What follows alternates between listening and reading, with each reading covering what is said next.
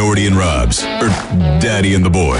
I mean, Jim and Sam. Sirius XM on your radio dial. And while a lot of time was spent on the things we hate, I hate college alumni. wow, it's time to revisit some of the things that gave us eargasms in 2024. Every kind of gasm in the book. What the hell is this? From our favorite interns I like that they have chocolate custard and then chocolate cake. Rich, what's the difference between those? You don't ask me. to our favorite guests When it's time for Kenny G to get romantic, would you put your own music on to be romantic? No. and all the laughs in between. It's like me, after comedy don't work, I turn into a hook. I lose weight, get a BBL, get some back teeth. This is the best of the year on Jim Norton and Sam Roberts. This is why you do the show. Synergy. To bring people together. Absolutely. Hey, welcome everybody to the Jim Norton and Sam Roberts Best of the Year for 2024. It's amazing. It's been another year of fabulous radio, and our crack staff, as well as Travis, have all gotten together to get the very best of the best of everything that we did in 2024. And it is wild going through these shows and realizing how much we've actually done. So sit back, relax, and make sure you're listening today, all week long. And by the way, all next week as well. 2 full weeks of the very best stuff that we have done all year long. And we start with a real highlight of the year for a lot of people. This was something that we did that got so much feedback, that got so many people playing along at home. I mean, going out, like, you always hear, like, I love interacting with you guys that are listening to the show and you guys telling me what resonates with you. But I think I probably got more people, strangers, coming up to me and talking to me about this bit than any other bit that we've done. And of course, I'm talking about the tournament of things that Jim Norton hates. We spent all March Madness and then I think into April as well, dissecting everything that Jim hates. We'd started concocting this list, this idea, and we actually pulled through. We actually got to the bottom of it, but we are going to start with the creation of it, with realizing that as many things as this man absolutely loathes, we had to break it down and narrow it down to just one. So this is the very beginning of it all. Let's relax and we'll listen to the creation of the Things That Jim Hates tournament here on the Best of the Year for Jim Norton and Sam Roberts. At 9:30, Mike Cannon is filming his new special at the New York Comedy Club in Stamford, Connecticut. Get out there, MikeCannonComedy.com.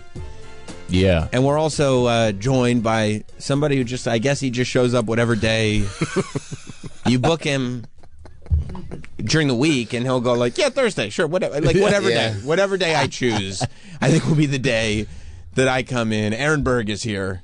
Thank you for being so welcoming. Sorry that he's taking your time away. That's okay. I was listening to the show. I'm walking here, and I go, I didn't get a confirmation email. Something's up. These guys, Something's fishy. These guys are trying to shock me. Yeah. And then I hear, what is this, a prank? yeah, it's probably prank shows are back. There's a new one coming out on Netflix with Kim Congdon. I heard about. Oh yeah, the Donald Glover one, right? Yeah, prank shows are back. So I had no idea. I'm like, this. You didn't hear about the New York Comedy Club false flag?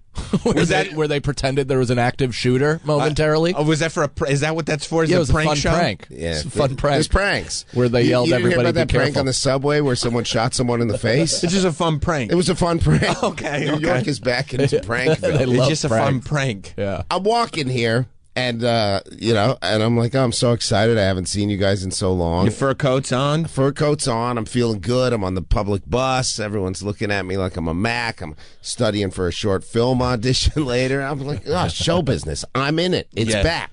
I get to the front. She goes, you're not in the system. Okay, I'm out. I go, oh, there must be a mistake. This happens all the time, I'm sure. And then I check. BERG. Yeah. Not B-U-R-G, not B-U-R-G-H. No, B-E-R-G. The comedian. Yeah. Aaron Berg. Not E-R-I-N, which I know you're thinking. A-A-R. How long have you worked here, miss? And then I checked the email, and I said to Travis, I go, Monday? He goes, no, Monday is absolutely no good. Do not come in Monday. Jim will not be here. Monday is the worst possible day. How's Thursday? I go, Thursday's great. Can't wait. Somehow that did not register in my brain. Yeah. I have written on all my day timers on my phone, Jim and Sam, 9:30 this morning. Monday. I like that. What an alpha move to go like, how's Monday? And Travis goes, not Monday, Thursday. You go, you got it, Thursday. But Monday it is. See you Monday. There's a lack of sleep going on my part. I took a red eye out of Phoenix this week. I'm new to the red eyes. Okay. The red eyes seem like a good idea because you sleep 2 hours, you take a Xanax, and then you get home and sleep 3 hours, and you're like, I'm good. Red eyes are not a good idea. When was the red eye? The red eye was Wednesday. Me and Rich Voss had to leave Phoenix immediately because of protesters. So you're saying... Hold on. But I love the fact you're like, I took a red eye straight to here last Wednesday. Last Wednesday. You're saying you took a red eye 5 days ago. 5 days ago, yeah. Still haven't recovered. Right. And then I did a movie yesterday, so I had no sleep for this movie. I did a 17-hour day. Then I slept last night after binge eating and watching Curb. So then I woke up very excited to be here. But all your alerts, you had already set all your alerts on your phone for today. All my alerts were set for today. So and I have an old school day timer where I actually write down, and you were at the top of the day, Jim and Sam. Today. Yeah, today. Okay, so I don't understand. You were at the top. I appreciate being at the top. I probably just, what could you be doing before 9:30? But yeah, but I think it does go in chronological order. I would of time. imagine. I would imagine that's because pay bills is later, right? Later on and in the mortgage day. is later in the day. Too. So but the thing is that whether you got sleep or not last night, still the wrong day. It's on all the planners already. Yeah. From before. Yeah, so I knew I had to get charged up for it. Monday is the time. And now it is the wrong show. I am on the wrong show. Yeah. And Travis was so nice where he goes, hey, you can come in. And then he looked at me and kind of twitched his eye. And he goes, or you could come back Thursday when you're booked. Right. When you're booked. And he was being so nice about it. And I go, well, I mean, I'm here now. And then his eyes started twitching again. And he goes, yeah, if you want to come in, then come in. And you said, great. Yeah, because, I mean, I'm here. I took the bus. I am here. It's a whole day now. I'm going to go here. I'm going to go downtown. Yeah. I'm going to go to Katz's Deli. Yeah. Oh. I'm going to do a whole New York day. When You you, have a live in plan. Jersey, you don't get to do this. I do like the fact that you were riding here on a bus in a fur coat, and you're like, looking like a Mac. Mr. Berg for Sirius XM, please. The you don't fanciest you don't guy have in it there? Metro. Oh, No. all right. No. And thank you for your hospitality and for letting me come in on a day when I'm not supposed to come in. And I'd love to plug whatever you're promoting, but on Thursday I will get that information. So if you, I don't know why you're. I mean, I could just say I'll be at the Port Comedy Club in Baltimore this Yes. weekend. That should be really fun. That club They're a really rules. hot new club. There it in is. Baltimore. Yeah, tickets are at aaronberg.com. But I Hey. didn't come here to plug. I just Matt, came the owner. here Good to guy. fuck up the show on the wrong day. Well, I will tell you that we did have a plan. I can jump into it. I know you can. Yeah. Because it's March Madness. Yeah. You know, you hear about this March Madness? I love pickleball. That's what it's all about. Yeah. Yeah. UConn and their pickleball team. But we've been keeping track over the last, months at this point. We've been keeping track of the things that Jim Norton hates. Every day, he hates something. He's not doing it intentionally. Mm-hmm. He just goes, I hate this. And I go, wait. You hate this? Yes. So Travis has been keeping a list of all the things that Jim hates. And we've decided, we've decided before we read them all, we've decided to bracket them out. Nice. We're going to do a little bracketology, and I thought, because Jim will be back tomorrow, that today, if we're going to do brackets, we should all, and you guys can play along. Yeah. We should all do our own brackets, I'm in. and then we'll ask Jim when he gets back tomorrow. We would have done this with you on Thursday. Yeah. But I'm you here came now. in today. Yeah, I'm here. We'll ask. Well, at least I get to be involved for the first part and get none of the payoff. You can listen. Cool. You can listen. We'll, they've never we'll fill given me out a your bracket for you. Yeah. Can I get a free subscription to Sirius? We'll send you the clip. Okay. Yep. Thanks. Yeah. Well, we'll send Will you it an be video? illegal- No. An audio clip, an We'll send you- MP4 file. We'll see. Yeah, we'll send you the MP4. Nice. Yeah, but I do think. I mean, theoretically, this is probably more for like Travis and Troy and Mike. And stuff, but I would like you, Mike Cannon, you, Aaron Burr, The guys that are here regularly. to play along as well. Yeah. The guys that are here regularly / the days that Their They're schedule. booked to And by come the way, in. Mike, Yeah. I think we've really broken through today by proving you can just show up whenever you want That's to show right. up. It's about showing up. Well, what am I going to say? No? Come on in. You could say no. What are we doing? A Set a show? bad precedent. Sam instantly gets labeled pro-Palestine, anti-Semitic. Oh, that's right. Oh, yeah. Get out of here. Yeah, don't do that to Voss. I think it will be funny, though, because somebody will try it and they will be declined. And it'll be a really good way of figuring out where you are in the pecking order. Yeah. Because there are people that I'd be like, You thought about saying no to me. I was listening to the show. it was a consideration. Yeah. But Oh, it was a heavy consideration. I saw the decision made and then reversed. Yeah. It does make me feel really good that you let me in. Right. Like I feel like it was always my dream to move to New York and be respected enough that after a few minutes of consideration, I'd be able to come into a show that There I it was is. not booked on. There it is. And I you do can- feel good about it. Now you can get here. And we'll see as the future progresses. I can see you're I'm gonna all do a pretty lot of pissed off that Popeyes. I'm here. But you said I wasn't the only guy that did this. There was a brilliant man that showed up on the wrong day. Well, yeah, CIA agent Mike Baker was once booked by the fake Roland on Twitter. That's true. Yeah. And there have been other people that have showed up randomly. I just can't Sure. think of them. Yeah. Well, back in the day, it was like the regular group would kind of just show up, right? Yeah. Or Colin, at least. Yeah. Would always that come would by. happen. That's pretty great. Colin would come in just whenever. Right. Wow. Right. I live far not- away, also- but I might just start doing that. You can. Also, if You would be a guy that could just come in. All right, cool. Me, not so much. Oh, we think about it for a few minutes. we think about it. It was the nice to meet you that really solidified this entire thing. That's the best. Is I assume this is like his 50th time on the show, long time, I've whatever. been on the show a lot. I was Yeah, joking. yeah. Oh, okay. I will. That makes a lot more sense. Yeah, I will tell you this: if Colin Quinn showed up, there'd probably be a lot that gap of consideration. Yeah. Much less. Much less. Much less. Yeah, I get it. Yeah, That makes But sense. that's not. I mean, it was also like, what's funnier, Aaron coming up and discussing Or it, Aaron not coming up. right? I Aaron would have coming gone up with and- Aaron not coming up would be funny. It would also be mean. It would, but And mean also, is funny. It's funny, but Yeah. also I would take all the heat because Norton's not here. Yes. yeah. So it'd be like that asshole Sam sent me home when Yeah. Norton wasn't here. I'm not taking. But think about all the additional content you would have gotten on Thursday from the shame-filled bus ride home. yeah. that would have been great. Yeah. That would have been great. You know what? mean Get is the hell funnier. outta here. Yeah. I can go. Do you take the fur coat off for that ride? Are you no longer a fur coat wearer? I don't look like a Mac anymore. I cannot. If I don't wear the fur, I feel naked. No shit. If I go to a town where it's not as cold Yeah. as New York, and I'm just like, I'll wear a normal jacket. I'm like, ugh, this is awful. It does work for you. Thank you. It does work for you. That's why you got to get a vest, like your Sabretooth from X-Men. That's what they said at the Fur fur shop. vest. They said you need to come back for vest. You get vest. Look very good. You have big arms. You Yeah. like it. You have Yeah. vest. It's nice. Yeah, you can do it. I'm gonna do a vest. Why wouldn't you? Yes. If you wear a shirt under that vest, I'll kick the shit I out will of you. not. I'm going to go to Gabby Bryant's birthday party this week. I'm sure you all got invited. Mm-hmm.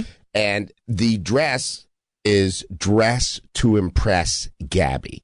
So I'm going fur, no shirt, Nice. oiled up Yeah. with a fake tattoo that says Gabby Bryant on my chest and my abs. Can I tell you what that's going to do? Impress. Yeah. Yeah. Impress. You understand the assignment.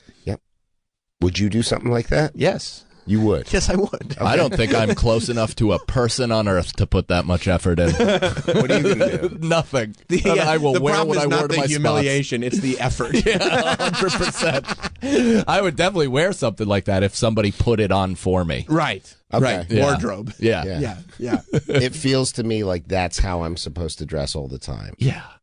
You'd feel there is something natural about the way you describe it for you. Yeah. Specifically.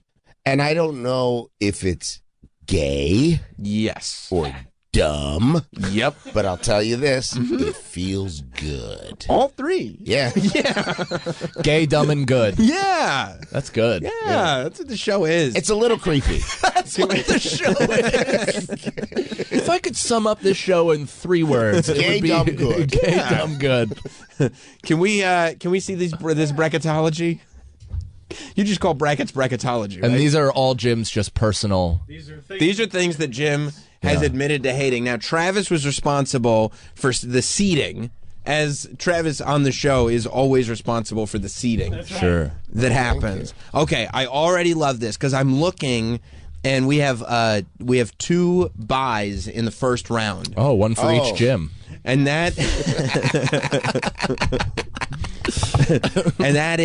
very. We'll post this on Twitter, by the way. Yes, and you guys can play along at home if you go to Jim and Sam Show on X.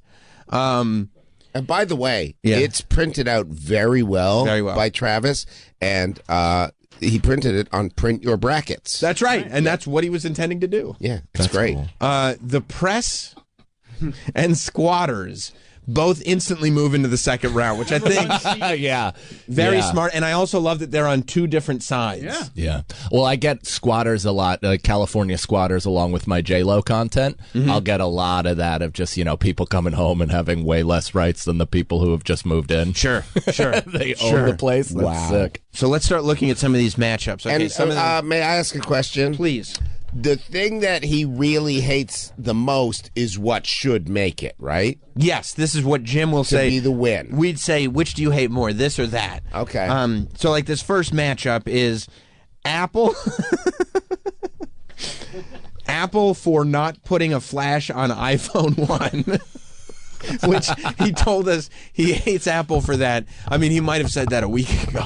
Wow. To this day, he hates Apple Boy, that's really for not small print 'cause putting there's a so many flash words. on iPhone 1 or turning up. He also hates turning up. The trick to this is not thinking too much about it for me, I think, because you're going to... I think he's going to go for turning up. I agree. Okay. Really? And by the way, you guys should be making your own brackets, too, if you'd like. Can I use your pen? Well, I got to use my Troy. pen, but... Are there any additional pens? I'd love a I pen. have a pen. I could share it since I brought something. Well, yeah. You could share your pen because you're not even supposed to be here. Yeah, you guys, due to Marxist law, you can use my pen. Can I offer a rebuttal? Yeah. Because I think he's going to pick. I mean, the simple fact that Apple, the one iPhone, has had the staying power that it's had makes me think that it is seared rage inside of him enough to go over turning up. That's a good call. It could go either way. Yeah, when I listen to the show often when I'm not here, what I've noticed... Which is where you're supposed to be. Yeah, I know, not here. Yeah. What I've noticed is Apple really grinds his gears. And sometimes he likes things about Apple phones, but he's always mad about Apple phones. Right. And mainly because of the first one not having a flash. No, that's true. Yeah. Apple is not a bad guess. Okay, the next one up is musicianship or the strike zone box. Now, musicianship in general, I don't exactly remember what really ticked him off about musicianship. I know that there are a lot of musicians he doesn't like, but I do remember that he thought that the strike zone box was added in as MLB's way to attract Gen Z. Oh. Okay. Since the little white box. Yeah, that they've had on the screen since the early aughts. Yeah. Do you remember what it was about musicianship that really... No, just in general. I think the really sincerity behind it and the lack of awareness about how douchey and pompous it comes off. Yeah. I bet, and for that reason, I'm picking musicianship. And I agree. I'll bet in comparison to comedy, the way musicians are respected but comedians are not. Yeah. Right. And when I'm not here and I listen to the show, and by the way, I'm not supposed to be here today. Like every Monday, including what should have been this one. Correct. I hear him talk an awful lot about Taylor Swift. And she is a musician. And practices musicianship. Ship. So that's a good answer too. Yeah. Okay, the next one is sitcom backstories or horns in songs. Not like car horns. I mean like a brass a section. Here's the thing. I thought that said sitcom black stories. No, that would be racist. That would be racist. That would really be thought we very, were taking a hard turn. that would be very racist. When I'm not here and I'm being racist, No, he doesn't like horns and songs, huh? He doesn't like when horns are used specifically in songs. I don't know what other context they'd be used To start a fox hunt? Possibly. He likes that. Could you give me an example of a sitcom backstory that really he hated? Any of them? I mean, he said specifically like when they go like, oh, this person's quirk is like this because they went through this as a child. Oh. He'd go, ugh, I hate that. you know, because somebody wrote it for the character. He doesn't like that. He likes all behavior to be implied, not necessarily spelled out. Right. Yeah. What about a really good horn in a song, like a Dave Matthews Band? He hates Dave Matthews. Oh. Hates Dave Matthews. Like this started with like Casey and the Sunshine Band because we're talking about like there's funky songs. He hates anything funky. What? He really hates horns. What about Jay-Z's American Gangster I mean, song? Jay-Z, he hates Jay-Z because he'll go, what? Shia. He doesn't like the Shia. Oh, he doesn't like like those? Nope. No. Those are fun. Does he know they're dubbed in, though, and he records those separately? He doesn't care. Because that might be fun for him. But he also, I mean, part of sitcom backstories is that he hates writers' rooms. Yeah. You know, makes sense. he hates shows that are written.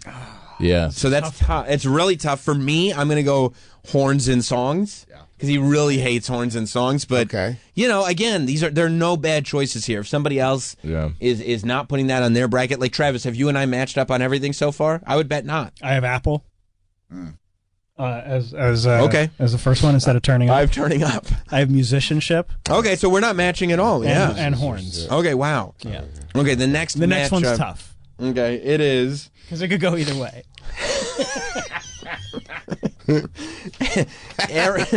Aerial shots of convertibles in rap videos. Jesus, what a neurotic. Specifically, because he didn't mind it when you brought up that it was in rock videos. Yeah. He was kind of okay with that. But rap videos he doesn't like because it's such a show of wealth. Yeah. So he likes Aerosmith's Crazy, hates Biggie's Hypnotize. Yes, exactly right.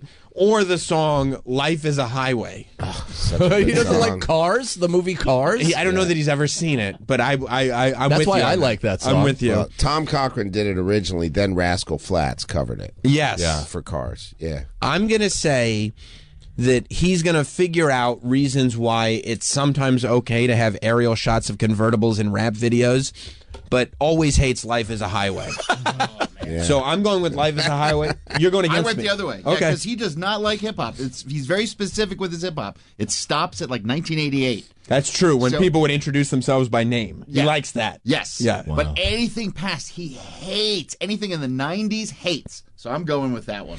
Okay, next matchup That's here. literally when hip hop got good. It is. It is when hip hop got the 90s are looked at as a golden era. What the fuck?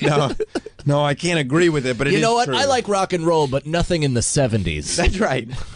Okay, this matchup is I feel like this is a very easy one. Hooters nude stockings versus Greg Abbott. I think for me, he has found certain Greg Abbott policies that he likes. Greg Abbott is the governor of Texas. Greg Abbott is the governor of Texas, the state that Jim does not live in. Right. Right. By the way, both very leg-oriented things. Both. That's right. Yeah. That's very right.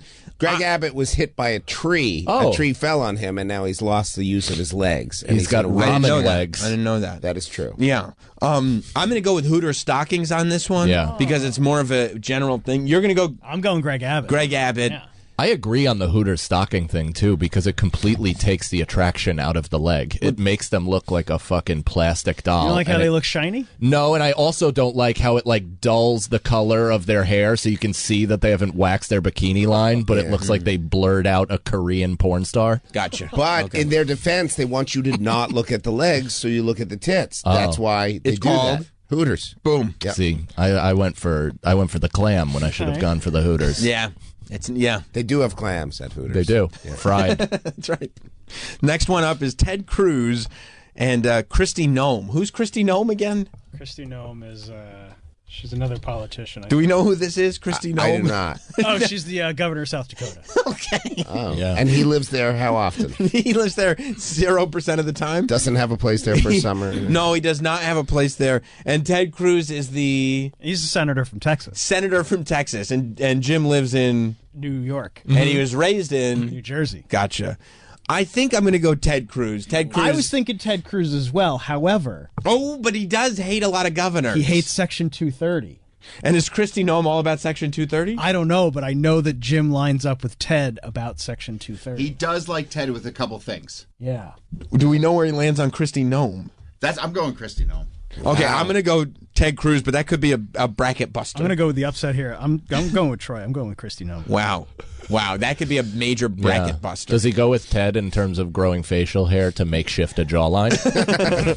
I'm also not too concerned about it because I think whoever Christy faces in this next bracket is just going to destroy Christy. This is a no-brainer. The next one. I feel like it's actually very, very tough. I think it's competitive. Hard. These are two of the most hated things by Jim, I believe. College alumni, or the Boeing 737 Max. I mean, that just seems now don't. with anger. However, don't allow recency bias to creep in. Okay, recency bias will have you believe that he hates nothing more than the Boeing 737 Max because recently on the show we keep talking about the Boeing 737 Max. However, historically, college alumni over the years he's hated all college alumni, anyone who celebrates. He doesn't like when people wear the sweatshirt of the college they went to 20 years ago? He hates that. That's why it's on the list. He hates that. And people going back to some place that they went to school. Like, you've grow Hates up. that. You have a job now. Celebrating the college team. Yeah. Hates. Hanging out with these kids that go there now. Trying to Hates be that. a beacon of hope for these kids. Hates that. Yeah, I get Did it. Jim go to college? Nope. Oh, there might be No, that's something not to true, that. Sam. I'm sorry. He did a semester at community college. Oh, nice. All right, I yeah, relate. that's right. And he does have a sweatshirt that super agent that our super agent gave him. Nice. Yeah, Tony Burke. College alumni won't kill you. And a Boeing 737 Max will. That's a great point. That's not necessarily true. It depends if that college student got laid. That's true. There are probably more college alumni that have killed than Boeing 737 Maxes. Also, if you right really after, think about right it. after I left Geneseo, 2 people got murdered by a college student. But he So- was a student, not an alumni. Actually, he may have been an alumni. Wow, he that's may have huge. just graduated. That's He huge. came back and she was his ex, and I guess she was laying with a new fella, and he just plunged both of them. What about the good things alumni do, like donating to schools? Trees. Libraries. Plaques. Benches. I went to Syracuse. Yeah. Every bench had a name on it. All of them. Libraries. Medical wings. Facilities. Yep. A lot of things. I am going to go Boeing, though. I am going to go Boeing 737. Wow. I'm going alumni. Okay, again, bracket buster for sure. The next side of the bracket board, again, squatters is getting the bye. Okay, this is huge. This is a big one. This is a big one. Okay, the guy who exposed the Kennedy assassination. Now, this is the most recent guy who said that he found a bullet and he put it on the hospital bench that Kennedy, the stretcher that Kennedy got taken away on. Jim agreed with Troy that the two of them wanted to bring that guy into this studio and ruin his life, if you remember. For hiding the information for so long. And then Hiding the he information. wrote a book about it. Jim hates the guy who exposed the Kennedy assassination or marching bands. Jim hates both of those things. And think about going back the amount of horns in a typical high school marching band. Oh, wow. Did he like Nick Cannon's drumline? Hated it. I can only assume. That movie rules, though. I'm going to guess that he's never seen it. Yeah. But if you asked him, he would somehow bring it back to a conversation about a made-for-TV movie from 1978. I'm going to guess how that conversation would go. For me... Well, and that movie also might have aerial shots of a convertible. Who knows? He would hate that. I started writing down Kennedy assassination, but then I started thinking about all the marching bands that he would think of that he hated. It's a lot of I'm going to stick with my instinct. Oh, you got it. Yeah. I'm going to go Kennedy assassination because you guys did want to ruin that guy's life. I mean, the Kennedy assassination's been this ongoing thing. That's right. For 20 years. The next one is My Boo, which is the song, the phrase, and really the whole concept behind it. Referring to anybody as. My Boo. And that's the song that goes, "You're my little boo thing. I don't give a damn what your boo think, baby." No, that's not that song, but he would hate that song. It's the Usher song, right? Yeah, My Boo. Yeah. Yeah. Look at us. Wow. We harmonized on that one. Nice. But it's My Boo versus pranks. And we know pranks are back. Going with pranks. Big time. And he would hate that. I'm going to go with My Boo. Ooh, okay. I'm going to go with My Boo on that one. Wow. Because he's going to be annoyed even by the phrasing when Has you bring he it been up. pranked? Because there's a lot of pranksters down by the cellar that are filming their nefarious deeds. He used to prank. One of his favorite pranks as a child growing up in New Jersey was he lit a couch on fire on the back of a pickup truck and then pushed it onto a moving highway. That was a prank. It's a good prank. That couch will never be the same. No, it won't. Really taught it a lesson. No, it won't. That's a good one. Interesting you brought this up earlier.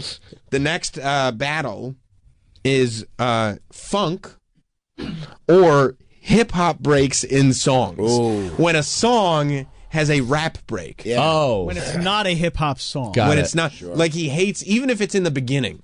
Like in the song Umbrella, when Jay-Z comes in and he sings and he raps that little verse in the very beginning, Jim hates that. He didn't like when Nelly was added to NSYNC's Girlfriend. Hated that. I don't even know if he's heard it, but the whole concept he would hate. Ludacris jumped in on Dirt Road Anthem by Jason Aldean years ago. Jim would hate that. Yeah, he'd hate it. He would hate that. Old Dirty Bastard and Mariah Carey. Yeah. He doesn't like, you know this fantasy? Me and Mariah go back like babies and pacifiers? Yeah. One of the greatest songs ever. Mariah. Jim hates when Old Dirty Bastard comes in. Yeah. And it's not even good rap. No. He stretches it out. I'm going hip-hop breaks. I'm going hip hop breaks as well. Same. Because he can find some funk that he doesn't mind. Right. There's some Terry Terry funk. There's George Clinton songs out there that are just like That's what I catchy was and really thinking. good. I think so, too. Okay, the next one. Small font. Oh, boy, it's going to be long. The woman on the Belt Parkway rubbernecking. Yeah. Not women. Woman. That one woman. Specific woman. He's never forgotten about. The woman, and I'll bet when we say this, he'll go, "Oh, that fucking bitch." The woman on the Belt Parkway rubbernecking or outdoor food lines.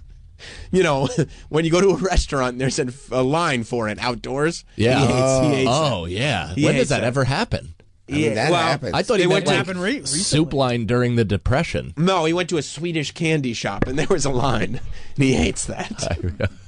A Swedish candy shop. He does. It was very popular. Picture Jim angrily waiting online to get into a candy Fucking store. sucks. He's trying to get a fucking Svetlana lollipop. All he wants is a sweet. Okay, I'm going to go with Rubberneck on that one personally.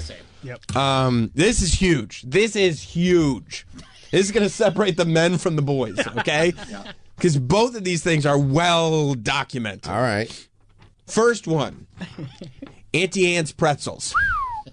That's We heresy. got him at a lot of bad public spots. Versus Governor Kathy Hochul. Bitch. And he hates her. He hated Hochul when she was running. Yeah. He hated Hochul when she won. And I've checked in. Every day. She comes up a lot. He loves talking about governors. Who is she? She's the governor of New York. New York. He's actually the state he lives in. That's amazing. Yeah. Me too. He doesn't like governors. None? Well, I'd be hard pressed to name one he likes. yeah. He's got a lot of complaints about a lot of governors, but none more so than Kathy Hochul. Hates her. That grinds his gears. I just realized I don't think I've known a governor since Pataki. Pataki was great. Was he a mayor or a governor? He was governor. He was governor. Okay. Yeah, I think that's the last What about one. Cuomo? Oh, okay. I know Cuomo. He was good. Yeah. What about yeah. the blind one? David. Oh, yeah. Oh, the All right, one who so was like, I look at did me. cocaine and cheated on my wife. Yeah. Anyway, let's get down to business. The guy, he literally just, he didn't even look blind. He looked like he smoked a bag of angel dust. His eye is like turning inside. I would say, and what's his grief with Auntie Anne's? Hates that pretzel place. Why? He Just thinks they're bad pretzels? disgusting, sugary. He doesn't like the way they taste. Everything on the menu. Everything, every item that they have to offer, he hates. But Hochul is really bad. I would go with Hochul. I'm going to go with Hochul. I think Hochul's he a Final really Four. hates Hochul. Yeah. Okay. Hochul's a Final Four, Travis says. I think so. Okay, this is big now. We'll see. We'll see when we get there. This is big. Okay, speaking They're of the Gonzaga of this. yeah. Speaking of governors, Ron DeSantis. So many governors. So he hates governors. I told you that. Ron DeSantis, the Florida governor. Yeah. Jim does not live in Florida. Hates him. Versus season 1 of White Lotus. Jim hated that season. The whole season. What? Start to finish. That's crazy. I know. 2 of the hottest HBO women ever in the same show. Who? Sydney Sweeney and Alexander Daddario. No idea who. Yeah, you're right. I mean, 2 of the most And Jennifer iconic Coolidge. HBO tits of all time. I'm gonna go with Obama commented on Alexandra Daddario's tits. Do you remember that when True Detective came out? He literally was like, "Those are fucking crazy." I love the Obama. Is that what he said? That's exactly. Because it sounded like him when you did it like that. That's exactly what and how he said it. I will say this: I was listening to the show last week when I was not here. Right. I was Just like this week, you're supposed to not Yeah, be not here. And I was listening to the show today, even though I'm here. But I would say he did say Ron DeSantis had some redeeming qualities, and this was as recent as last week. The anger is so deep with Ron. And the lifts. The lift, that really set him off. I'm going with DeSantis. Yeah, that's Wow. a no-brainer. Okay. Okay. And the last matchup for round 1. Oof. Any outdoor activities versus outdoor music. Oh, wow. Outdoor music, the single reason he hates New Orleans, by the way. What? And Nashville. Well, he also doesn't drink, so how could you exist? No. in New Orleans? It's not the drinking. It's the music. It's the bands walking By the around way, on the street. Wow. Horns and outdoors. Oh, yeah. I'm going with outdoor music. I'm going that too. Yeah, it's more saturated. Yeah. Okay, now let's get into the second round here, and let's start from where we left. Okay. Right for it. DeSantis versus outdoor music. DeSantis. This is a tough one because there's no redeeming qualities about outdoor music. He hates all outdoor music. He's never said, actually, that's fine for outdoor music. Okay. So outdoor music. Outdoor music. Even when he's walking by recorded outdoor music, he hates it. Right. He wants music to be contained within walls. DeSantis, he finds common ground because he got rid of DEI.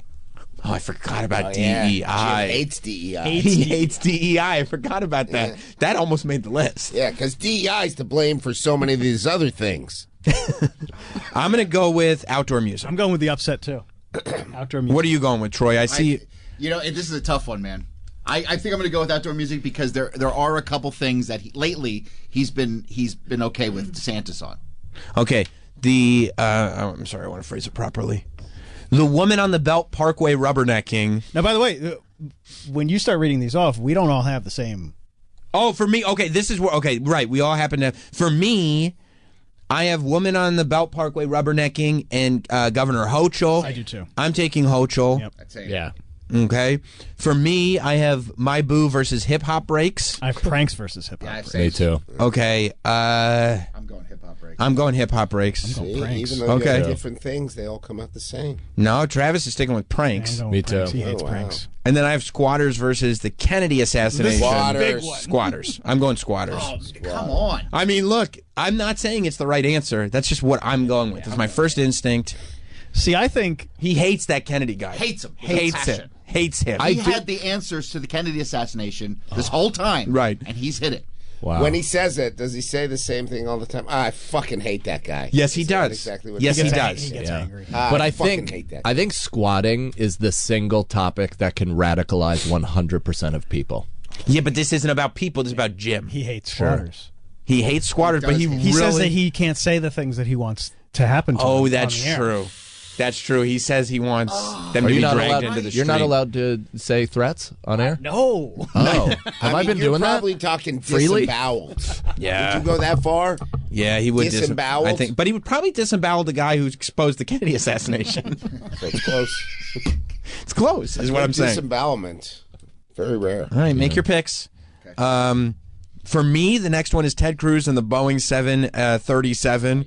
I'm going to go with Boeing 737. Man, mine's totally different. Mine's Christy Nome and college alumni. And where are you going? College alumni. I love that. I love that. I've then got Life as a Highway versus Hooters Stockings. I'm going to go Hooters Stockings. Yeah. I have Life and Greg Abbott. I mean, Travis, you're putting a lot of thought into yours, and I appreciate that. I think it's good.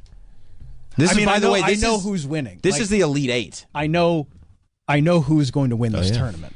You never know. What if something gets knocked out? I think in it's a more of bracket? the journey. Okay. I then got for me it's Strike Zone, Box, and Horns.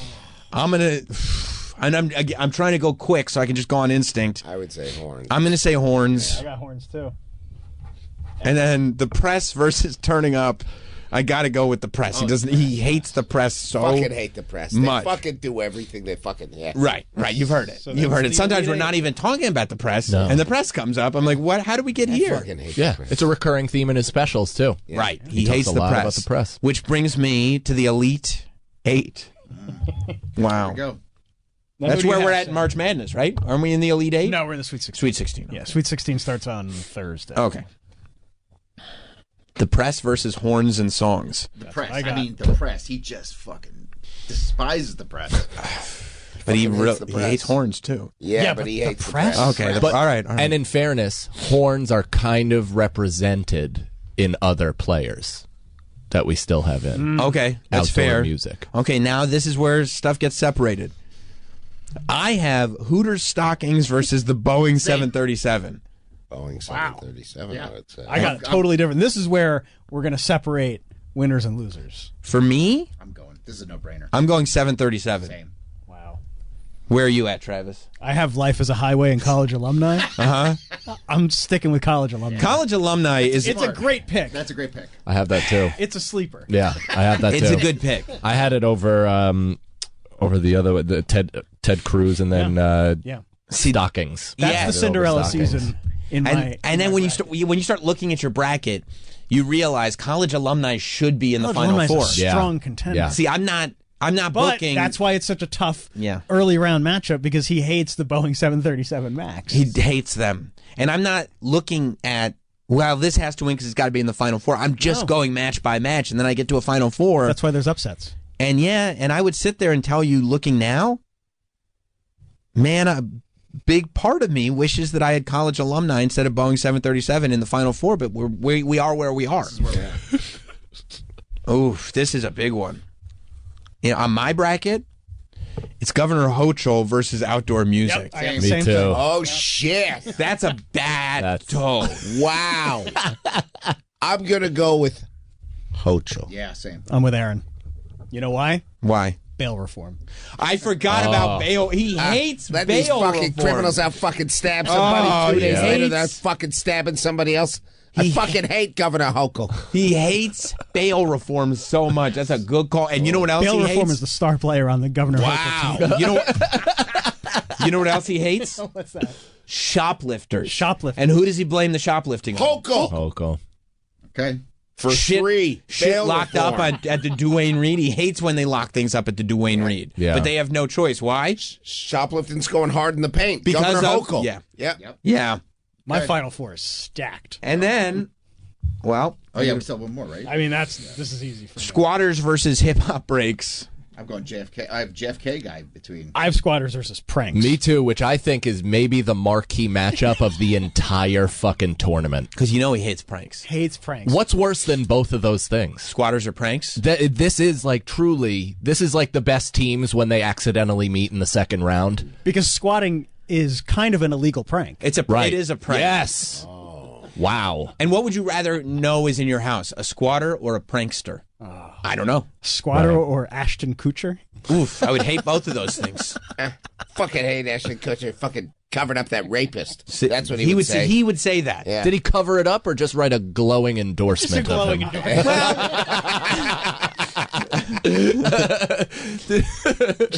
So for me, I don't have pranks in anymore. I have hip hop breaks, and I have squatters over hip hop breaks. Wow.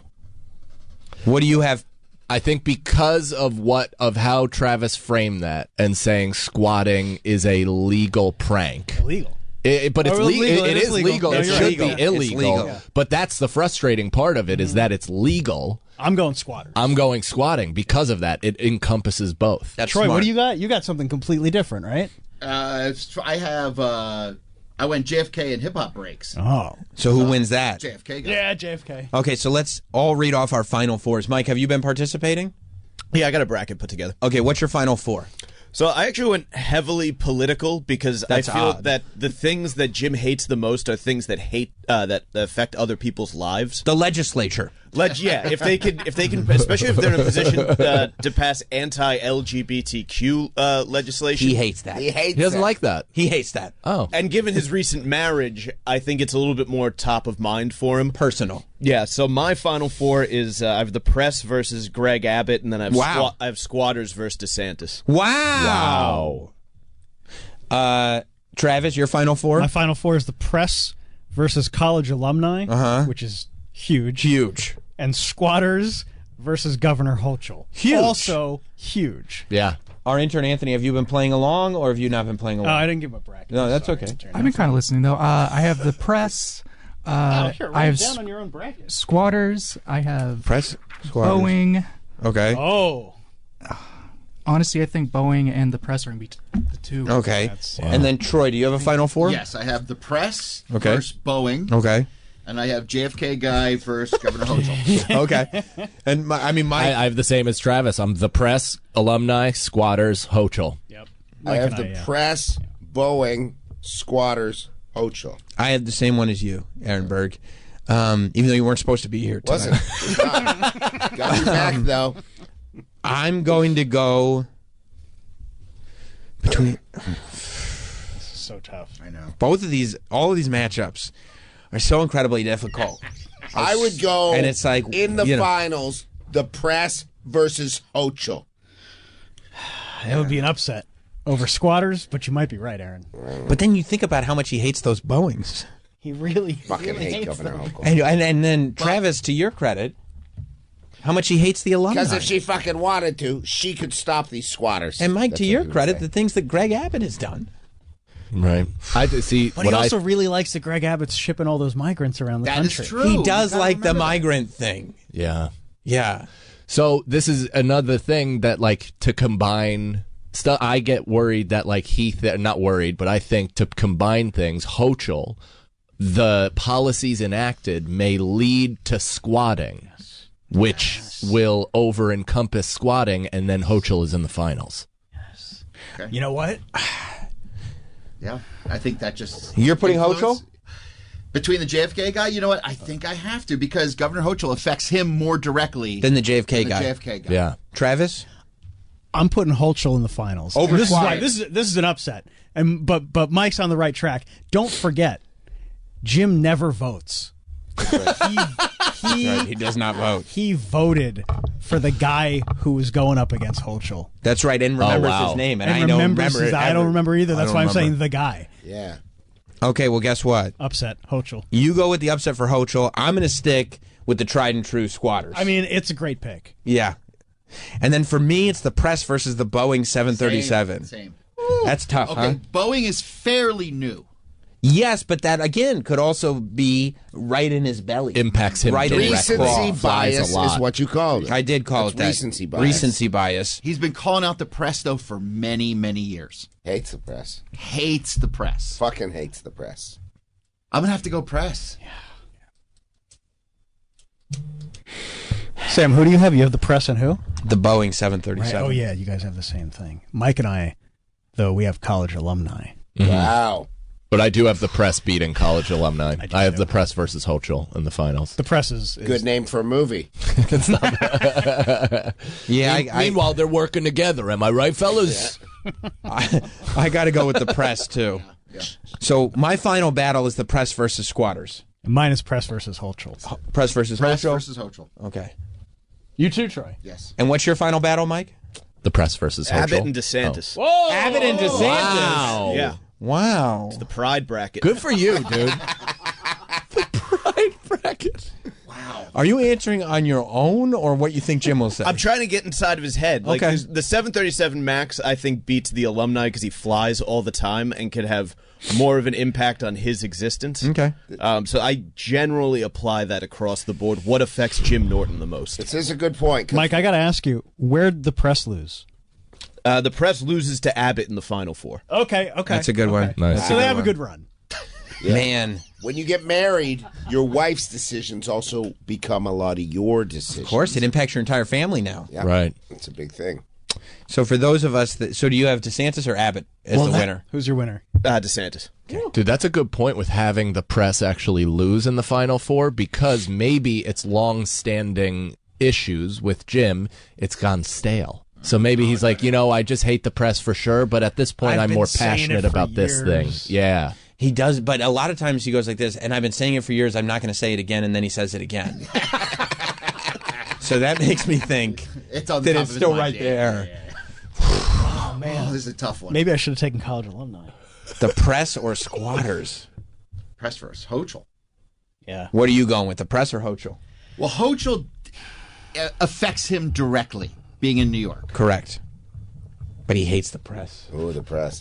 And weird thing is, he is the press. And he is also the press. Remember, he hates the press so much that he said he doesn't like it when, like, YouTubers and people comment on other people doing stuff. And I've had to remind him that that's our whole job.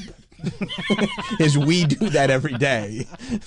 So let's not take too much of a stance. But it's long form. And I will also say this. Jim hates himself a lot. And he is the press. Oh, but he's interesting. not Hochul. That's right. Wow. Hates the So depressed. you give it to the press. Hates You the know what? press. All Is right. depressed. I switched. Travis, you have the press and squatters, right? No, I have press and Hochul. You also have press and Hochul. I had Hochul upsetting squatters. Yeah. Because I like the way Mike thinks. Okay. Do you have press or Hochul winning? I'm still ruminating. May I say this? That if you were thinking about this from a logical perspective, if the press was better, they would call out Hochul more and she would not exist. But it would not be a vice versa thing. Hochul could not eliminate the press. Not in America. Okay. Not in America, goddammit. You are a citizen. You know what? I gotta You go with my know gut. what? I can't overthink it, right? Can't overthink I gotta it. go with my gut, the press. Yep. You're going Same. the press. Wow. Tried and true. Wow. I got squatters with the press. That's in the finals. such a hard choice. It's so hard because he hates both of those things so much. I'm gonna also stick with the press because you're right, Travis. Ultimately, we all, other than Montone, we all have similar destinations. But this is going to be one hell of a journey. The journey is what I'm looking I'm for. zagging though with I wanna- Hochul. I You're have going Hochul. Hochul? I have Hochul winning. All the way. I want to hear all who the way. wins the pride bracket. Yeah, I want to. Yeah, Mike, who'd you have again? I had DeSantis win. DeSantis wins it all. Yeah. Well, I'll tell you what. This week, I think we're going to try to get through the Sweet 16, or in this case, I guess it would be the ferocious 14. No. This. Oh no, Yeah. we have to get through the 30. Yeah, we got 30. The 30 first. Wow. So we'll do 30. We'll try to get through the 30 this Get week. through that first round. Yes. We'll be back with more of the best of the year What, really? You married? You met her on the cruise, but it was brief. on Jim Norton and Sam Roberts. Take it the wrong way. I won't. Because about 4 years ago, I just seen you with a hooker. Oh, yeah, it was probably her. If you thought those commercials were good, wait until you hear this. Stole a girl's laundry and masturbated with them for years. And what are you talking about? That's a very healthy thing. That is a very normal thing. The best of the year on Jim Norton and Sam Roberts is back. Welcome back to the best of the year. It's Jim Norton and Sam Roberts. And by the way, if you're looking for non-Jim Norton and Sam Roberts stuff to fulfill you while it's not the morning, let's say it's the afternoon, and you're like, I already listened to the best of the year this morning. Well, of course, there are new episodes of the podcast that I do with Nicole from the Morning Mashup, Satisfying, as well as new episodes of the podcast that Jim does with his wife, Nikki, Sword Fight, Both of those available on YouTube. Just look up Satisfying Podcast, Sword Fight Podcast. You can also see Jim on tour January 17th through the 19th at the Comedy Mothership, as well as dates in Laconia, New Hampshire, Newport, Rhode Island, Seattle, Tampa, Point Pleasant, Hollywood, all over the place at JimNorton.com. And the next live Not Sam Wrestling podcast goes down Thursday, January 30th at the Helium Comedy Club in Indianapolis. You can go to notsam.com for tickets to that. And if you've missed any of this, let's say you just tuned in and you missed the last hour or so, every episode of the Best of the Year for Jim Norton and Sam Roberts is going to be available on the SiriusXM app anytime you want to listen to it. Now, what I'd like to listen to is our pal Zach Amico. Zach Amico is always good for a story. There is never a time when Zach Amico is booked to do the show that I'm not excited for. But even more so when we realize not only has it been a while since we spoke to Zach, but this is the first time that we're speaking to him since he got to be a part of the gathering of the Juggalos. Zach Amico is the biggest, metaphorically and literally, Juggalo that I know. And so to share in his mad clown love is a pleasure for all of us. Here's Zach Amico following his trip to the gathering of the Juggalos. How is it for you getting back to real life when you just got to experience really the weekend of the year that I think you live for? I think you mean what's it like coming back to this from real life? The gathering of the Juggalos, of course. You went. You performed? Yeah. Ah, okay. Headlined the comedy tent, hosted the main stage. Oh. And judged Miss Juggalette 2024. Oh, a lot of beautiful girls? Yes.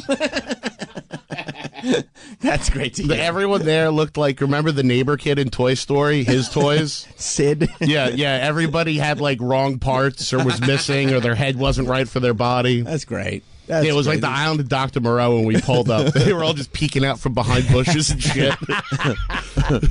So where was some it? Sexy girls there, though. I've been there. Was a couple really hot ones. Yeah. Where was it? Because the gathering always takes place on some kind of property where everybody can be left alone. It's called Legend Valley. Mm-hmm. It was huge. It was like 8 acres. Wow.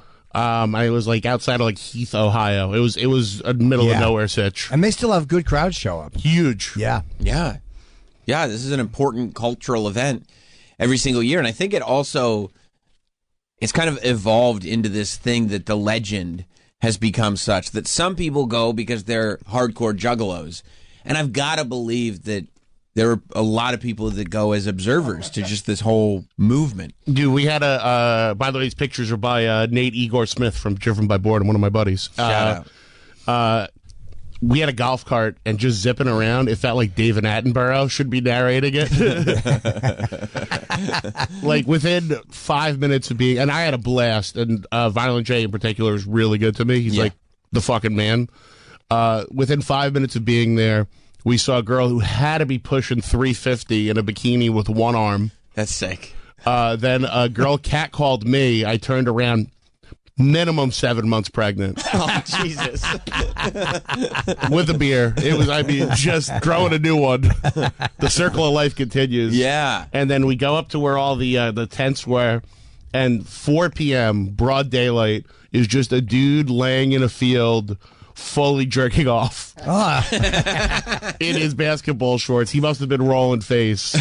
So what were you there for more than a day? I was there Thursday, Friday, and Saturday. Beautiful. Where'd you sleep? Yeah, what were your I got a hotel. There you go. I got a hotel, but they gave me and Big J a camper. Oh. So there was like an artist area. So relaxing, right? Yeah, so it had like 2 beds, big couches, a fridge, shit like that. But you decided not to stay there. No, I let my friends stay there. That's nice. And I believe one of my friends got a tinkle in his mouth. Wow. Good by a lovely young woman. Oh, because I lent him the camper for the evening. Oh, she gave him a little wee-wee? Yeah. My buddy Tom drove, and that was his reward. Was the girl pretty who tinkled in his mouth? Yeah, she was very pretty. Really? Yeah, he did well for himself. I was very proud of Tom. Wow. Did he have sex with her, or she just made a wee-wee in his mouth? I don't know. I don't think he needed anything else. Yeah, I think that might have. He was a thirsty boy. Yeah, sometimes you just want a beverage. Yeah, well, you're outside all day. Yeah, it gets tough. Yeah, great comedy crowd. Yeah, they really are. No. Oh, no? Okay. The ones that wanted to see comedy were great. Yeah. Right. The back of the room, I had to do a little finagling about halfway through. Wait, where do you mean? In the comedy tent? Yeah. Oh, okay. Towards the back, there was some booze and some people yelling shit, and basically I white trash whispered my way out of it. How'd you where I was do like, that? hey guys, listen, there's a bunch of people here that want to see the show. There's so much fun stuff you could do. You don't got to be here. I just want to have fun with my friends and tell jokes. You could do anything else you want. I want you to have a good time. And somehow that worked. Really? And they rallied. You really are the Caesar Milan of juggalos. Yeah. It somehow worked out. That's incredible. And I was getting nervous because the booze were starting, and I thought I wasn't getting out of it. How long into it? About 15. They were getting restless, but also I was on at 11 o'clock on the second day. They've been cooking in the sun and doing drugs for 48 hours. Right. Yeah. Right. I went on very late when I was there too. This after midnight I went on in the tent with everybody sitting on like bales of hay. But I've done it twice. And they were good both times. But again, you got to move quick and get in and out. You know. So it was a little hard to get their attention, but they were great. Yeah. I had a blast. Like, I mean, it's sexy. Some sexy girls. I know. You already said that. Yeah. Give those cooters a kiss. Okay. I did read on Instagram that my judging of the pageant was left something to be desired. Oh, did it? Were people critical of your decision making? Yeah. What was wrong with it? I was told that my humor was not appreciated. Were you doing bits? I was having a good time. Yeah, sure. And I was told I was racist, transphobic, a bunch of fun stuff. Okay. Okay. Aren't they supposed to be wild party people? And they're just I mean, they're murder clowns. They like murder rapper clowns who talk about cutting people's heads off. But also, they are really the first. They're really progressive. They're very inclusive. Family. Yeah, but you don't have to be woke though. And they're very. Some of the gals were none. I think they did not expect to be teased when they entered said competition. Did people laugh when you teased them? Yeah. Yeah, one. Let's call her a mighty tall gal with big hands and big feet. Would Jim have liked her? Jim would have been a fan. So there was a personality section, talent section, and then swimsuit section, and all three of those should have been in quotation marks. Oh. And the very tall gal, her talent was she swallowed one of those long balloons. Oh yeah, and apparently it was not appreciated when I said the hard part is getting it past the Adam's apple. Okay. Oh, a lot of nice big fat tits. Okay. Yeah, there was a few real fucking heavy hangers. I was in heaven, man. Was she pretty, the girl, or? Yeah, she was. Definitely pretty.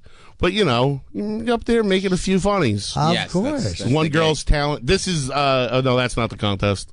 That's in the tent. One girl's talent was pussy stretching. That's awesome. What a gift.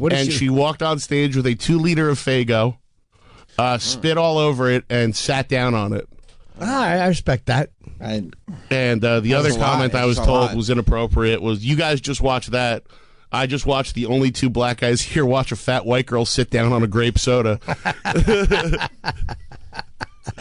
Which was not apparently frowned upon. Oh. That's too bad. That's a shame.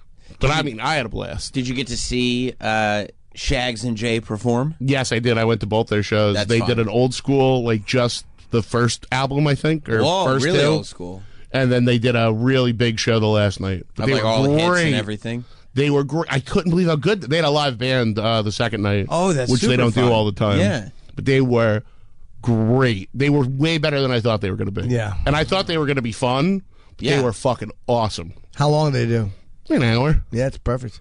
Yeah, I absolutely loved it. Especially because they don't like tour like they used to, so you wonder if they've lost a step. But it's probably just so they can maintain the level of show that they want to do. Yeah, it was huge. Yeah. People had a blast. The crowd was fucking phenomenal. Is that soda they're shooting? That's Faygo. It's Faygo, dude. Oh, I hate that. It's all sticky. You sound like a Well, they square. use diet, so it comes out easier.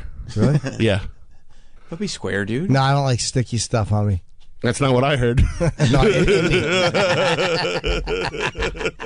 You guys don't spray soda, do you? I don't like it. I wouldn't like it on me. Well, I mean, yeah, but it's kind of, if you go to an Insane Clown Posse show and they're not throwing Faygo at the audience, it's a disappointment. I think it's kind of part of it's like guar. You're going to get the blood on you. I know. I just don't like this. It's part of the some fat rumps. Yeah, no, this was a collection. Yeah, some fat fucking little rumps in there. Fucking daddy wouldn't mind plugging up with his pecker. Yeah, especially after they've been out in the woods for 3 days with porta potties. Oh, yeah. Which, by the way, were almost all knocked over by the last night. Oh, that's too bad. How far was your hotel? 20 minutes. I got an Uber. Wow. I got an Uber to pick me up, yeah. How the fuck do you get an Uber in the woods? They probably know the gathering's coming. They knew. They were circling. Have they done it before that in that place? I believe they have. I think that might have been where I went. I think both times it was in different locations. I just don't remember where. So yeah, they've done it there before. There was they've had it a few places. I mean, the one thing I'll say, dude, so many people, not one fight I saw. Yeah, the Juggalos it's mad clown love. There was no fucking fights, no bullshit, no bravado that you would see at any. That's the Miss Juggalette contest. Oh, no, it's not. That's another one. Another beauty. But that woman, I believe, may have also been in the Juggalette contest. Which, the far left? Yeah. Yeah, that'd be the one. Okay. Well. Was she the winner? She looks like John Goodman. I think I said she looked like Andy Milonakis. Okay. It's a bummer for a woman, for a lady. Yeah. Neither would be complimentary from her point of view. Yeah, I remember at one point there was a girl dancing on stage. I went, how am I competing and judging at the same time? She's a big gal. There was a nice ass. That's a nice fucking ass. Yeah, there was some video that went around of a woman. What did she have? Her husband's ashes? Is that right? Well, she says it in the video. Yeah. Do we have? Okay. This was some coverage I saw of the gathering of the Juggalos that I thought was very intriguing. I don't know if you encountered this human being. It is an actual replication of my husband's penis with his ashes in it. That's beautiful. I would assume he died of suicide. Around the gathering, and he's here. Her husband's ashes he had a big dick. Yeah, she made a plaster caster like glass urn out of her husband's penis, and then put the ashes inside so that the husband and his penis could go with her to the gathering. I'll say this: the guy was packing. I mean, he's got like 9. Yeah, she's a modern Paul Bear. That's true. That's where she gets her power from. Oh yes. And look at her shirt, Jim. I love. Oh, Peggy Man! I hadn't even read Yes, that. yeah. Oh, so that's fun. Yeah, she's a good egg. Yeah, dresses for success. Yeah. Well, you don't dress for the job you have; you dress for the job you want. Absolutely. Yes. Rolling around in her wheelchair. Is that a cowhide wheelchair? Yeah. It's comfy. No, I can still see her.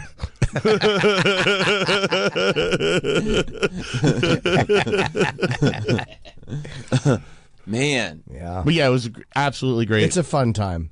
Yeah, I mean, so then do you get home and have to process man, that was fun? I'm still recovering. Buzzing? Yeah, because I went out to Port Jervis to shoot the new Trauma movie for 2 days. After this? Right before. Oh my God! Drove back and got in a different car. So you drove to this gig? Yeah, my buddy Tom drove. Yeah, that's fine. So you sitting there I mean, and this is all stuff that you've done before, and people you've been associated with. But the idea that it's all happening in one shot. Yeah, it was all. It's one of those when it rains it pours kind of thing. Yeah, I mean, you got to be sitting there after this is all done, right? Going I just shot another Trauma movie, and then went to the gathering of the Juggalos and had a prominent position there. Yeah, it was. Look It's what I've not done with lost. my life. It's not lost on me. Right? This is that. It's everything that. Dude, 17-year-old me would do backflips. Right. If he knew the shit I get to do. He'd be fucking excited if he knew I was here. You're literally living your dream. Yeah, I'm so happy. And it's and I probably should have shot higher, to be honest, if I knew I was going to achieve it. Sure. That's what I was going to say. I love when people are living their dream and they have this very odd, specific dream. Yeah. It's just your dream, but you're living it. Not to make eye contact with someone while I say it with, should have picked a different hero, huh? So, was Jay doing sets too? Yeah, I did the comedy 10th Thursday. Jay did it Friday. Oh, you guys just swapped and just hung out. Yeah, we just hung out. Was he there the whole weekend? Yeah, he showed up too. Good, I think he was watching. I think he was on babysitter duty for me to make sure I came back alive. Yeah. You didn't run away with the circus. Yeah, no, it was like my Caesar is home moment. Yes. They were just going to leave me in the woods. He's happy here. Yeah, that's fun. There are some really attractive women there, though. Yeah, if you go there as a absolutely. single guy, you could probably meet somebody. I would say most of the exceptional ones were brought. Yeah. It's one of those situations. By someone else. By a guy who likes it too. But there were quite a few groups of gals hanging out on their lonesome. Yeah. Hey, that's me. Hey, there you are. In my golf cart. Is that clown still there? What's the clown's name? Upchuck? Yeah. He ran the comedy temp. Is that clown still there? Yeah, all of them. Did you just ask if that clown was still at the But you gathering knew of who the I meant, Juggalos? though. Yes, I But you did. knew who I Upchuck meant. ran the tent. Upchuck, yeah. He didn't go on stage, but he did run the comedy tent. You feel like a big shot getting to ride around in that golf cart, going like, no. It was pretty cool. Yeah. I got detained by security because I didn't have the right credentials, though. Oh no, that's a bummer. That was kind of a bummer. The threatening of arrest. They delayed you, really? Yeah. Who's? Oh, this sounds like a celebrity. I think you just phone put him call. on the air. Yeah. We might as well. I mean, it's a You know what his celebrity. number is, Of right? course I do. Okay. You can put him through. Put Troy. him through, Troy. It's a celebrity. Yeah, I'll pick him up. Hello. The celebrity hotline is ringing. Ladies and gentlemen, comedy icon and superstar, the legend, Rich Voss. Get the fuck out of here. I'm not kidding. Hey, Zach. Hello, Richard. How you doing? I got a question. My wife was in a horror movie over the weekend. Yeah, it's your wedding video. Whoever said that was extremely funny. Do you know actor Bill Moseley? Yes. He's an icon. Yes, I do. I did a movie with him, too. I believe I'm in that film as well with Bobby. It's Baltimore, right? Yeah, well, she taped it, somewhere down in Baltimore. She was with, I don't know, she was his wife, and they were taping it on a farm or something. Bill Moseley is Chop Top from Texas Chainsaw Massacre. And Otis from Devil's 2. Rejects. Yeah, Rich, my buddy Tony Severo made that movie. Oh, so I should be happy that my wife blew him? Is that like... I would be if I were you. Sure. He's a good guy. Yeah, me and Bob Kelly and Mike Feeney are all in that movie as well in a different segment. Oh, wow. In Baltimore? By the way, do you know what makes me so happy? Rich called here to brag that his wife is in a horror. No, that his wife is specifically in a horror movie to brag to Zach because he knows Zach loves horror movies. Sure he does. Only to find out. No, I think he was checking if it was legit or not. I know what Rich was doing. He wanted to know if it was a good gig or not. Yes, and I'm in it, so no. There you are. Sam always has to look at the negative. Sam, go fuck yourself. Yeah, of course he does. He's across the table from him. All I was asking, and I don't get to talk to Zach that much. I don't do those type of clubs. What So type? I wanted Wait. to What talk- type of club? Comedy. I wanted to say hello to him. And then when I saw him on the internet, in front of that big crowd, I was wondering what he did. And then I, listened, and it was Insane Clown, whatever the fuck. When those guys were on stage at Woodstock, it was 100 degrees, and they were shooting soda on the audience. It had to be a fucking nightmare. Yeah. All right. Rich, they've been shooting soda on the audience forever. I mean, this is 1999 you're talking about. Yeah. It's like what you do with saliva. Oh. He got you there, Rich. He nailed you. Zach, listen, Zach, you're being funny, but remember, you're going to have to see me in public. Yeah. Anyhow, listen, folks. Yes. Zach, if you're around Point Pleasant tomorrow night, I'm at Uncle Vinny's. I'll give you a guest spot and try to get you to the club tomorrow night if you're around there. Oh, thank you, Rich. I think I'm on the. I think I can have something, but if I can cancel it, I'm going to do that. Thank you, Rich. He just wanted to don't. plug I was Uncle only Vinny's. I just wanted to plug you, you fucking idiot. No, don't come. I know. I wasn't going to come anyway. I was being nice, too, you fucking 70-year-old cunt. let's try 67, your waistline.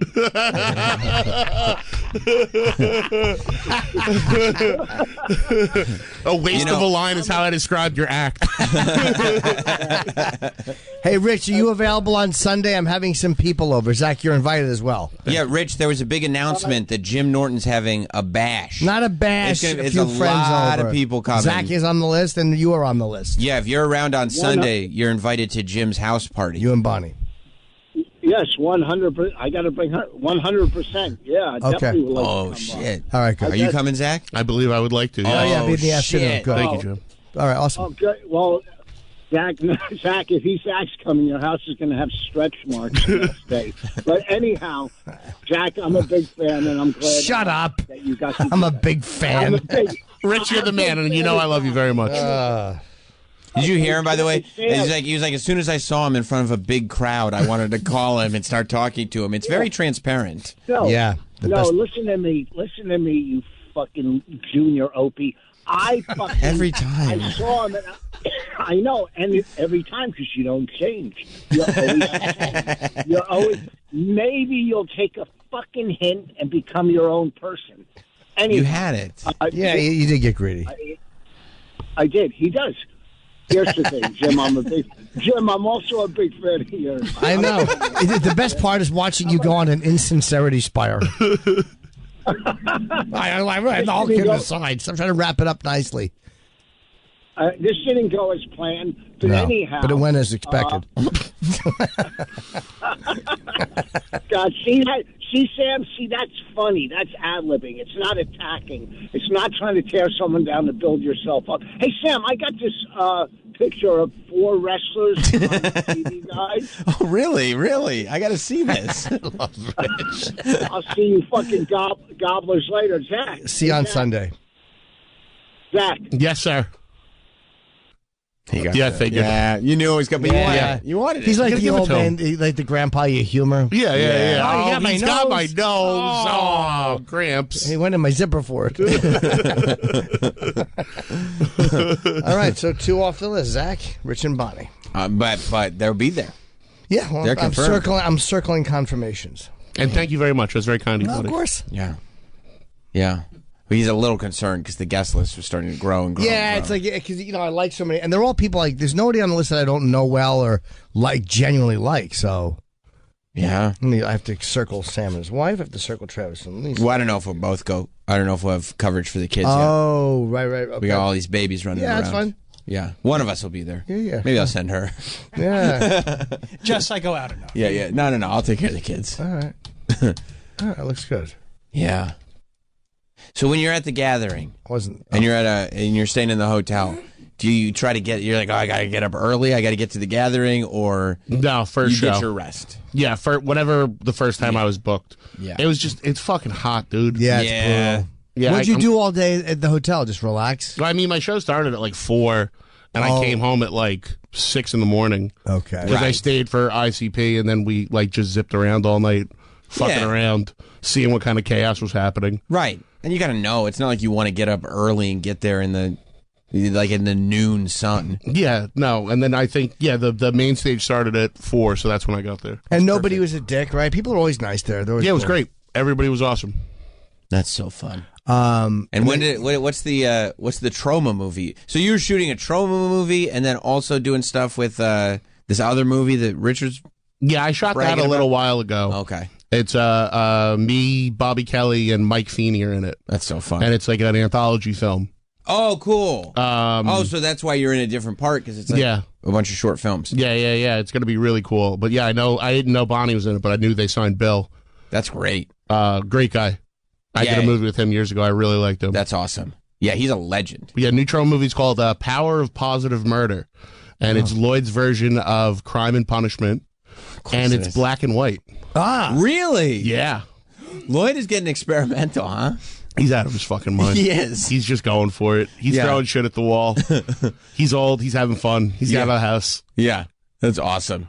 Yeah, he did his the last movie that I know of that he did was Shakespeare's Shitstorm, of course, which you were I had a cameo in it, but you were a big part of, and there was an actual storm of shit. Yeah. In the film, shit went everywhere. Yeah, whale shit. Whale shit. yeah. So, I mean, yeah, I only did a couple days on this one. I took a small part. Yeah, just 'cause I couldn't be there the whole time. I couldn't leave the podcast for 2 months again. Yeah, 2 months it takes to shoot. With pre-production and everything. Yeah, if I was going to be like an AD, you're gone pretty much between pre-production, rehearsals, and shooting. Can you imagine that? About 2 months. The podcasts are going so well that you had to be like, let me take a step back from this trauma movie. These are good problems to have. Yeah, and I couldn't leave for that long anymore. Yeah, but it was fun. They're out in a mansion with a motel behind it, and the crew is staying in the motel, and then there's stables for the PAs, and they're in 3 to a bunk beds, and both the motel and the stables, no number 2s. So I went from porta potties to porta potties. Wait, you can't go number 2 in the motel? The motel did not have the septic system for number 2s. Where you were staying in Pennsylvania, in Port Jervis. Oh, not Ohio, not for the gathering. Yeah, no, for the movie. Yeah. How is there no toilets? There was porta potties they rented, and somebody saved their duties for set because we shot an old movie theater. Smart. But wait, it was it's very smart. But it was a motel. Why no shitters? Somebody going to the motel. What if they're just going to the motel to stay in that motel, and they're like, you can't go to the bathroom? I think we may have overcapacitated it. I see. Let's just say it was an asshole to elbow type living situation. Mm-hmm. So I think they could handle a regular amount of people's duties, but not 3 times the amount of people that are supposed to be in the motels. And God bless everybody involved in trauma. I'm going to imagine some heavy shitters were involved in the production of this film. Yeah, a lot of cheese sandwiches happening. Yeah. A lot of late night Wendy's. Yeah, Sure. it's nothing that comes out good. Sure. So what, you were shitting at the movie theater? Yeah, that's the best way. Was there a line or no? No, they had a couple bathrooms. I shit for so long that the automatic lights went out. You're like waving. And I got stuck in the dark until somebody saved me. Best thing to do too, if you're going to a venue before it opens, like to a concert, if you're with somebody and this venue's not open, find a ladies' room because that'll be empty. Like but again, before the place opens. Of course. And do it like go up 2 or 3 flights or whatever and find a ladies' room to shit in. It's the best.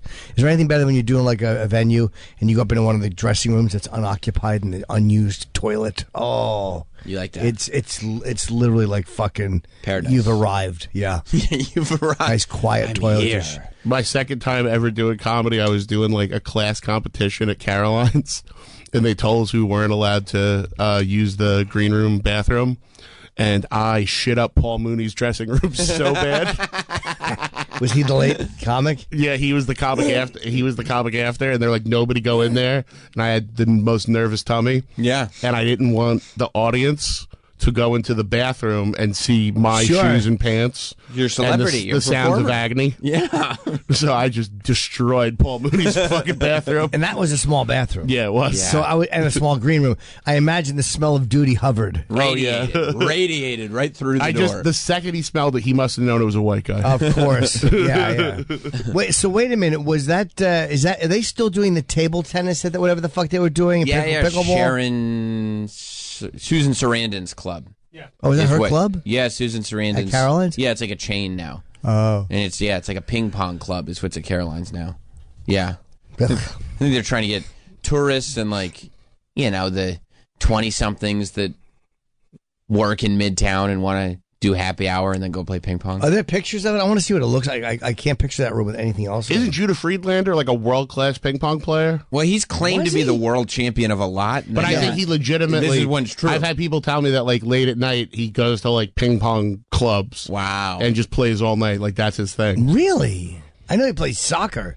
He loves soccer. I didn't know that. Maybe I did hear that. I don't remember. So is that Travis, do you know if that's the Caroline's location? I'm not sure if this is the actual location. But this is one of the locations. Oh, yeah. I would love to see it. Yeah, Let me see if I can find the actual. Yeah, I want to see Caroline's. So she owns the whole chain? She's a co-founder.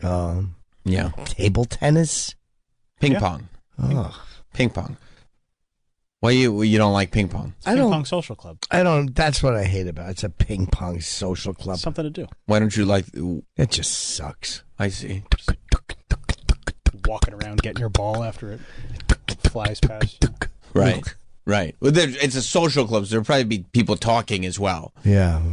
I'm getting old. I'm starting to like boring shit. I took my wife to a bar to play fucking cornhole and fucking do bar trivia. That's great. Like fucking old bar people. Bar trivia is great. It was so much fun. It's so much fun. I also love that a minute ago, Jim was like, you could go to this gathering of the Juggalos and really meet a girl. And then you're like, what about the ping pong social club? He's like, no, that's dumb. Yeah, but you don't have girls in there showing their vages off. Well, no, they wouldn't. Putting a giant bottle of fucking Pepsi. Yeah, it depends on what they're doing with the ping pong ball for Jim. What country are you from? Is there a late night show here at the ping pong club? Yeah, no, I like some boring stuff too. Like especially when all right, you're performing every night. It's like, okay, it's kind of hard to compete with that. Like, so it's just nice to do something that's just quiet and like. You ever do bar trivia? Not really, no. But I mean, I don't drink, so being in a bar for a long period of time, I don't love. There's some people who take it really seriously. It's almost hard not to. You get competitive. Yeah, the first category was Olympics, and I was like, I'm out. Yeah. There's no way I'm going to know a goddamn thing on this. Yeah. I'm going to be way too far behind in the first round. We're done. Yep, just had fun. Yeah. Just enjoyed it. Yeah. Just try to come up with a clever team name and see if you can get them to say it out loud. Yeah, I'm not good at that stuff, but it's just like little relaxing things. Have you taken your chick to the Mooter Museum yet in Philly? No, I've been there many years ago. I just took my wife there recently. Did she like it? Loved it. What is it? It's a medical anomalies museum. It's that's tiny, fun. but you can hang out there for hours. Yeah, we want to open drawers and drawers and shit. They have like a giant collection of skulls. Wow. It's really, really fun. Tons of skeletons. Yeah. What were you doing in Philly? Just that, or were you doing? I was doing shows. Okay. And we made like a vacation out of it. Yeah, sure. I always like when the shows are at the beginning of the vacation, though. You don't want to look all week and start dreading the shows. That's what I did. I booked, and then she came like Monday, Tuesday. Yeah. Better off. Yeah, it was super fun. They have that's the big thing of skulls. There's a warning sign at the beginning that says the labels were created in a time before political correctness. So just so you know. So they'll be like Mongoloid 1862 simpleton woman. Wow, look at all those skulls. Yeah. It's a fun day. It's a fun fucking day, dude. Wow. The Mooter Museum. It is an interesting place. I got a shirt when I was there. Like O&A had something where we had them in and went or whatever. It was a fun, interesting, bizarre place. You got a shirt? Yeah, I did actually. I haven't worn it in a long time. You only wear that shirt? Yes. Oh no, I have a bunch of these. I have like 10 of these. Oh. Yeah, I'm a boring one, but like, me and I would go to the fucking MoMI. We did the David Bowie exhibit. That's the cool. Jim Henson exhibit at the MoMI was amazing. Yeah. Just a fucking fun day, being old people. Yeah. It's you don't always need to have shit literally if you're on a promo set, I guess. But to have sometimes it can just be like normal stuff. Yeah, I'm a simple boy. Yeah. Just doing little things. I just like my little things. I appreciate my little things. Going home. I love going home. Me too. We like going to Greenwood Cemetery and walking around like the fucking sad goths in the world.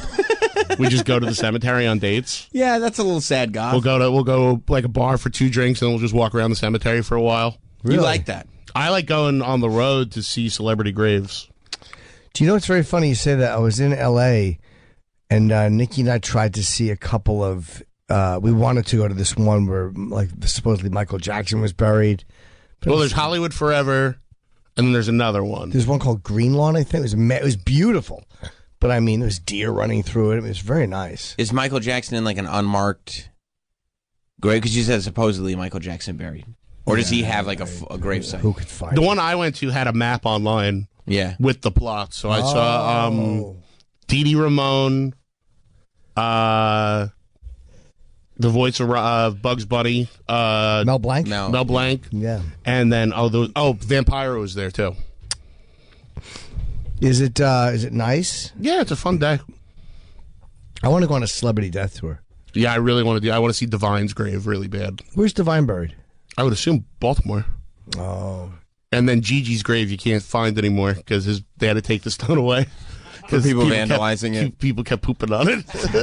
His poor mother had to go fucking wash it with a toothbrush. But you know what? It's really? Yeah, she's just saying, poor Kevin. She didn't like that? No, she didn't care But for it's it. what he would have wanted, I think. No, he would have wanted heroin injected into the soil. Fucking junkie loser. Yeah, they were honoring him. Yeah. But all that shit's super, super fun. Yeah. You want to go on a death tour? In L.A. just to do. I've been out there for, 1,000 times and seen these buses. Yeah, and I've never done. The same one I went to. Chris Cornell was there too. Oh, in the cemetery. Yeah. So yep, that'll happen. There are photos. Is that his old? Of people. That's his old stone. Yeah, they took the stone away. It's a nice stone too. They probably spent a lot of money on that. His stone. mother would clean it. Yeah, she would come back and clean it. You see the duty right there? I do. Yeah, she probably got tired of people making a duty on their sons. It's probably a very unique problem to the G.G. Allen family. This is not what I was hoping for Kevin. No. Is she still alive, his mom? No, she passed away recently, but there's a great movie called Allen the Family that's all about her and Merle. Money Merle. Who will not stop, who will sell anything. What? Dude, by the end of the movie, he's out of like Gigi's baby pictures. You watch his chick age 30 years in like the 4 years they film it. It's like watching the Amazing Jonathan documentary where that chick is young in the beginning, and by the end is older than him somehow. Yeah, I didn't see that one. It's good. There's two Amazing Jonathans, and one interrupts the other one because he signed 2 contracts and didn't tell each team. So halfway through the one, he's like, "Yeah, Jonathan really fucked us." Yeah, and it becomes like a very different movie. When did he die? He died a few years ago. Yeah, but I think they said he injected stem cells in his foot and grew a new toe. Like really? he was ordering illegal stem cells or something crazy. And doing them himself? Yeah, doing it himself at home. And he grew. What did he lose his toe? Was he diabetic? Or? He had a bunch of problems. He had a lot of heart problems. I think he had to wear one of those things on stage that shocks you back. That Gilbert used to have. I think Gilbert had that. Really? Yeah. It was like if your heart doesn't beat for X amount of time, it shocks it because it means your heart's stopping. But it's that big of a risk that your heart may stop. Yeah, And he's wearing it smoking meth. Perfect. Was he doing meth? Well, yeah, he was smoking. In the documentary, he's openly smoking meth. Oh, okay, yeah. The saddest thing about that was when he takes the headband off and the hair's in it. Oh, The Amazing Jonathan hair was connected to the headband. Yeah. Yeah. You think that's the saddest part of the whole thing? To me, yes. He was a funny fuck. He was the fucking funniest. He was really funny. I worked with him early on, like at Rascals, and I've told a story about it. His was, I picked him up for the gig, and him and his assistant, and they invited me upstairs. It was the first like hotel suite I had been in, like ever, and it was a comedian. I was like, "This is what comedy gets." I couldn't fucking believe that they gave this for being funny. But yeah, I loved him, man. He was a really good guy. Yeah. Yeah, but those documentaries were crazy. Yeah, They're really fascinating. He's out of his fucking mind. Yeah, absolutely. Size of a 5-year-old boy. He had really great delivery. You just met Weird Al? Is that Yes, yes. I ran into Weird Al at the airport. My favorite celebrity of all time. Do you just feel like everything's falling into place for you right now? I'm probly dying soon. Probably, but you know so what? I'm gonna hit by a bus. But you did it, And the right? bus is dying. 43 killed, man, hit by bus. Where did you meet him? Oh, at the airport. Yeah. I was. Look at that. That's cool. Walking through the airport at Austin. It was the best. Literally everything had gone wrong on that trip. Every one of my flights was canceled. Every one of my flights was delayed for like 5 hours.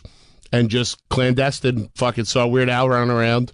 By himself? Yep. And Wow. I saw him, and I went, "That's Weird Al, that's Weird." And I froze, and he went into the men's room, and I went, "Well, I'm not going to bother Weird Al in the men's room, but I also don't want to wait outside the men's room." That's even weirder. So I walked about 30 yards up and sat and pretended like I saw him for the first time. Very good. Very smart. That's a program. And he was super, super nice, but there was like that 10 minutes where I was sitting going, "Yeah, Weird Al's shitting right now." Yeah. Yeah. Yeah. You hope, or he might be meeting someone. Might be Larry Cregan. But he was super, super kind. Yeah. And I mean, I got out mostly what I wanted, which was like, I've been seeing you since the 4th grade. Yeah. I still see you every year. You're my favorite person ever. That's awesome. The one thing I didn't say was that Yoda was the last dance at my wedding. That's so funny. But other than that, I got out everything I wanted. You did do that for the last dance at your wedding? Yeah, it was awesome. Everybody fucking got in the center. It was really fun. That's a great picture, you guys. Yeah, he was super, super nice. When you approached him, did you call him Al or Weird Al? I called him Mr. Yankovic. I love that. What do you look at you? They're just class. I don't know. What do you call? Hey, Weird. That's what I was wondering. Have you seen him live? Tons. Oh yeah. My first concert was his Bad Hair Day tour at the Beacon Theater. I've seen him at the Apollo. I've seen him at Carnegie Hall. How was it the Apollo? Awesome. He did all originals. That's so. It was Really? the Vanity tour. He's done it twice. He did it at Carnegie Hall too. He did 2 nights at the Apollo.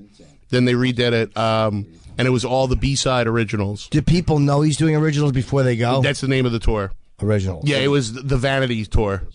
How The are his ill-advised originals? Vanity tour. What? How are his originals? Great. So he does all his albums are half parodies, half what he calls pastiches. So they're tributes to other bands. So they'll sound like a Talking Heads song, or Dare to Be Stupid sounds like Devo. But it's an actual song. Yeah, and it's always awesome. So he did that. Then he did a symphony tour with a full symphony, which was awesome. Oh, dude, he's the man. Yeah. He's the best. And it's the same band since the 80s. That's amazing. He looks great. Bad Hair Day is like, I mean, it's known for like Amish Paradise and everything. It's full of great originals. It's all bangers. Every single song on that album. And I think a lot of people, like, he had his whole run in the 80s. And that was the album that I think our generation. Well, we saw Amish Paradise I saw it on The Box, Channel 98. Right. And I'm sure I saw it on MTV or something. And, like, then you buy the album. And, I mean, I played the shit out of that album start to finish, start to finish, start to finish. I had no idea they were originals till you just said that. Oh, my God. Gump is on there, too. Gump's on there. But I'm So Sick of You. The Night Santa Went Crazy. Yeah, I remember Larry. Yeah. Yes. His originals are very, very good. He's got he closes with this song called Albuquerque that's like 15 minutes long. And he did a great bit the last time I saw him where in the last verse he fucked up on purpose. And he goes, sorry, guys. And they started it again. And it was such a shitty... And then they did like a minute and a half. He went, I'm kidding. And then they just went back into it. Emo Phillips opened. Oh, okay. And I mean, killed. Of course. And Weird Al was so funny. He goes, if you had told me 30 years ago I would still be on a bus traveling the country with Emo Phillips, I'd say, that sounds about right. Yeah. Emo's funny, right? He's funny. Fucking great.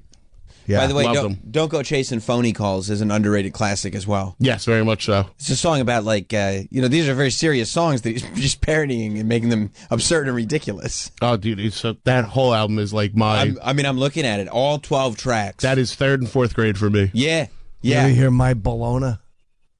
Still great. I mean, it's great. I mean, I don't know, it's Bologna. That's how he says it. Yeah, no, I heard it. Do you have anything? This is going to be Jim's wedding song? Yeah.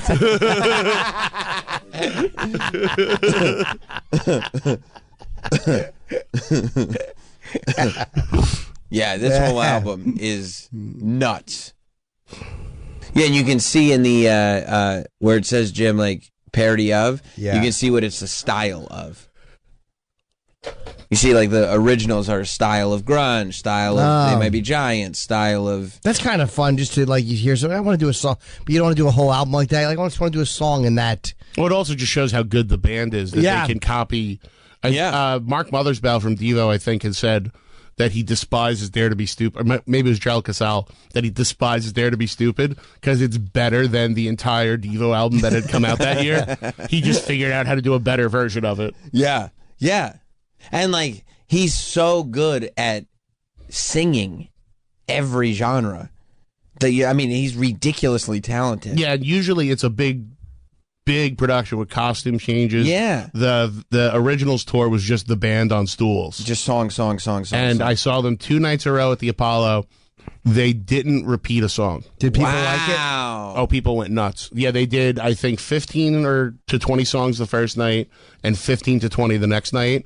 And only they did like a medley of the parodies at the end. That was the only thing they repeated. And then on that whole tour, they closed with a different cover of like a rock song and put it all out for free. It's like 164 songs. Wow. Is this... this is Dare to Be Stupid. No, is this a parody movie? They edit it together, and it's like that's when he does costume changes and shit. How long is it between each song? He'll do a couple songs in a row, then change outfits. Oh. Then do a couple songs. He used to get in the Fat suit to do Fat, his parody of Bad, but he doesn't do the Michael Jackson so much anymore. I can understand. There's a great line in the movie with where Daniel Radcliffe plays Weird Al. Weird. It's a great movie, by the way. The bit is that he does Eat It First, and then Beat It is a parody of it. Yeah. And Weird Al answers the phone. He's like, "Of course I'd like to be associated with Michael Jackson for my entire career. Why wouldn't I?" That's funny. Yeah, that was such a funny movie because people I didn't know he dated Madonna, though. That's Jim and Sam. What's your name? Who, Weird Al? Yeah. Yeah. What do you got? Yeah. I mean, there's a lot of facts in that movie. I mean, he killed a drug lord. Yeah. Yeah. I mean, they showed the origin of My Baloney. I think he dated a couple hotties on the side and never publicized it. I'm sure. Is he married now? He is married. He's married with a daughter. But I think he had a good run. I'm sure he did. He also kept his hair, which is amazing. Yeah. You know, that's so clutch to the whole thing that he still looks like Weird Al. Is that his hair? Yeah. Yeah. Yeah, he looks good. Yeah, I think he had a few. So I want to say he might even have I think he dated Victoria Jackson. Really? From SNL, because she's in UHF. Yeah, I believe they might have dated. That's fun. Yeah, the UHF to hateful right-wing pipeline is pretty quick. Yeah. Oops. The UHF to racism yeah, it's a direct connection. There's not a lot. Follow the line. People don't know much about his personal life. You just kind of know him as a performer. Like he's just been very. He's never had a scandal. He's never had a public relationship. No, he just puts out fun content. shit. Yeah, he puts out good stuff. He never curses. No. No. I mean, the songs I know he doesn't. Yeah. No. Maybe he dropped the C-bomb once in a while. Usually not. Oh. Maybe in his personal life. Sure. No, he's just so That was the original cut of Gump. Oh, is that a cur? Oh, okay, we won't do it then. John in South Carolina. What's up, John?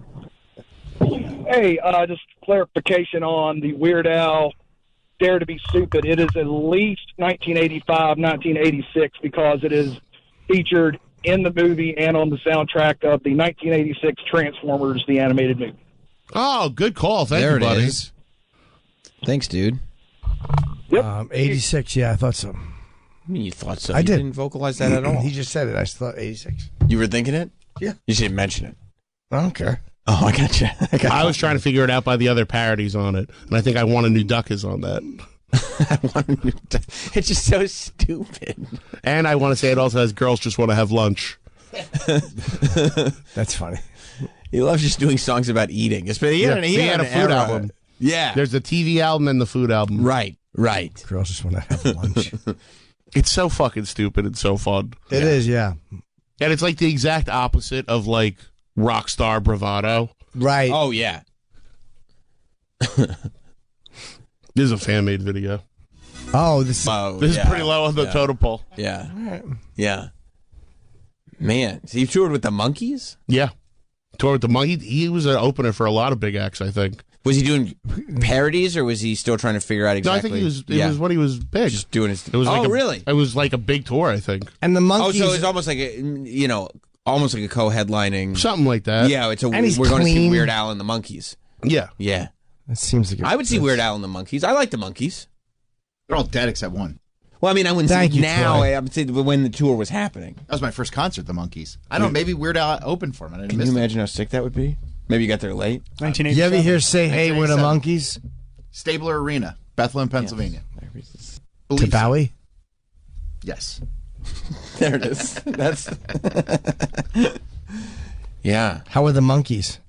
I don't know. That's before I was born in '87. Troy saw the Monkees. They're fucking great. Yeah? They were, right? I mean, I love the Monkees. They rule. What songs do they have that are good? They have like a couple of like... I mean, Daydream Believer? I'm a believer. I'm a believer, I'm yeah. not your stepping stone. These are all covers, though.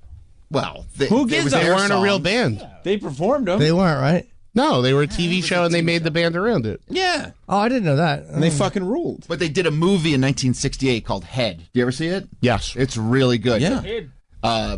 Jack Nicholson directed it, and they were all out of their mind. They're all on drugs. It's a crazy movie. Definitely worth seeing. Oh, I didn't know that they did the show and then built the band around because it was popular. Yeah. Travis, you don't think "Daydream Believer" by the Monkees is a great song? I think Neil Diamond does a better "I'm a Believer" than Fuck Neil Diamond. Wow. I like the Saving I'd Silverman love to. band better than Neil Diamond. I don't know "Daydream Believer." I've never heard it. Oh, I'm going with the Smash You Mouth know. version. I'm a Believer. Smash Mouth version is fantastic. Shrek is life. Shrek is life. Shrek is life, bro. You don't know "Daydream Believer"? In Hairspray. Yeah. In the touring version. Yes. Have you ever seen Panette as the mom in Hairspray? No. Holy shit, is it fucking funny. John Panette? Yeah. Panette did the touring. He did it on Broadway, I think. And then he did the touring version. And he was the Harvey Firestein role in Hairspray. Oh. He's great. Is he good? Oh, He's good. so good. Kevin Meaney was in it, too. I think he was Mr. Pinky, the store owner. And then I want to say he might have been the mom, too. I'm not that familiar with that whole Hairspray. I've never seen it. Well, this guy must have been drowning in pussy, though. Davy Jones, of course. I thought you meant Kevin Meaney.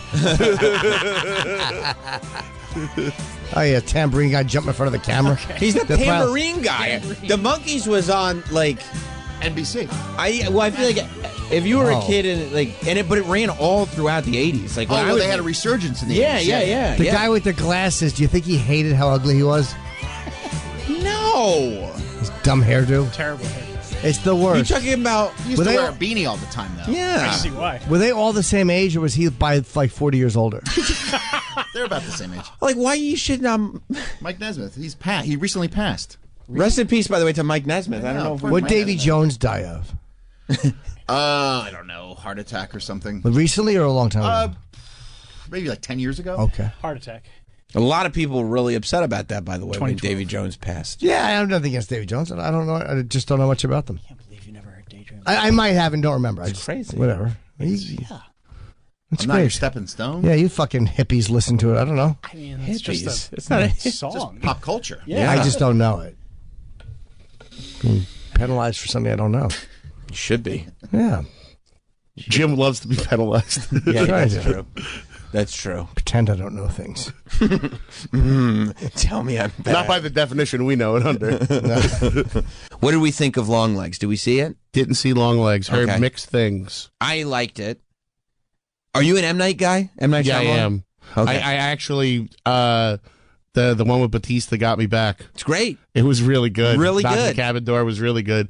Old was good until the twist. I thought I didn't need the last 10 minutes of it. I could have just had it be a Twilight Zone episode. It's just something that happens on that beach. Just something that happens I there. thought the twist was dumb. And I think it's just because I have different sensitivities since having kids. I was bummed out that all those kids got older. Yeah, it was the It whole was a thing. bummer. You know what I mean? There was when the girl got pregnant by the other little boy. Yeah. And that was just tough, man. The Yeah. whole thing was Well, M. rough. Night, M. Night always has a good premise. And it's either did we take the time to write a script or did we just start shooting the movie? And you can kind of always tell. Yeah, and it's fine. Even the bad ones are. You sat and watched it. You wouldn't Totally. turn it off. Never. I love it. I love that. I don't like The Village. No. I like Signs. Signs good. Love Unbreakable. Incredible.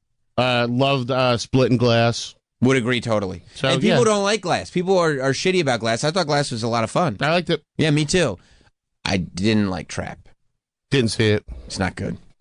That But, hey, that's the you know. Hey, man. Yeah. I also love that M. Night sticks to the genre, sticks to what he does, and is like, yeah, I'm giving you an M. Night movie. I'm not trying to do this thing over here, that thing It's over one of here. those things where they're not super high budget. It's not like they're going Right. to lose money Right. on it. You know, it's like the same way Woody Allen used to be like, yeah, I make these movies for fucking $5 million. Right. I'll make another one. They're next going to year. make it. I'll make another one, and it's always going to make the money back. Yeah. And everybody be fine. Yeah. Yeah. I like the grandma movie, The Visit. Yeah. I like that movie a lot. Yeah, it was very fun. And I feel like that was when he was coming back to let me just make these low budget, high concept movies and we'll all just have a good time. Yeah, just get in and get out, shoot it in 2-3 weeks. Yeah. It's same with Kevin Smith. He just goes, Yep. this is what I do. Yep. Like it or not, I can do it for this amount of money because I'm great at it. Yeah. And I'm making it for my fans. Yeah, and I know who's going to like it. Yeah. And I like it. Yeah. This is what I enjoy doing. You see the trailer he just dropped for his new one? Yeah, 4:30, I think. Yeah, 4:30 movie, I think. Yeah, it's yeah. called. Yeah. Yeah. And it looks like this is this is what it is. Like this is what I enjoy doing. And fans who come to one of my movies are going to be like, "Oh, good." Yeah, and it's a limited release. Right. We were talking about Kevin Smith's new movie that he dropped a trailer for. Oh, nice. And just I was on the toilet. Nothing happened. I thought maybe something would happen. Nothing happened. Your body will tell you when something's going to happen. No, but sometimes you feel like, well, there's a little possibility. I only go when it's extremely likely to definitely confirmed. Yeah, no, I understand where Jim's coming from because you were on break. The clock's ticking. Yeah, and he knows this is a window of opportunity. I mean, show's over in 15 minutes.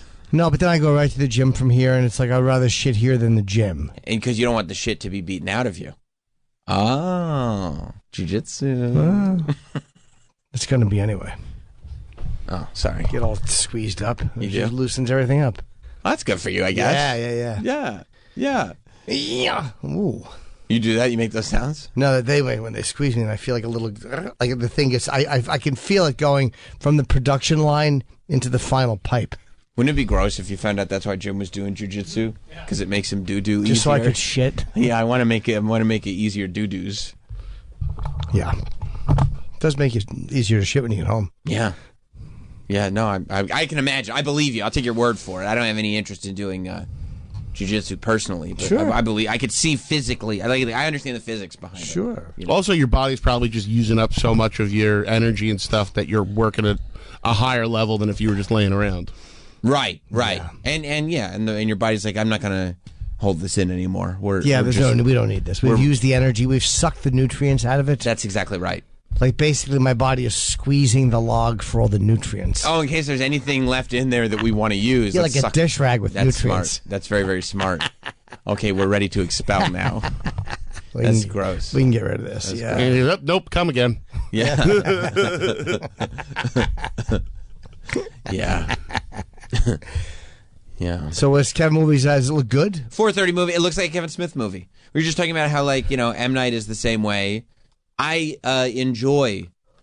First of all, writer-directors in general, I think, are awesome. Like when it's just like, this is my movie. This is what I'm giving you. I love that, and I love when somebody finds like a niche, and goes like, yeah, this is the type of movie I make. This is the type of movie I like to make, and this is the type of movie my fans like to see. How long has it been since Kevin put a film out? It's been a little while. Clerks 3?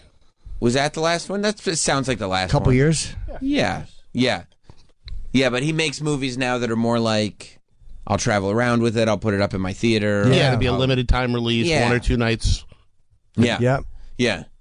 It's kind of the same thing that happened with M. Night, where it's like, you get successful in the beginning, and then you try to operate within the Hollywood system, make bigger and bigger movies. And people are like, what the fuck is this? Yeah, and then eventually it's like, you know what? Let me just do what brought me to the dance. And you do these fun movies. Jim, what was the movie you did where you were a teacher? Oh God, I don't remember the name of it. It was some weird. Dangerous Minds. Yeah. Dang, I don't remember. I'll text you the info. I remember. I just remember watching the trailer, and I remember legitimately trying to figure out if it was a comedy or you were in a weird indie drama. What's it called? Among the Beasts? No. The Irishman? No, he did not play a teacher in The Irishman. Okay, well, taught us how to laugh. He taught me how to love. Pitching Tents. Pitching Tents. What year Mr. is Mulligan. That? What year is it? 2017. Wow, 6 years ago. Fuck. You like that movie? I don't watch anything I do. I don't care about it. Oh, I see. There's some real serious Jim acting in it, in the trailer There is? at least. Where's the There's trailer? There's some real Jim acting. I want to see it. Shut your eyes. No, we're not Why watching can't it. I see it? Why can't I Come just on, see Jim. it? Don't be a spoil sport. I am a spoil sport. You can watch it on your. I want to see the trailer for Pitching Tents. You can watch it. I'm going to watch it on my computer. You can watch it on your own personal time. A anybody mystery wants to watch goodness of vulgar guidance. Oh. I'm just going to do this on my own. Oh. No, turn it off. Turn it off. Juvie? Turn it off! Turn it off! Yeah. No, you can watch it on your own. Okay. You can watch it on your own time. I mean, you do look like a teacher. I actually I actually made that decision. That's the Uncle Paul cut. Well, I did that on purpose. Yeah. Yeah. Yeah. Yeah, but yeah, so I like it when filmmakers do that. So was Clerks 3 the last Kevin Smith? The last movie, yeah, but he also did that Masters of the Universe the cartoon. animated thing on Netflix. Yeah, the guy after that, yeah. Some people mad. So Clerks 3 was in 2022. So it hasn't been that long. No. Yeah. No, he's like, I really like the horror movie he did. I really like Tusk. Did you I see thought Tusk and Red State were great. I don't remember. I don't think I ever saw Red State. I always meant to. I Who got was to in go Red back. State? It John was, Goodman. John Goodman, Kevin Pollak. Huh. I thought there was... That's my guy, Kevin Pollak. who's the other actor that... what was before Red State? That Kevin Smith did? Zach and Mary Make a Porno? Yeah. No. Justin Red Long? State was the Are you talking first, about Justin Long in Tusk? No, it's an older actor. Michael Parks. Thank you. Is that Red State? Mm-hmm. Okay.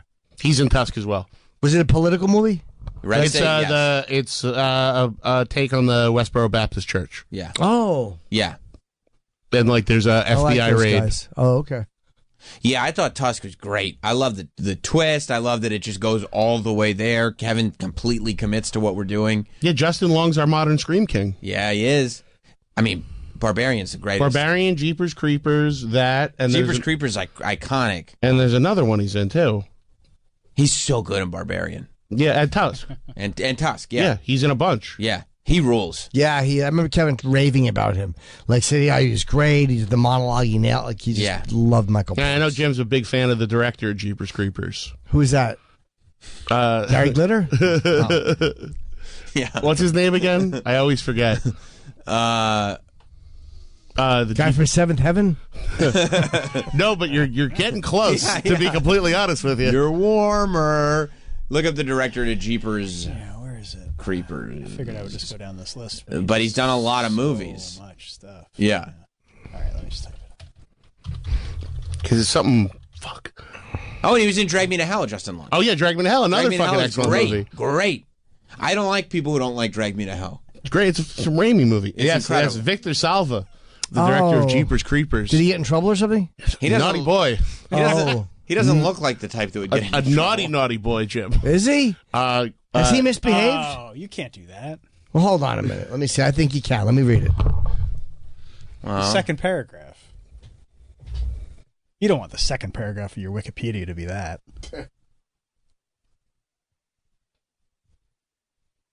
No.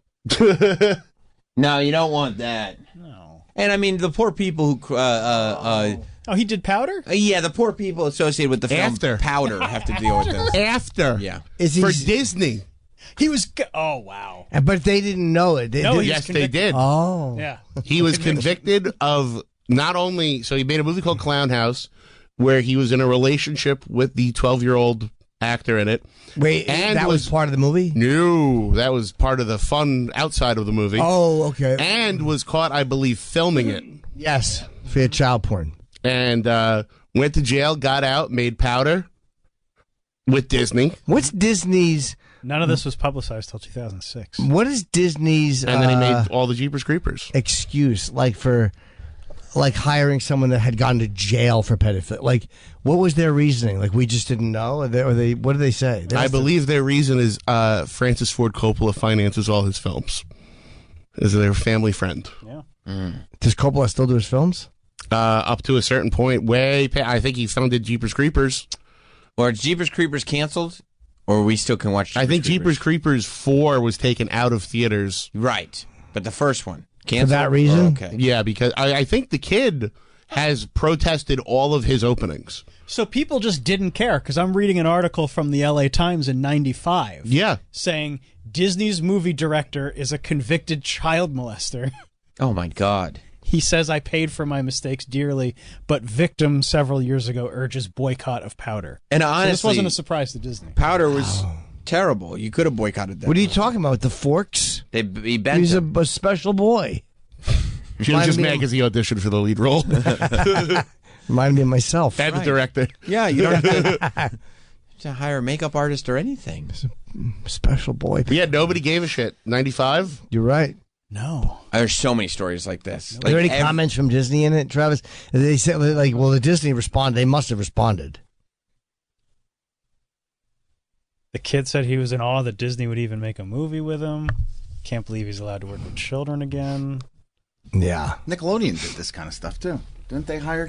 Production sources told the Times that once the filmmakers learned of Salva's background, they quote-unquote had people watch him. Okay, good. All right, fair enough. I thought they didn't do anything. Disney officials would not comment on the controversy. Oh, that's interesting. But the movie's producer said he believes Salva has paid his debt to society and should be allowed to pursue his chosen profession. 1995 was a crazy-ass time. Yeah. Where the internet was really, things could be buried a little easier. They're not good totally, but relatively compared to today, much easier. And yeah, way easier, and you could get people to forget about things. Sure. Let bygones be bygones. Yes. Yeah, of course. That kid showing up at the premiere, that must have sucked. You're like, all right, I went Or to... it was at least awkward. Yeah. Hey, what have you been up to? Well, I was in jail. I was in jail for fucking you. How about you? Any new stuff coming down the pipeline? No, I'm just here to protest and tell everyone you're a pedophile. All right, cool. Have you seen the film? Junior Mint? Okay, Caravan Pictures made the film, released under Disney's Hollywood Pictures banner. Tell me if you think this statement would fly now. Okay. From the head of Caravan Pictures. Sure. I sympathize with the pain these people have gone through, but the man is trying to do good now. If he has something to contribute to society, it happens to be film, let him do that. And it's powder? The movie and the incident that occurred 8 to 10 years ago are not related, and it would be a shame if the movie was not allowed to stand on its own. Powder. Powder. Powder's worth it? He's Powder. a special boy. The Disney movie. Powder. He would make the forks all clink together. He had powers. She did. He was teased, but they didn't know he had powers. They didn't know who he was. He was a special boy. Yeah, and then Victor Salva really shows what he likes as the Jeepers Creepers movies go. Because it starts at one thing, but then by a certain point, it's just a bunch of fucking hunks on a school bus. Yeah, it's a whole football team with no shirt on. Ah. It's a weird guy. He's having a good time on that one. Yeah. So he was in a relationship with this kid? However you can define that. And now the kid just shows up, the guy just shows up everywhere and fucking I believe protests so. him, yeah. He's got to look to him. That's a terrible photo. If I were him, I would get the photo changed before the biography. Looks like a Yeah, it's not a good picture. It does look like a mugshot. Yeah. Like, if I didn't know anything about the story and you showed me that picture, I'd go, oh, what'd that pedophile do? Yeah, I mean. Just no. Well, that's a mirror, Jim. He had.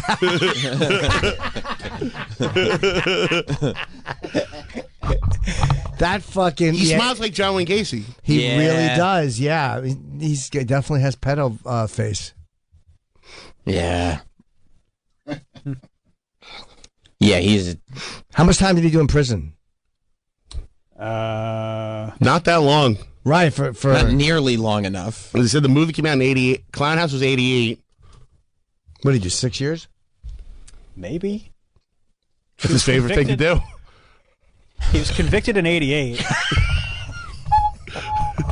Yeah, I like all those movies. Good acting.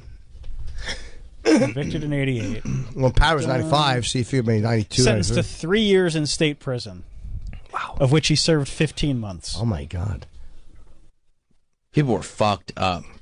Especially working. I don't care if the guy makes a living, but working around kids is like, how do you let this guy work with a kid again? Yeah. Put that lawyer on retainer, though. Yeah. God damn. Good lawyer. But it was 95. Yeah, but it was still against the law. Different I know you look at those like the glory days, but it was still against the law. It was frowned upon. Yeah. Was it? Yeah. It was generally unacceptable in society. Yeah, generally. I mean, there was exceptions. I mean, powder. Sure, the boy. We see the boy with magical powers? Yeah, of course. Because they didn't understand him. They had no idea what he could do. Were you inspired by that story, Jim? I'm not saying. This boy right here? Yes, that boy. The bald boy who everyone thought was just a fat-breasted nothing. Are you talking about the Grim Reaper from Bill and Ted 2?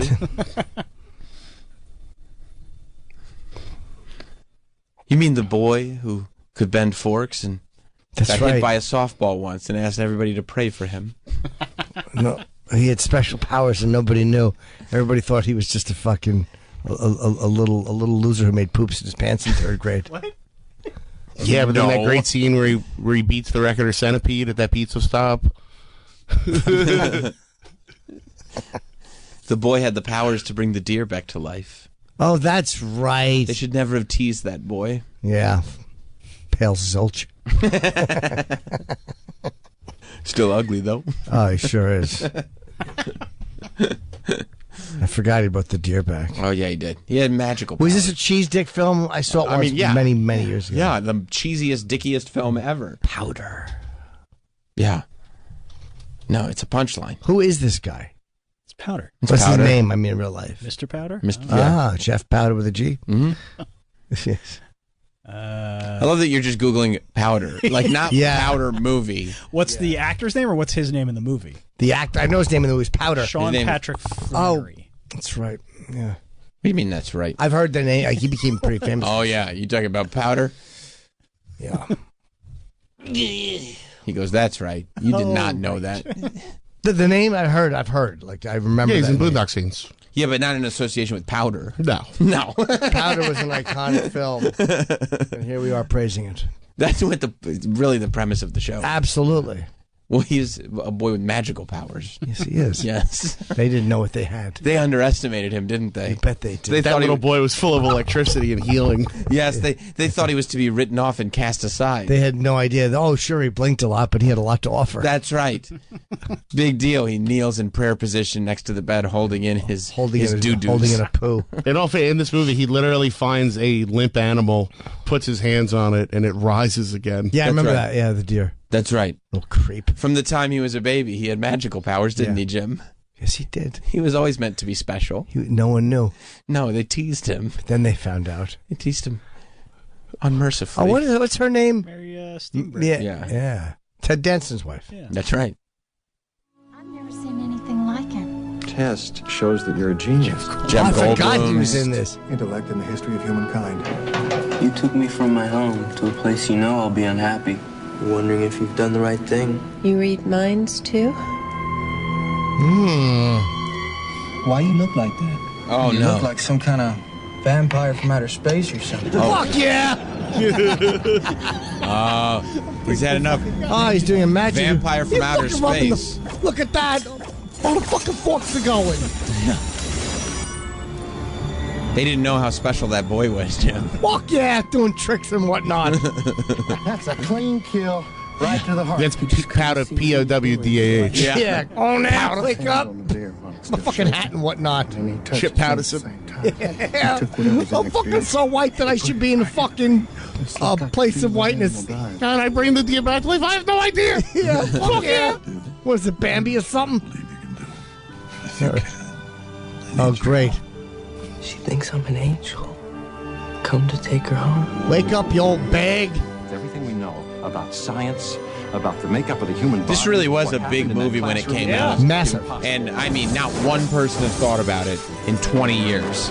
Yeah, but it's a reference you'll hear once in a while, like an occasional joke reference. It's a whatever. punchline. That's what it is. Yeah. All right. Ooh. Is that the teacher kissing him? Oh, yeah. Is Jeff Goldblum? He's a big white dick. I've never seen a white one that big before. Yeah. Life finds a way. All right, this fucking shit. I gotta go watch Powder. Yeah, me too. It doesn't get much better than that. Jim Norton and Sam Roberts, that show's dead. Dead. And the show's we're Norty and Robs. We're trying to make ourselves appeal to younger people. More Best of the Year is on the way on Jim Norton and Sam Roberts.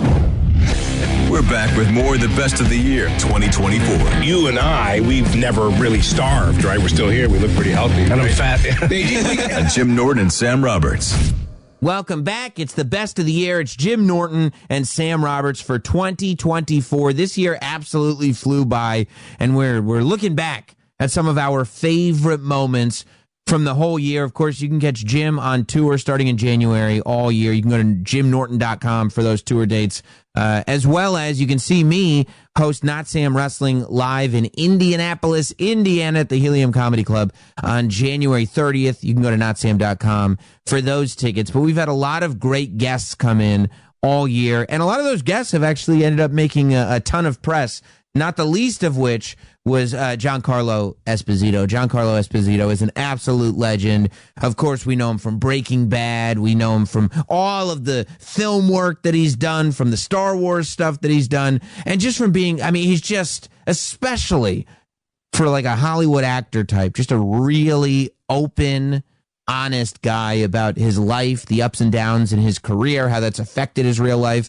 Really amazing time getting to sit down and talk to Giancarlo Esposito. So if you missed it when it was first on, or you just want to relive it with us here on the Best of the Year, you don't have to wait any longer. Here it is. Welcome, Giancarlo Esposito is joining us in studio. Parish is the new series that premieres Sunday, 10:15 on AMC and on AMC Plus. Welcome, man. How are you? I'm doing great. Excited to be here. Yes, we're excited to have you. Excited to talk about this show. Yeah. Pretty cool show. Very exciting, very eclectic, very interesting for the everyman of our world. Yes. Do you find that people have expectations going in when they see that you're playing a character that is, again, finding himself on the other side of the law, that there's expectations that people now have for Absolutely. of you? Once you play a quintessential bad guy who becomes iconic, then people want or expect that. And I like to switch it up with every role I play, so I look to find nuance and in a new character. And this particular one is one that is written in a way and conceived in a way, as I'm an executive producer and the co-idealist behind this project, was to make him an everyman. I became interested in the plight of the everyman, and when I say that, I mean working class person who is not a hero, who is not a star, who during the pandemic was crushed. Yeah. I looked around me, and for me, I thought, how long can I last? I got 4 kids, 2 households. I'm divorced, a single father of 4 girls, kids in college, and I literally cried, put my hands on my head and cried. Called the accountant, how long can I last? He said, you could last maybe about 8 months, maybe you have a year, maybe less, depending on how you spend. And then I pulled myself up by my bootstraps and said, what do you do? I thought of Thomas Edison. I thought of Tesla. What did they do when they went bankrupt? Yeah. I've been bankrupt before. Didn't want to go back there. So I said, I can't live in fear. And it all came to me. You build. You build. You plan for the future. You plan for when it's over. Just like the actors and writers strike. What was I doing during that time? Hunkering down, working on this project, so that when it ended, I could sell it, and then I could start making it. All right, what do you think about when you play the everyman? Because that's a really interesting. Like, you don't notice how good somebody is at it until you are pointed out that they're doing it. Like, I think Martin Sheen plays an amazing everyman, just like a regular person who can steal a scene because he's just so good. What do you do to make it like a relatable person like that? It's in the writing.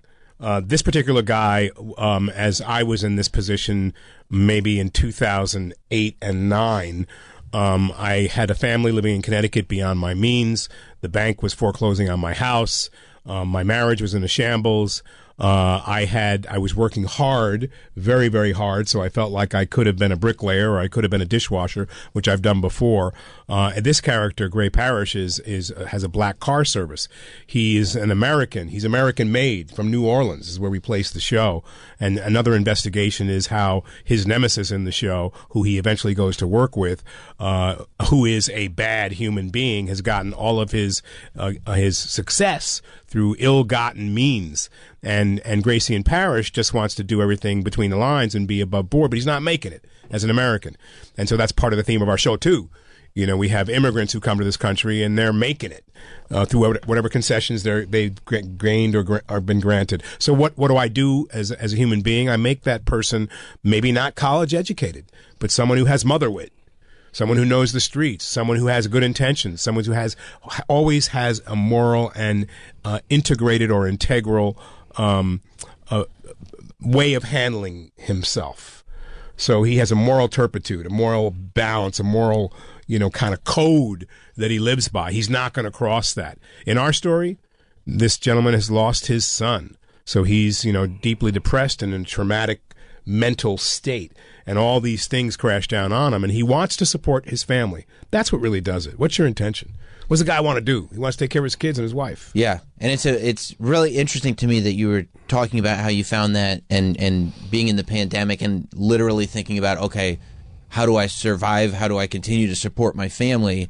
Because a minute ago, even you described Gus Fring as iconic. And I think that people, when they start thinking about actors who have played iconic characters, you just go, well, yeah, they're set for life then. You know what I mean? Like he did Gus Fring? You kidding me? He's good forever. And you're sitting there saying, like, just years later, calling the accountant's going maybe 8 months. You know, look, the assumption is that those who are on television and in the movies are rich. Right. And that they'll always be rich.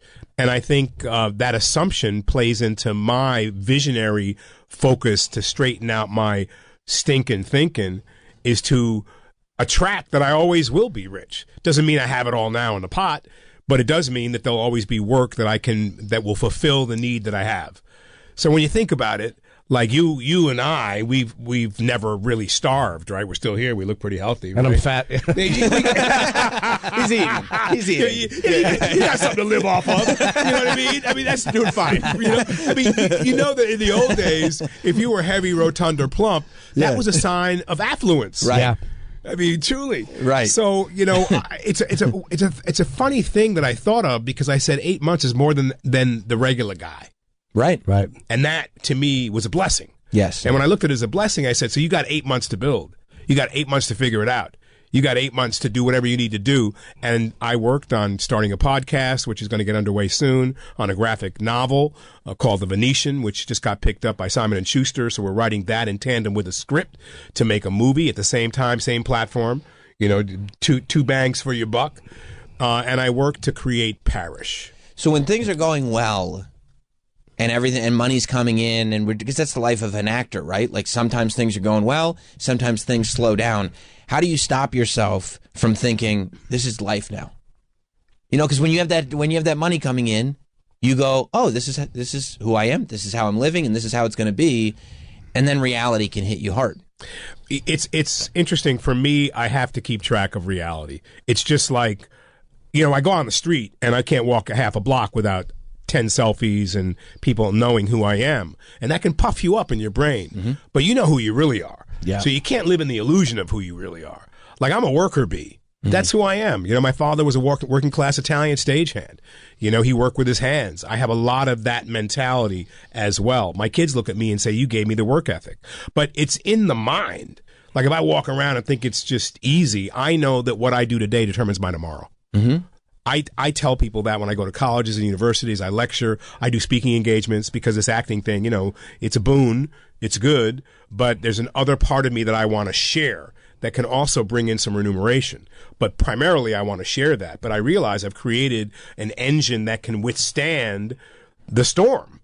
Like there may be another strike. I see strike for an actor. Yeah. You know, so I can't live as a legend in my own mind. Hey, look, I'd love to be, but it's a joke. It's a play of consciousness, right? I mean, for me, I get it. I get how people see me. But if I see myself the way they see me all the time, then I'm not living with my feet on the ground. It's very evolved. Well, yes, it is. And the good thing is the strike didn't affect me very much. I don't get a lot of acting work. So they said there was a strike. I'm like, when? They're like, it happened already. I'm like, oh.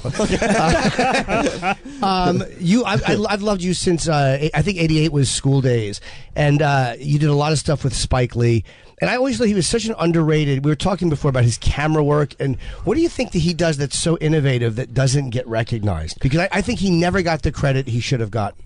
I think he's a provocative filmmaker who has linked up not only his dialogue, but he's linked up and tapped into a feeling of discontent, a feeling of disorder, a feeling, you know, of unacceptance from black to white when he started. You started to feel his essence, and he transferred that into a certain way of looking at the world that is very Spike-like. He's starting a movie yesterday with Denzel Washington here in this city.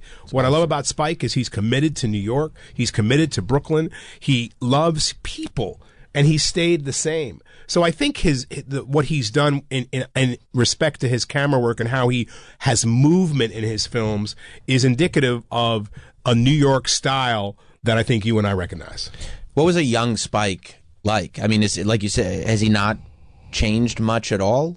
He's grown so deeply and become such a magnanimous, loving human being, but not one who's not without power. right? We think when we say those words like he's gone soft. You know, we're New Yorkers now, right? We're a different breed. Like I get it wherever I go in the world, people feel the kind of gravitas that we carry.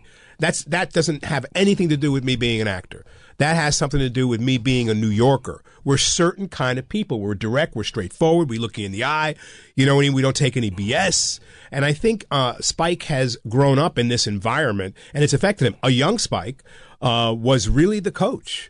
He loves sports. Like, who doesn't love sports in New York? Yeah, we got our team. We're going to fight about it. We're going to agree to disagree. And you're going to go to the Mets game, and I'm going to go to the Yankee game. Yeah. I mean, that's how it is. Yeah. You know what I mean?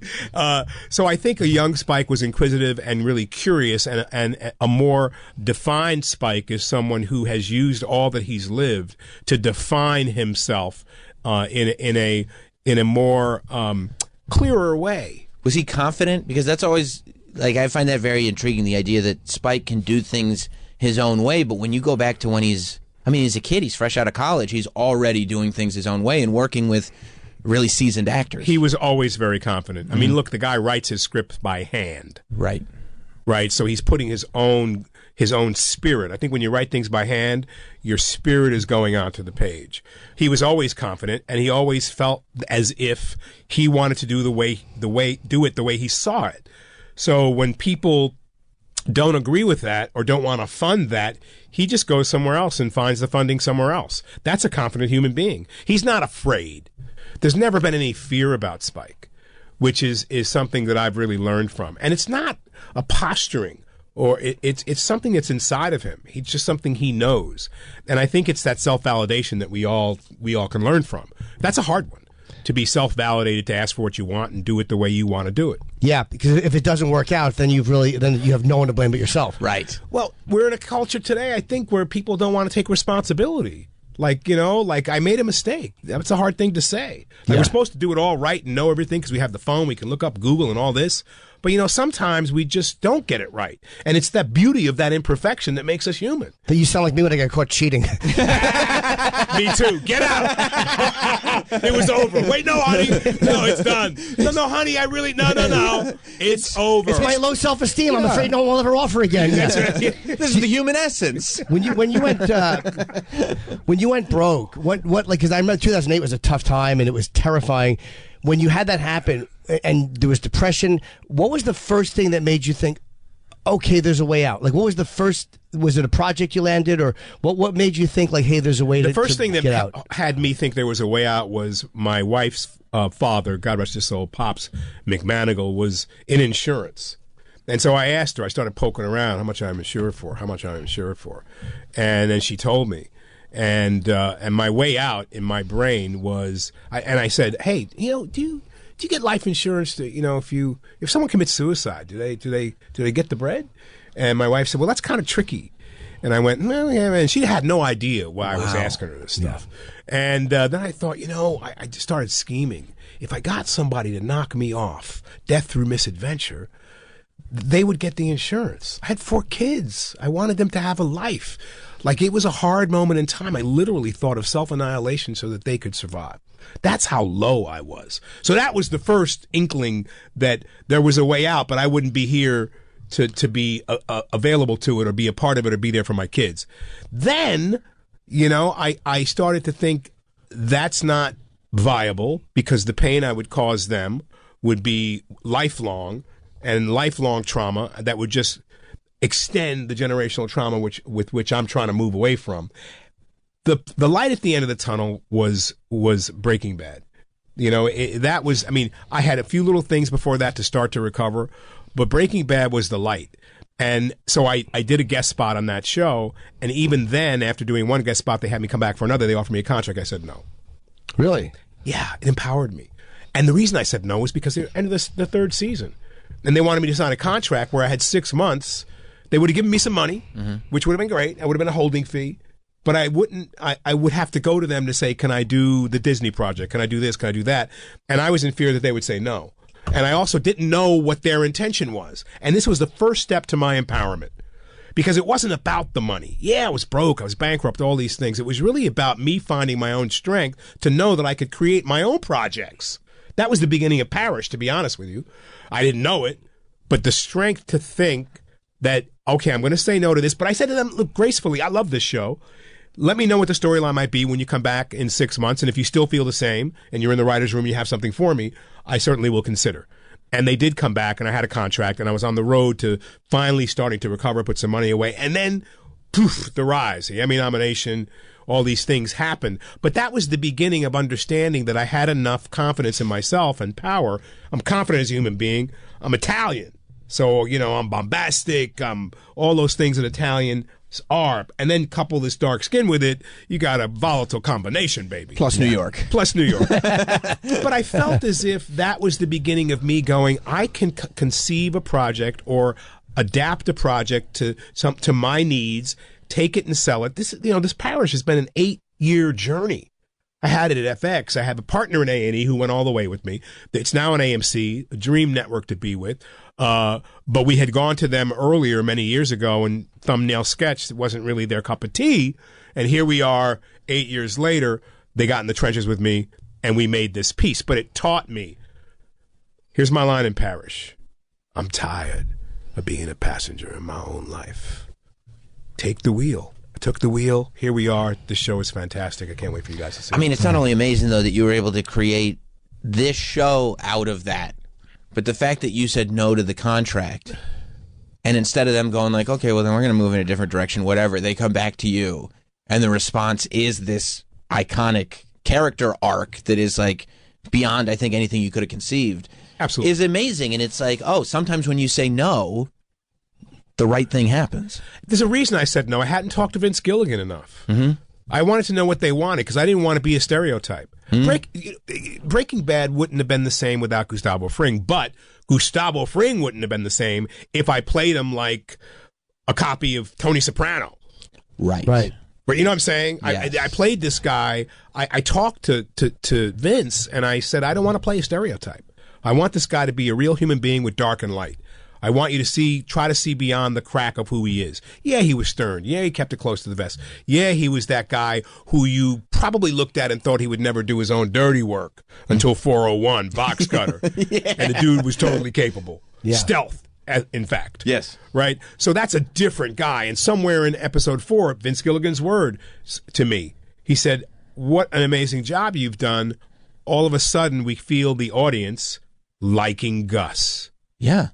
Well, there's a discipline to it, too, to the storytelling, because it's like, that's in there, but you didn't pull the trigger until way after. We've gotten to know this character as we think we know him, and then, boom, now we're on this other road that you didn't see coming. We're on this other road. I mean, I'm in a freaking, I'm in a chicken restaurant with a yellow suit on. I'm a chicken man. Yeah. I'm a chicken man. So how long is this going to last?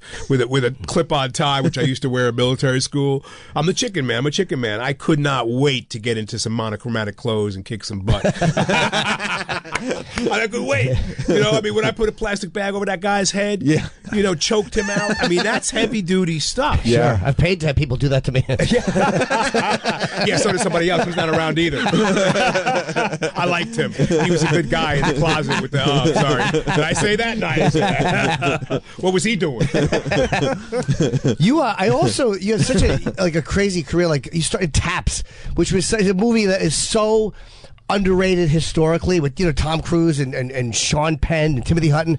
Did you do any? I don't remember. Were you have any scenes with George C. Scott, or did you get to interact with him at all? Oh my goodness, I sure did. I have some major stories about George C. I went to military school for many years, and so I knew the rhythm of a military academy. And going down to King of Prussia, PA, and working at Valley Forge Military Academy was an interesting adventure. I had met George C. when I was doing a play at the Uris Theater when I was 13, and he came and put me in a chokehold in the restaurant one night and said, I saw you up there. I saw you. You were a fantastic kid. And I could recognize his voice. He said, and he turned around and faced me, and it's George C. Scott, 6'2", 275, big guy. Yeah. And he says to me, don't do it. Don't do it. And I was like confused. Unless you really have to. That advice stuck with me my whole life. So years later, I did The Changeling. I was an extra, Lincoln Center. I walked by him, didn't say a word to him. I was an extra. Walked by, he walked by me, blah, blah, blah. Years after that, he's doing Taps, and I get a chance to really talk to him. I mean, what a guy. Guy did 3-page speech. Every time he did it, it was the same. Every time he on a certain word, touched his lapel, touched his hat on the exact same line, take his jacket off between takes, disappear between the trucks. I followed him one day. Where is he going? What's he doing? Is he drinking? Oh, yeah, he was drinking a little bit. He had locked the sauce a little bit. Sure. He must be drinking over there between those trucks. Let me follow his ass. So I follow him. He sits down at a little table. The driver of the truck gets out of the truck. There's a chess set up. They're in the middle of a game. And they're playing. He's playing chess in between. Never saw him look at a page. Never refer to a line. Knew it by heart. Consummate professional. What an incredible actor. So Taps was a special movie for me because I learned from him, and I learned from I met a bunch of Hollywood actors. That was my entree to, Tim Hutton, friend for life, came to my star ceremony and made a speech for me. Sean Penn, another friend for life. The Hollywood boys who were the privileged actors, right? I'm a New Yorker, me and Evan Handler. Right? We're from New York, and these guys are pulling Hollywood antics, and they had their way of doing things, and it was very different from the way we as New York actors did things, so we went with it. We had a scene around a table, and we're all sitting around a table, and it's a tense moment. We got to make a decision as cadets. At Valley Forge, and these guys, I feel the table is rocking. I feel people kicking me. I'm like, what's going on under the table? They're trying to get your blood up. And I looked and I said, hey guys, I don't really need that. It's called acting, my boy. I don't you don't have to. really need that. Yeah. But good guys all. Great movie we made. Isn't that there was that story about Olivier and Dustin Hoffman that everybody thought he was being a dick to him when he said, why don't you, because he had stayed up all night to get into character, and Olivier said, why don't you just try acting? But he was kidding, but people retold it as if he was shitting on him, but he was just joking with him. But he just was. Acted. Dustin Hoffman is, I just worked with him, and I'm so blessed to have been able to. Megalopolis with Francis Ford Coppola. Yeah. I play Mayor Cicero, and Dustin is the political Berman, who is the political head of my units. So I had a chance to be on set with Dusty, and in his 80s, still performing beautifully, and it was a great opportunity to be able to be around yet another master. Who I could learn quite a bit from, but who I don't push up on. And so one day I come in because he had no clue who I was, and why should you? And I love that. But he kind of liked me, so we had been talking and talking. So I had a week off, came back. I said, "Where you been?" He said, "I had a week off too. Guess what I did?" I said, "What did you do?" "I saw you." I said, "What do you mean? I saw you?" I said, "You saw me on what?" "I turned my TV and there you are. So now I know who you are."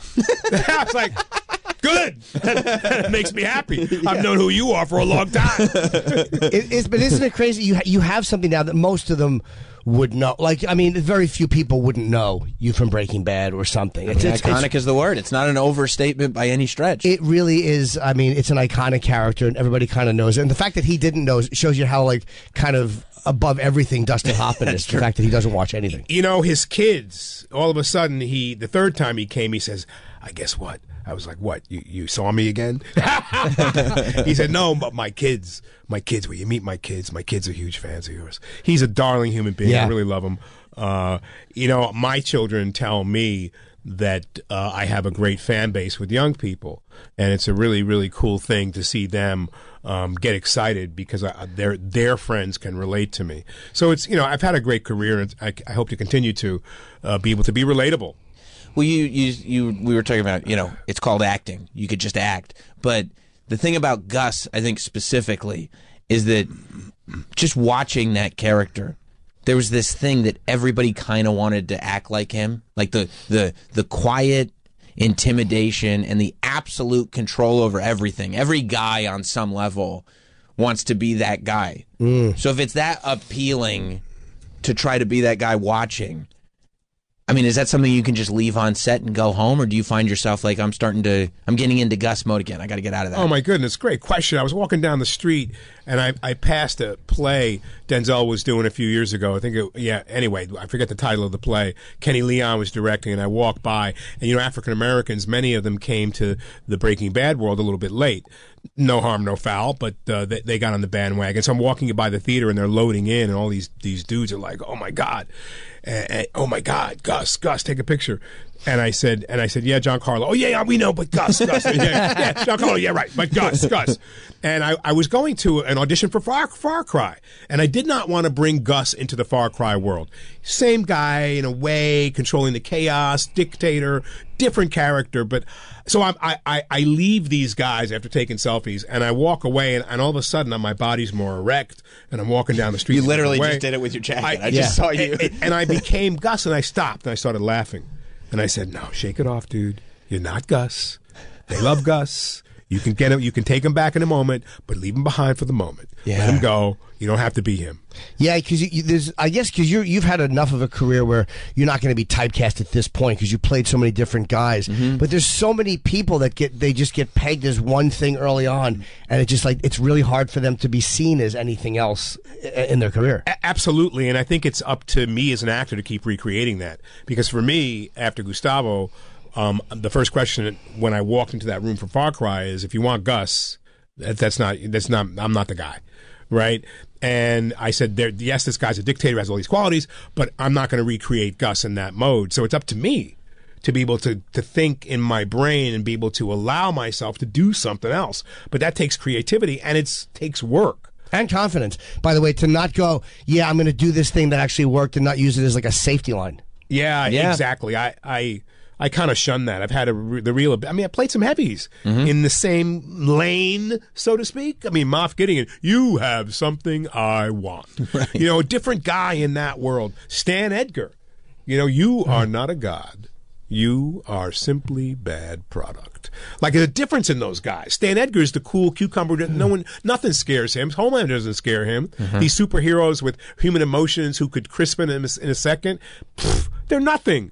Right? So he has an intellectual sense about him that understands the human condition. Right. But it's amazing what you just did between those two with your voice. Like, that you can hear immediately. You said one sentence, and those were two clear-cut different characters. Is that something that you will practice when you figure out, okay, this is how I'm going to play this character?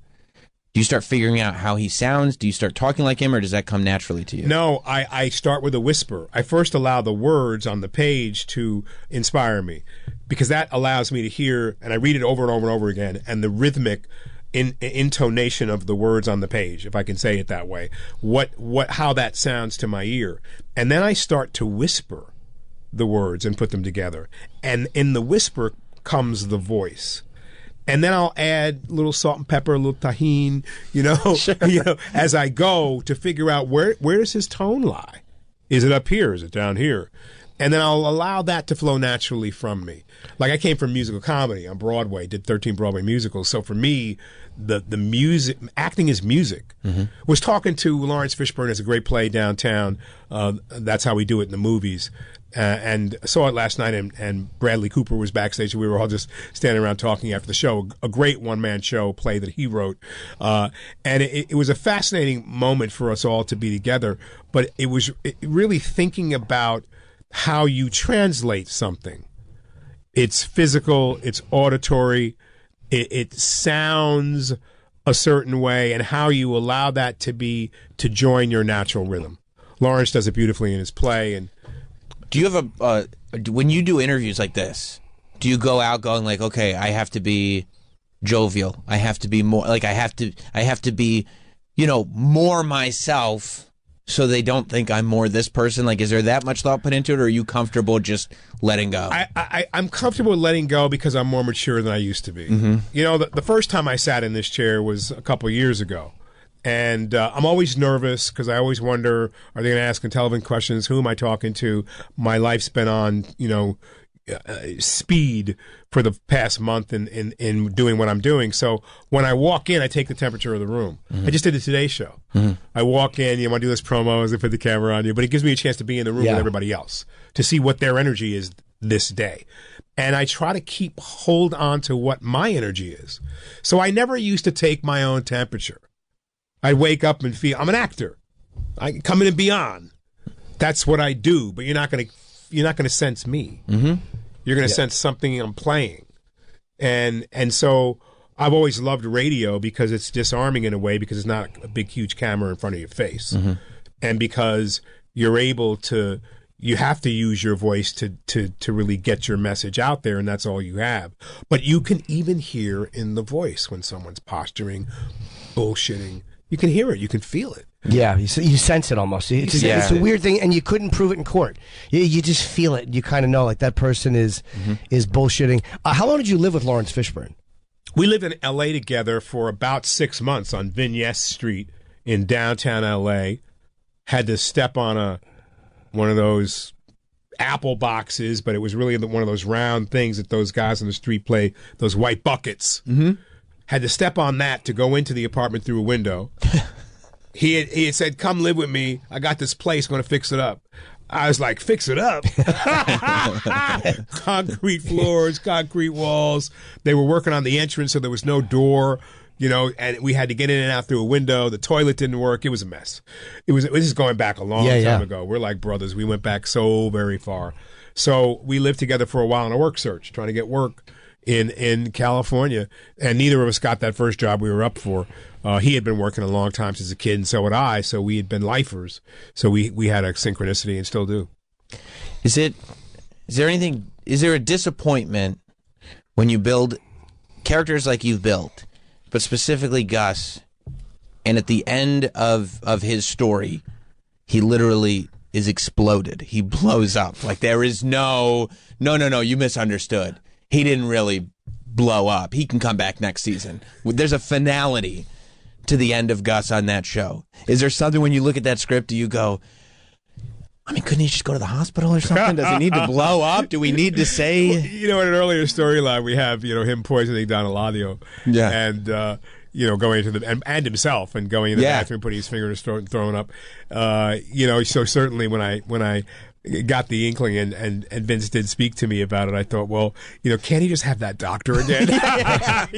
Give skin grafts real quick. Play-Doh, skin grafts, come back. It's a sad moment when you got to leave something behind, and when there's a finality in that death that you're not moving into the future with this show, right? But it's also very, very freeing. It kind of surrenders you to know that you're going to go on to something else, right? Yeah. And that's kind of a great thing too, because in a way, any character you play is, and it extends your career as this one did mine. It's also a ball and chain, because how do I do it this season as good as I did it last season? Is the accent going to be the same? Wow. Is my tone of my voice going to be the same? Is my look going to be the same? Better Call Saul, I was a little bit heavier. And I justified being heavier weight-wise because it was pre-Breaking Bad. Sure. Yeah. So he had less stress.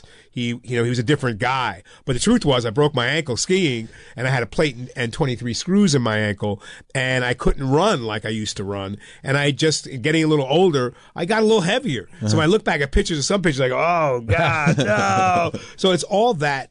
How do I get in his greatest moment? In Gustavo's greatest moment, how do I equal that?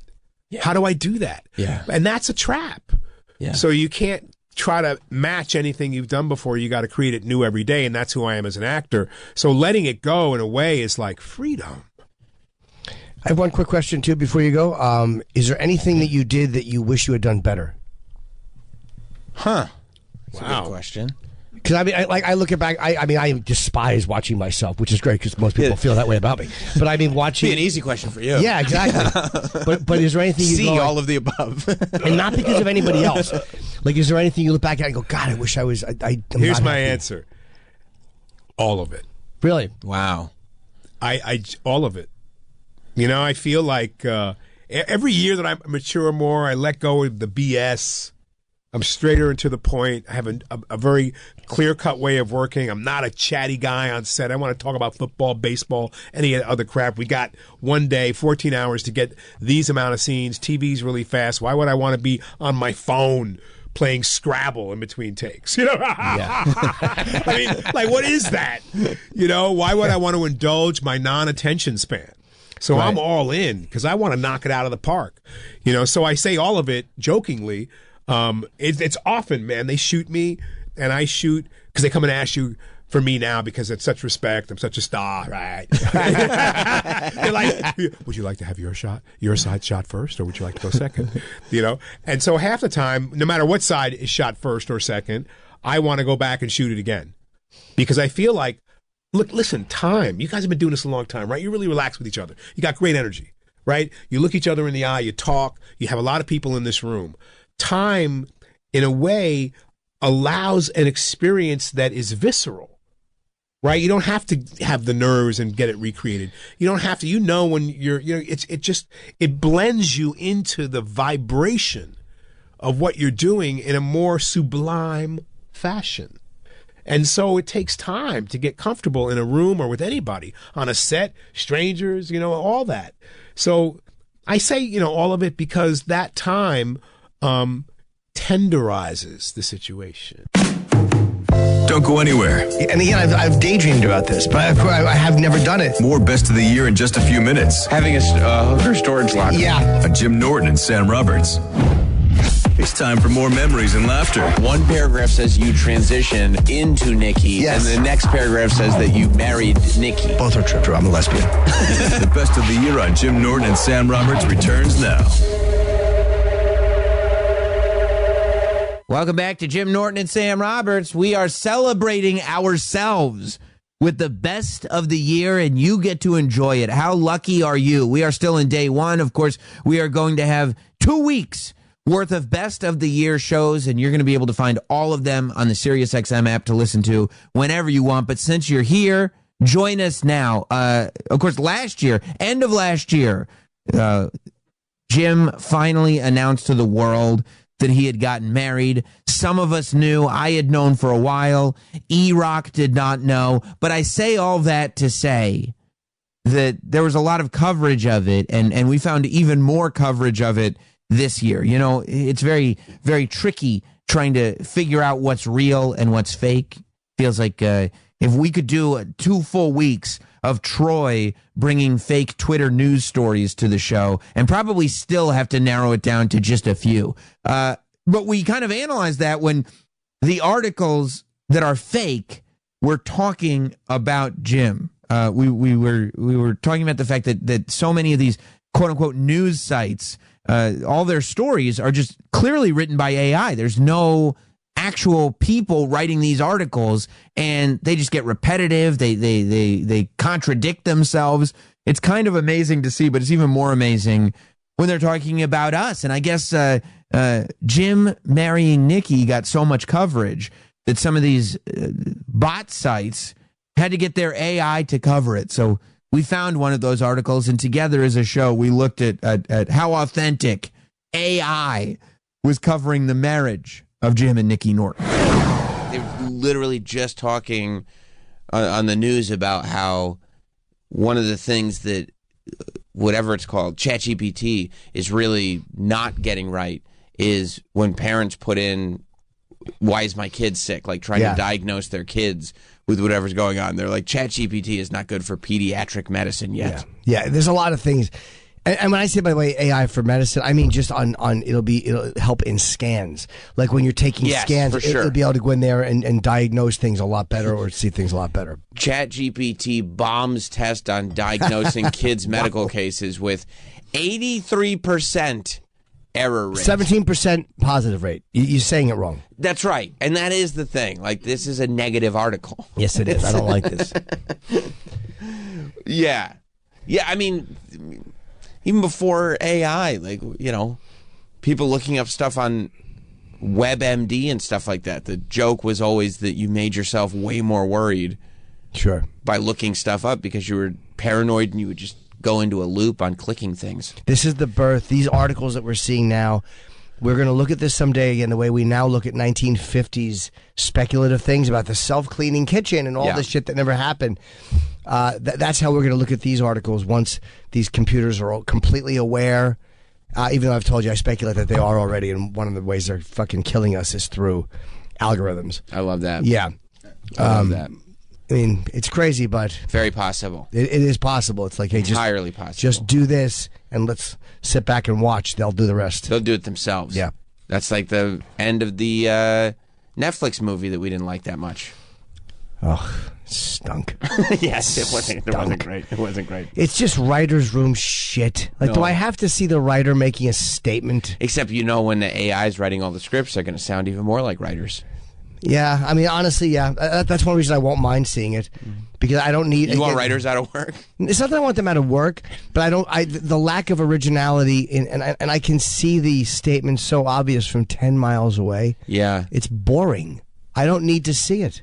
That's not always strictly the writer's fault. I think sometimes the writers are writing to have a script be purchased. Sure. You know what I mean? They know what they're looking for. If I just write this, it's just cookie cutter, as some would say, and this is what they're going to just buy. Well, the Julia Roberts character, of course the white lady is shocked by the black. It's like, it's not offensive, like, hey, it's like, it's boring. We get it. Yeah. It's just, it's overplayed.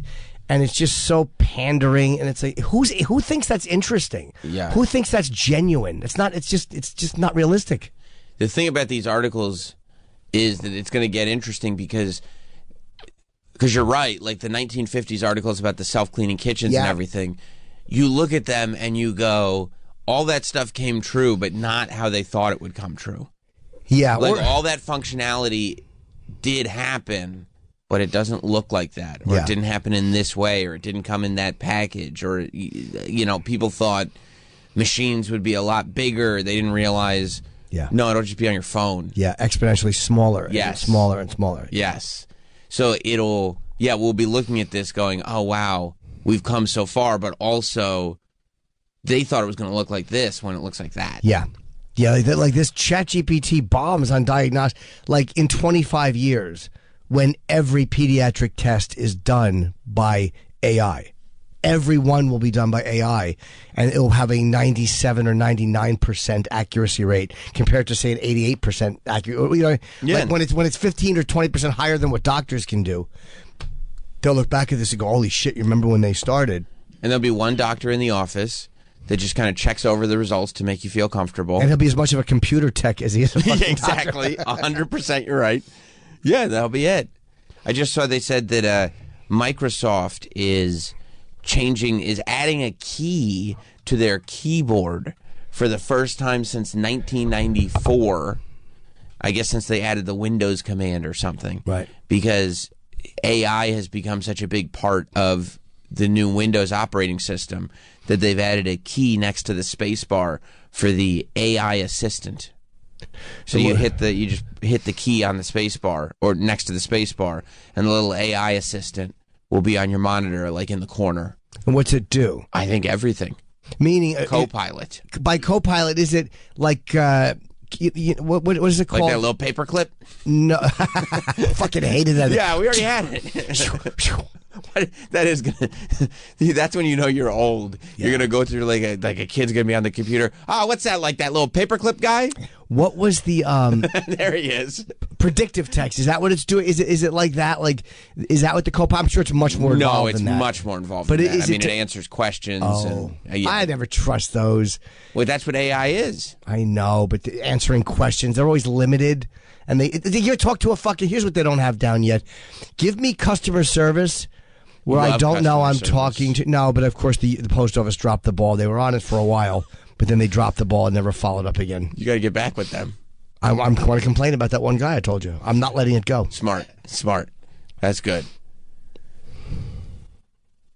Yeah, I think Copilot is, it kind of helps you with everything, and they can continuously add to it and add to it and add to it.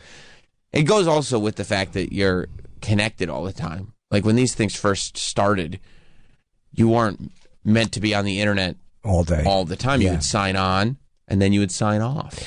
So, discover the power of AI with Copilot in Windows.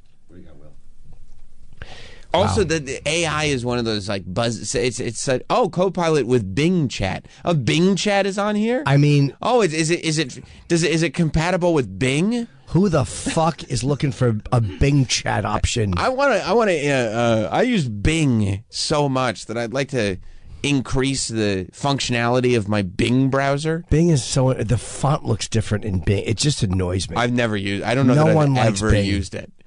No. I know one of the web browsers that I used was like, we have the Bing search engine built in. Why? That's a big selling point, isn't it? There it is, Bing. Even everything about it, even the fact that it's that big picture, but then that ugly white search bar in the middle of it. No. Bing is just not as good. I'm sorry, I've used it. It's just not as good. The results aren't as good. No, Google's search results. Say what you want about Google. They're unmatched. Yeah, it's right now. It's the best. Whatever the next iteration is, great. But right now, it's Google. Yeah, the next iteration is AI. Yeah, where you don't even know necessarily what they're gathering from. You're not getting a list of links. They're just answering your questions. But you don't know how much AI, isn't it just taking from human knowledge? How much is it adding its own knowledge? That's where a computer's thinking on their own might help, when they can actually come up with stuff that's not just taking the best of everything we've come up with and giving it back to us. Well, it's not about adding its own knowledge. It's interpreting everything.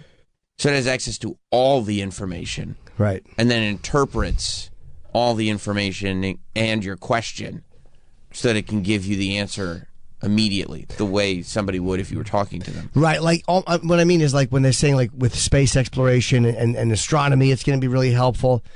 But how is it going to know? It's everything people have put into the computers, or all the knowledge it has. Like, if all of a sudden we determine something, I guess with the math, it's so math-based, I guess it would figure out what's wrong. Yeah, interpreting data. Yeah, okay. You know, part of it is you just get data from all this stuff, and then you go through it trying to interpret it, and, you know, people still find old data and reinterpret it. Yeah, maybe that. Okay. Because I'm wondering, how would it see or pick things out, or galaxy clusters, or all that stuff that people don't pick out? But yeah, maybe it would interpret the data better. Yeah. Okay. Yeah. And see things that people might not see, because it's just blankly looking at that data. Yeah. Will in Ohio. What's up, Will? Hi, how are you guys? Hey, good, Will. man. I wanted to, one of the biggest applications of that new AI Copilot is going to be the ability for it to write code. So a simple qualitative input will actually output a code or program that the AI will write for the user. Yeah, thank you, Will. What does that mean? A really wild part, that AI can write code. So if you want, up until a year ago, you'd go like, oh, you know, if you teach your kids to write code, there were camps that kids could go to where they, you know, like summer camps where they learn how to write computer code. And then that way you think that you're getting your kid ready to be the next Zuckerberg. He's going to write this great code for a website or an app or whatever it is. But you could literally now just go to AI and go like, you know, can you write me code for an app that will generate random lottery numbers? And they'll go, yep. Here's your ones and zeros. Here's your code. And then you just input it. You have your code. You don't need to write code anymore. I wonder will it be easier or harder to hack into code like that? Or the same? I know nothing about that. Can AI will hack other... Code is code. You know, you'd have to put up security measures within it. And I'm sure that AI would be able to develop pretty tight security measures. It would definitely wouldn't be easier, because there wouldn't be human error. Right. Especially as it gets better and better. I just hate dealing with computers. There's just that one invisible wall you hit with them when you're in those. Tell me what I can help you with, and they give you 5 options. You talking about that paperclip again? It's no. In a chat, customer chat. Oh, your customer service. It's just not. There's nothing. They're not reasonable. Most people aren't either. But I mean, like a computer, you can't. No. Here's what I'm trying to say. You can't do that. Just the idea of Norton sitting at home typing to customer service like he's what's his name in Boogie Nights, going, "You're not being fair, Don Cheadle. You're not being fair. You're not being fair. Is there anything else I can help you with? You're not being reasonable." But it's like that thing you have with a person where you help them understand something by relatability, because you're both people. There is the difference in the fact that I'm a live being and you are electronics. You're never going to have that. And I'm not saying it always works, and some people are cunts, but that thing where you're talking to somebody and you go, look, I mean, I'm not going to come to this store anymore. Whereas a computer might go, "We are sorry, sir," and a lot of people would too. But there's just a different thing you have with a person, and computers may figure that out someday. But right now, that's the most frustrating block is they are never helpful in a customer service way. Which is the exact same thing people say when you tell them to use Waze instead of, no, I've been driving around the city all this time. I'll use my instincts. I'm a human. You're like, nah, Waze has figured it out. Yeah, but it's almost like the difference in that is it is weird to rely on a computer like that, but the difference is instead of do I want to talk to someone to navigate me somewhere, or do I just want to use Waze? I would much rather use Waze than another person, right? Because Waze is going to get it right as opposed to a person who's just, Yeah, whereas just the opposite is true in customer service. A person will be more helpful than the computer. I don't think companies have put their AI dollars into customer service anyway. It's not the best AI in customer service. It's the same chatbots that have been around for years at this point. Yeah, and that's the frustrating part of it. Like, eventually, it's not a good example of good AI. Right, it'll be unrecognizable someday. You won't even know you were talking to it, because once in a while they'll. I mean, it already is. Like, people get into arguments with bots on Reddit constantly. Yeah, and Twitter. Like, those aren't real people posting. Yeah, it is. And then crazy. they write news articles about how, like, look at all this outrage. And you're like, those aren't even people. Didn't they? I sent Travis, they wrote an article about me and my wife. And Who did?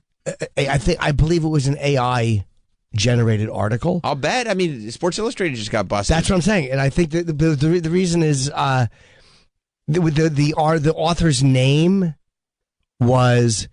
Who is Jim Norton's wife, Nikki Norton, married? That's 100% AI. Married life and gay rumors. That's 100% AI. What is the name of the author? You know how you know it's AI? Because they still think that you being gay is a rumor. Well, hold on now. Let's straighten that out. Yeah. Hey there. Yeah, no, that's one. Oh, yeah. Oh, no. Anita Gopali. She called me and I never got back to her. Anita Gopali. Yeah, no, this is 100% AI. Yeah. It's great, but it's weird to see an article about yourself. Yeah. And I forget where I looked at it, and I forget where it fell apart for me. Like when I was like, oh, that's definitely AI. Jim Norton. First sentence. What was it? Jim Norton is a versatile American entertainer. Yeah. AI. Versatility is not what you're known for. No, that is true. This is 1,000% AI. I've seen there's 150,000 articles like this. Here it is. In today's short piece, let's take a deeper look into the comedian's married life, particularly his relationship with loving spouse. Who the fuck? No person talks like that. I mean, it's written like Wikipedia. Wow, yeah, it was just very bizarre to see. Known for his diverse contributions to comedy, radio, acting, and podcasting. Well, I'll accept that. Hey, I got that right. I mean, listen, he has been a prominent figure in the entertainment industry for years. Amazing, yes. Which years? I mean, I would say 7 to 8, 2007 to 2008. 07, 08? Do we remember?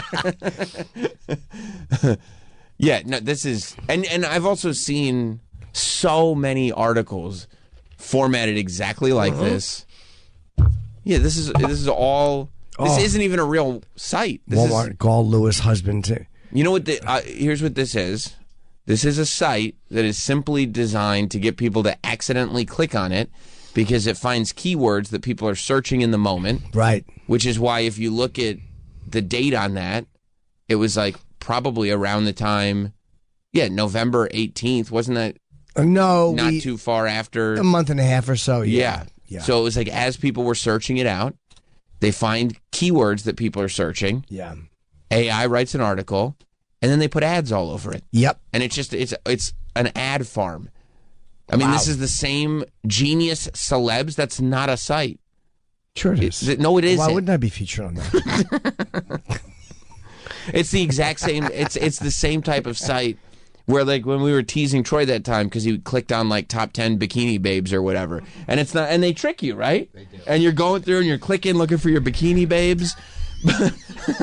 but it's all these ads as you're going. It's just. Is there a picture of Anita Gopali?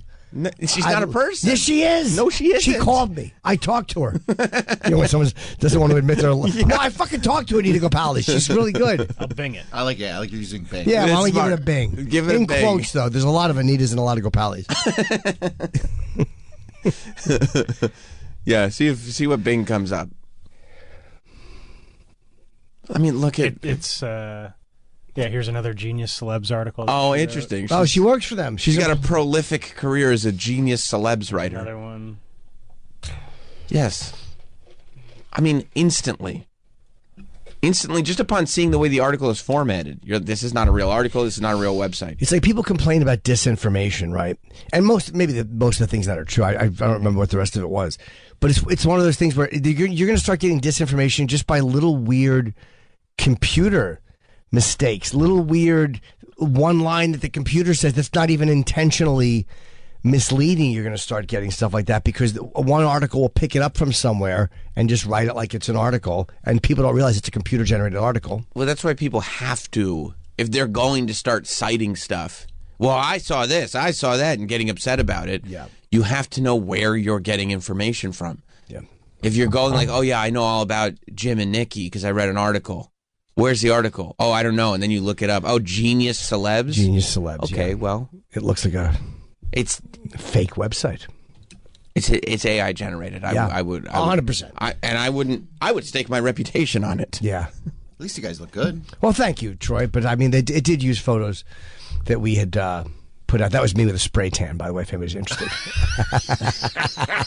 I did notice. Wow, Jim has a nice tan. Yeah, he has a healthy.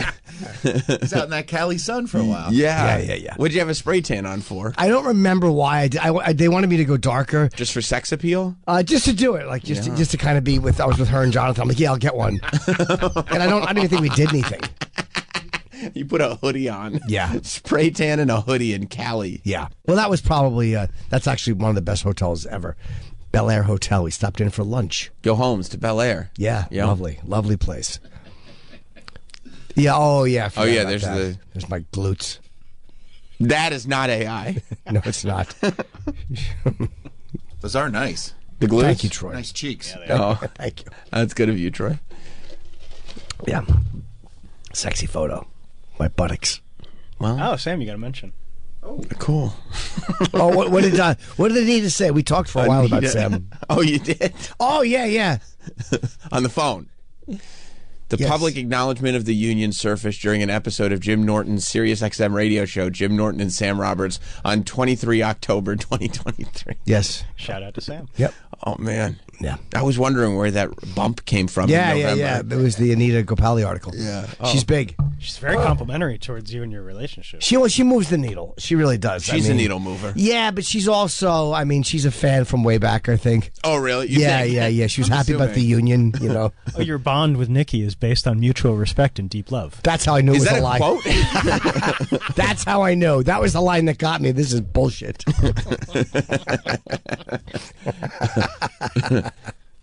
Dispelling Jim Norton gay rumors. Oh, yeah, this is what Anita and I got into. Jim Norton's candid discussions regarding the LGBTQ community, coupled with his delivery of humor.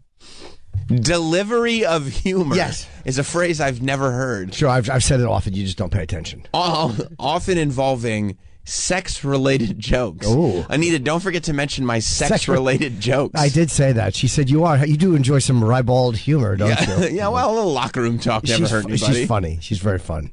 You talking about Anita? Yeah. She's a great conversationalist. I couldn't get her off the phone. led to widespread speculations about his sexual orientation. However, the rumors are not true. No. Jim Norton's sexual orientation is straight. That's also where I knew it was a lie. That's also ludicrous. In addition, the comedian took to social media, specifically Twitter, in 2015 to dispel the rumors. What?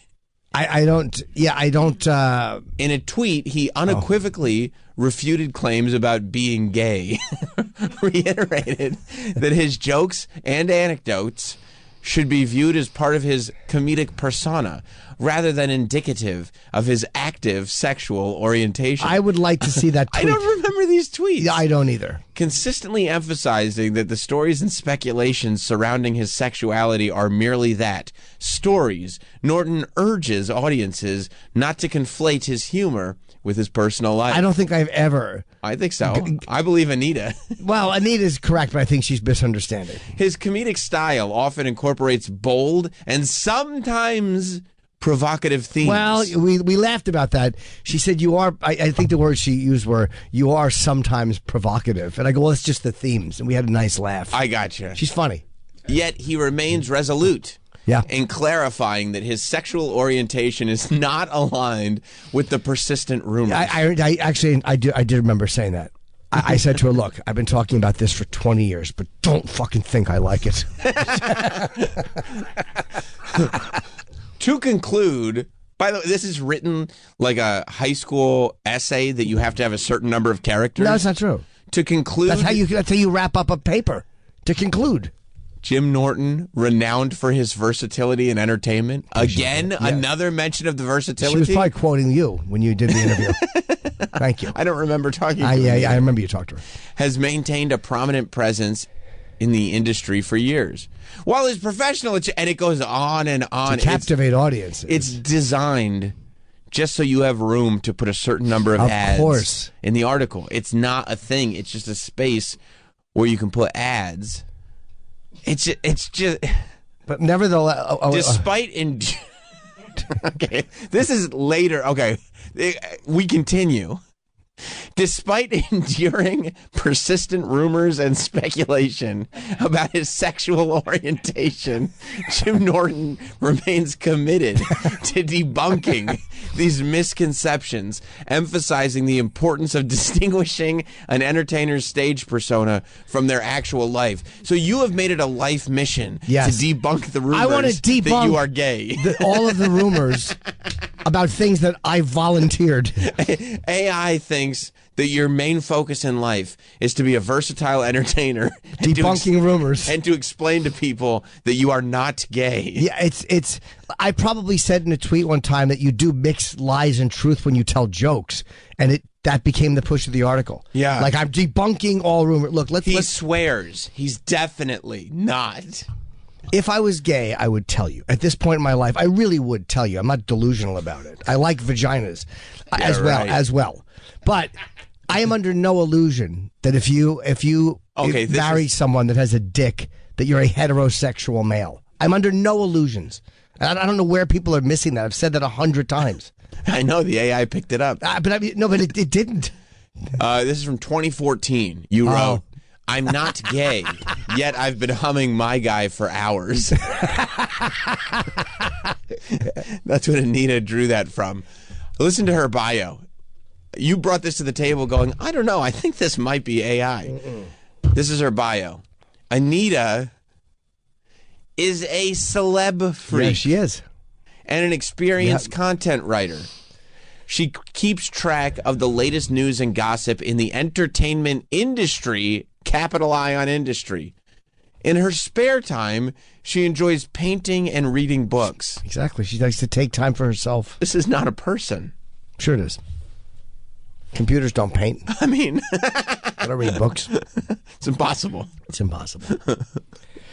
That's funny. I've spent my whole professional life is about dispelling rumors. Yeah, he just wants everybody to know. I'll say this. I mean, I have talked about it, but do you really think I'm concerned with the rumor? Like, it's just silly. I don't think you're as concerned as Anita thinks you are. No, I think Anita thinks I put a lot more energy into it than I really do.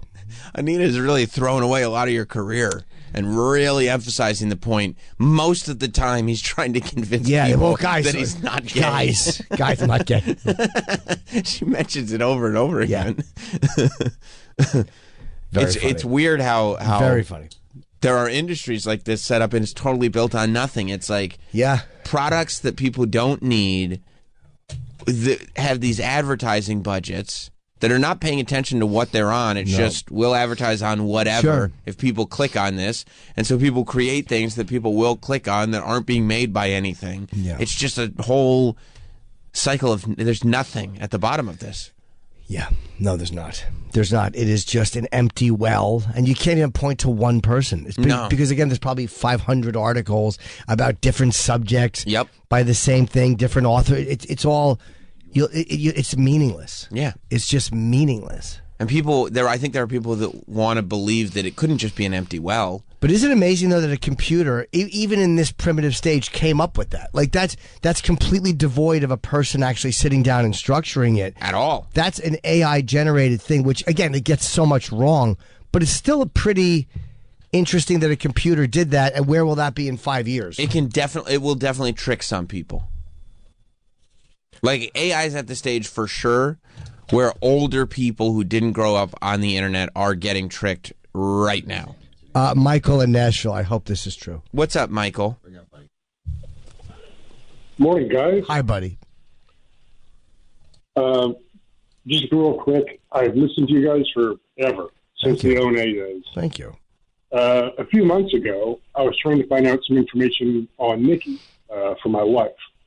And we came across two different articles, probably written by AI, that said Jim Norton had transitioned into Nikki Norton. I mean, come on, that's fantastic. Wouldn't that be a great reveal? Wait a minute.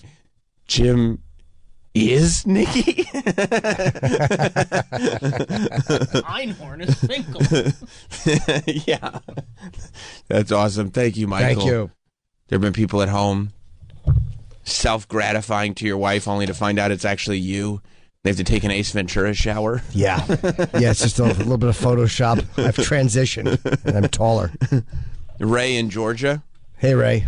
Hey guys, I've been listening to you guys probably 15 years, and I'm completely stunned that Jim might be gay. I just don't understand it. Well, he is. It is. According to the article. No. I want to dispel these rumors. I don't know. I was reading Anita's article, and I was like, the only reason an entertainer would devote this much time, an entertainer as versatile as Jim Norton would devote so much of his time to claiming he's not gay would be he's gay. Yeah. So he's been playing a character this whole time. That's right. Oh my God. That is the funny part. I don't mind the negativity. I don't mind any of it. The only thing that will annoy me is people who are surprised that I'm in this marriage. People are like, what? Like, where the fuck have you been for 20 years? Yeah, you've been sitting there, not even hiding in plain sight, just sitting in plain sight. Yeah, talking. Yeah. Here's the things that I like and enjoy. Everybody's like, yeah, but not really. And you're like, really? Just silly. Yeah. But yes, my whole professional life now is to dispel the rumors. You should put Anita's article on your website. You should put it in your bio section. I should. Thank you to my dear friend. I should tweet my good friend Anita Gopali. Great article from my dear friend Anita Gopali. I look forward to seeing you again. Just so happy for some press. Yeah. Yeah. Oh, goodness. Yeah. But it's again, it will be indistinguishable in a few years. Computers are tricking people all the time. They sure are, yeah. I go on Facebook. I see friends that I think are pretty smart getting fooled. Well, you want to get rid of the ads. Yeah, I mean, I see friends that it's like have been publicly shamed for being fooled in the past. Continuously being fooled and doing it in a very public setting on Facebook. I mean, I thought this has to be a hack. Right. Well, I was right. But I thought this has to be that somebody got into his account. He couldn't have done this on his own. No. Is there have you... Did you actually say... with him right now. Is he around? No, he's on a flight. Okay. You want to know what was up? I'm just going to say we want to say hi. Okay. So, I saw this screen grab of this status update from a good friend of ours. Yeah. On Facebook. Oh. I found an article. Oh, okay. Before we... Hang on. Okay, we have a new news article. Is this news? Yeah, this is from... This is a news article. Cupstograms.net. Okay. Okay, this is a news article. Discover the inspiring journey of Nikki Norton, formerly known as Jim Norton, as they embrace their true identity as a transgender woman. Oh, that's great. Congratulations, Jim. Thank you so much. From their successful... you're they. I'm a them, they. I didn't know. I had no idea. They, them, yeah. Oh, I think Dave Chappelle mentioned you in his new special. We were very upset. Let's find out more. From their successful career as a comedian, actor, and radio host to their courageous decision to publicly come out as transgender, Nikki's story is one of authenticity, resilience, and self-discovery. Join us as we delve into the world of Nikki Norton and explore the challenges and triumphs of their journey, while also shedding light on the importance of acceptance and understanding for the transgender community. Very important. Congratulations, Nikki. Thank you so much. Yeah, I don't want to... But then the next one, it says Jim Norton's trans wife. So is it me? Am I married to myself? It doesn't matter. Just, is there enough room for ads? Yep. Exploring gender identity and relationships. Holy shit. Embark on a captivating journey as we delve into the world of Jim Norton's trans wife and explore the complexities of gender identity and relationships. This is all the same article. Do you think this is word salading a little bit? I mean, who is Jim Norton? That's probably the most important question of the whole article. Jim Norton's comedy and podcasting. Very good. Yeah. They cover the good stuff. That's right. Sure. His unique style pushes the boundaries of what's considered appropriate, captivating audiences with his candid and no-holds-barred approach to comedy. That's how I know it's a real no holds barred. It is no. That's how I always ask them to put that in the article. That's right. I'm Make kind of edgy as I want to be. Beyond his comedic prowess, Jim Norton also hosts a podcast where he delves into a wide range of topics, from his personal life to current events. His openness and honesty have garnered a loyal fan base. Yes. Who appreciate his genuine and unfiltered perspective. That's nice. Through his podcast, Jim Norton creates a platform for meaningful conversations and provides insights that resonate with his audience. This is all really specific stuff. This is good stuff. Wow. Well, you got to have a lot of ad breaks in there. And you also got to have a lot of, like you said, buzzwords so that people will click. Oh, yeah, because you need to... That's all these... There's when you send this to me, I'm like, there are dozens of these websites that just generate this kind of content for everything. But it's weird when you see an article about yourself. Yep. It was just very funny to me. Transitioning? Like, yes. I mean, well, now I'm very inspired again. I'm so happy that people are accepting. Oh, my God. Nikki Norton's journey, because you're right, it is all it is all search optimization. So like they want to just pop up in as many Google searches as they can. Nikki Norton's journey is a testament to the strength and courage it takes to embrace one's true identity. After living as Jim Norton, a well-known comedian, actor, and radio host, Nikki made the life-altering decision to transition and live authentically as a woman.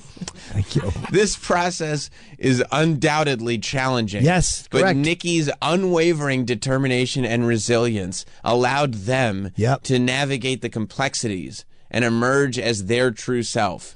I mean, they keep saying in the same article, one paragraph says you transitioned into Nikki, and the next paragraph says that you married Nikki. Yes. Both are true. It's awesome. Both are true. I'm a lesbian.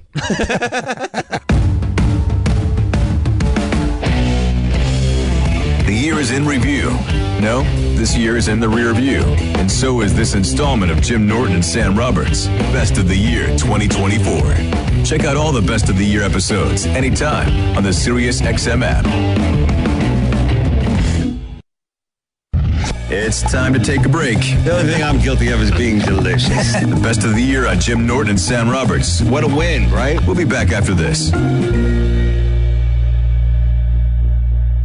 Good morning. Welcome. It is the best of the year. Yes, it's that time of year already. 2024 went by in a flash, and because of that, we are reflecting and celebrating some of the best moments for 2024 all year long for Jim Norton and Sam Roberts. Started yesterday. If you missed any of yesterday, of course, it's available on the SiriusXM app. But today we've got a whole new slew of amazing moments, guests, bits, everything you can think of. And we start kind of where we started yesterday. Of course, yesterday we took a look at the creation of the Jim Hates Everything tournament.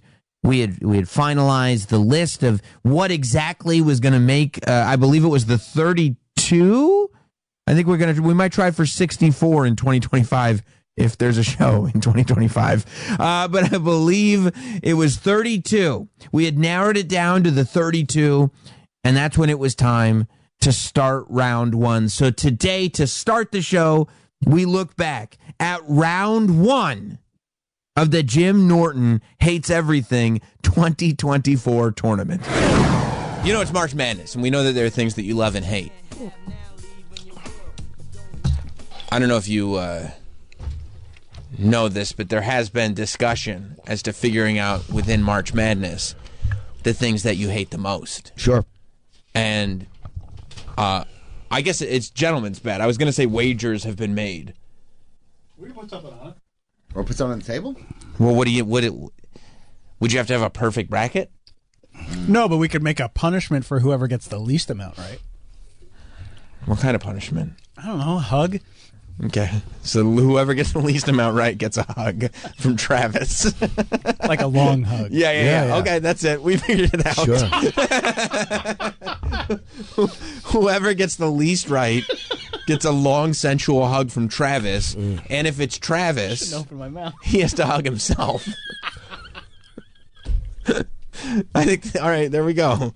Figured that out nice and quick. You're a good producer, dude. Thank you, buddy. No, but he's got to hug somebody else because what's going to happen is he's going to purposefully get one wrong so he doesn't have to hug people. Well, we're good.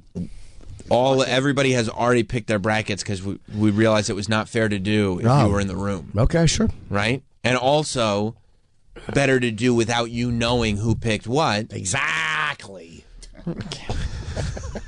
I think I might have figured out what I hate the most.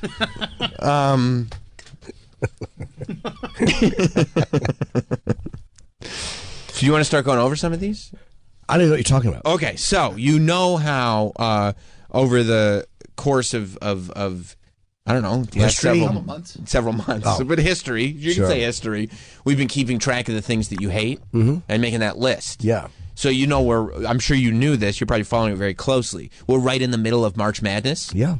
And so what we've done is to celebrate March Madness, a bracketology has been put together of the things that you hate the okay. most. And so we need to ask you, and I'm not going to ask you in any particular order, because, Sure. it's just about, just straight up. I can show them the bracket. This or well, we don't want to show them the bracket. We don't want to show them the bracket. No, because Okay, we that's don't a good want, idea. we don't want, it to be about. Ultimately, this is just about which, do you hate this or this? Not, but this should be, So, like, for instance, what do you hate more? The strike zone box or musicianship? What do you mean by musicianship? What do you mean by musicianship? When did I say it? Was I talking about somebody's musicianship? I think so. Yeah. We have to be careful because we can't. No, I know. We can't try to manipulate you too much because we all have a vested interest. We're all trying to avoid the hug from Travis. I would say. I hate the strike zone box more. I don't remember why I said musicianship, but I hate the strike zone box more because to me it's so blithering idiots can enjoy baseball. Sure. Where's the strike? It's one more fucking jerk off TV executive decision to clog up the screen with utter nonsense. When you find out if it's a ball or a strike a nanosecond later. It's a worthless addition. I hate it. But what about people who just want to follow the game? You don't need that to follow. You can just watch. I gotcha. What's count 1 and 2? Oh, so how do I know? They said it, the umpire indicated, and it's on the screen. Right. What about the box?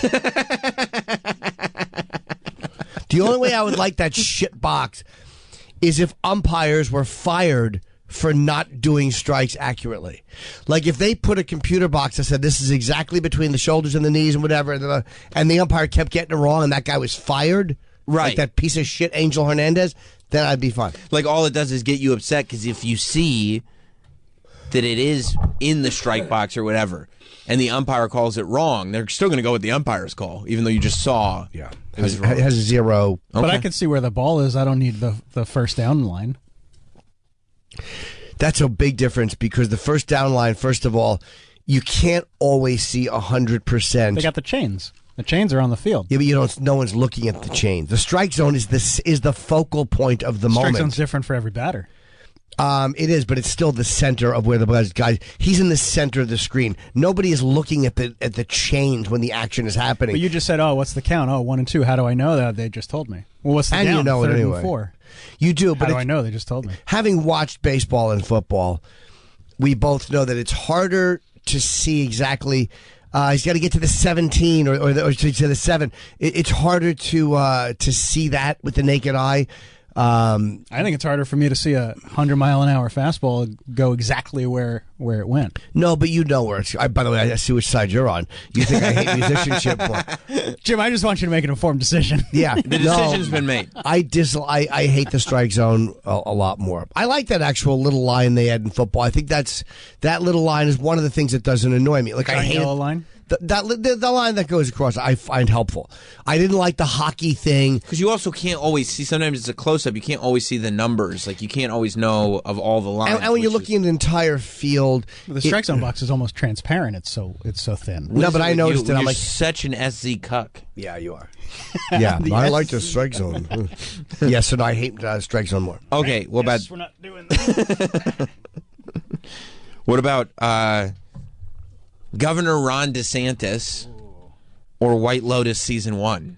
DeSantis, not even close. Not even close. That's not an even easy close. one. Lay out. DeSantis. White Lotus season 1 was stupid. Mm-hmm. And I found it irritating. But I mean, DeSantis, I loathe. Okay, got rid of DEI.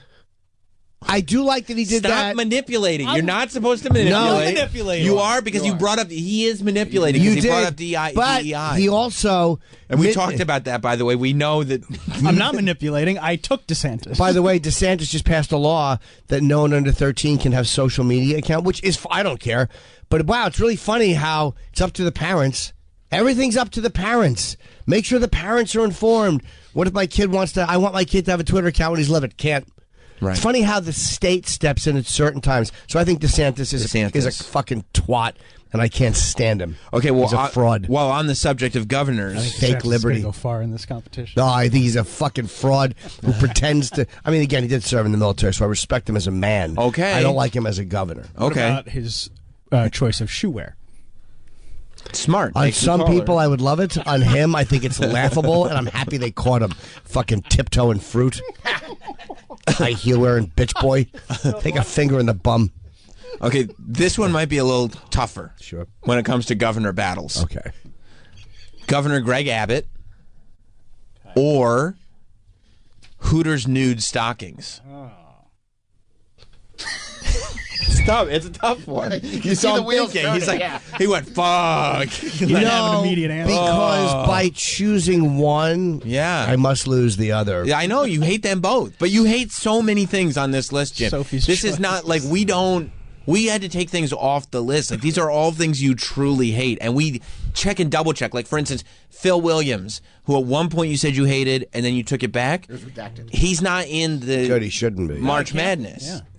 Like because there are enough things that you truly loathe, and two of those things are Governor Greg Abbott of Texas and Hooters nude stockings. I'll tell you who I hate. I would say old potato leak legs.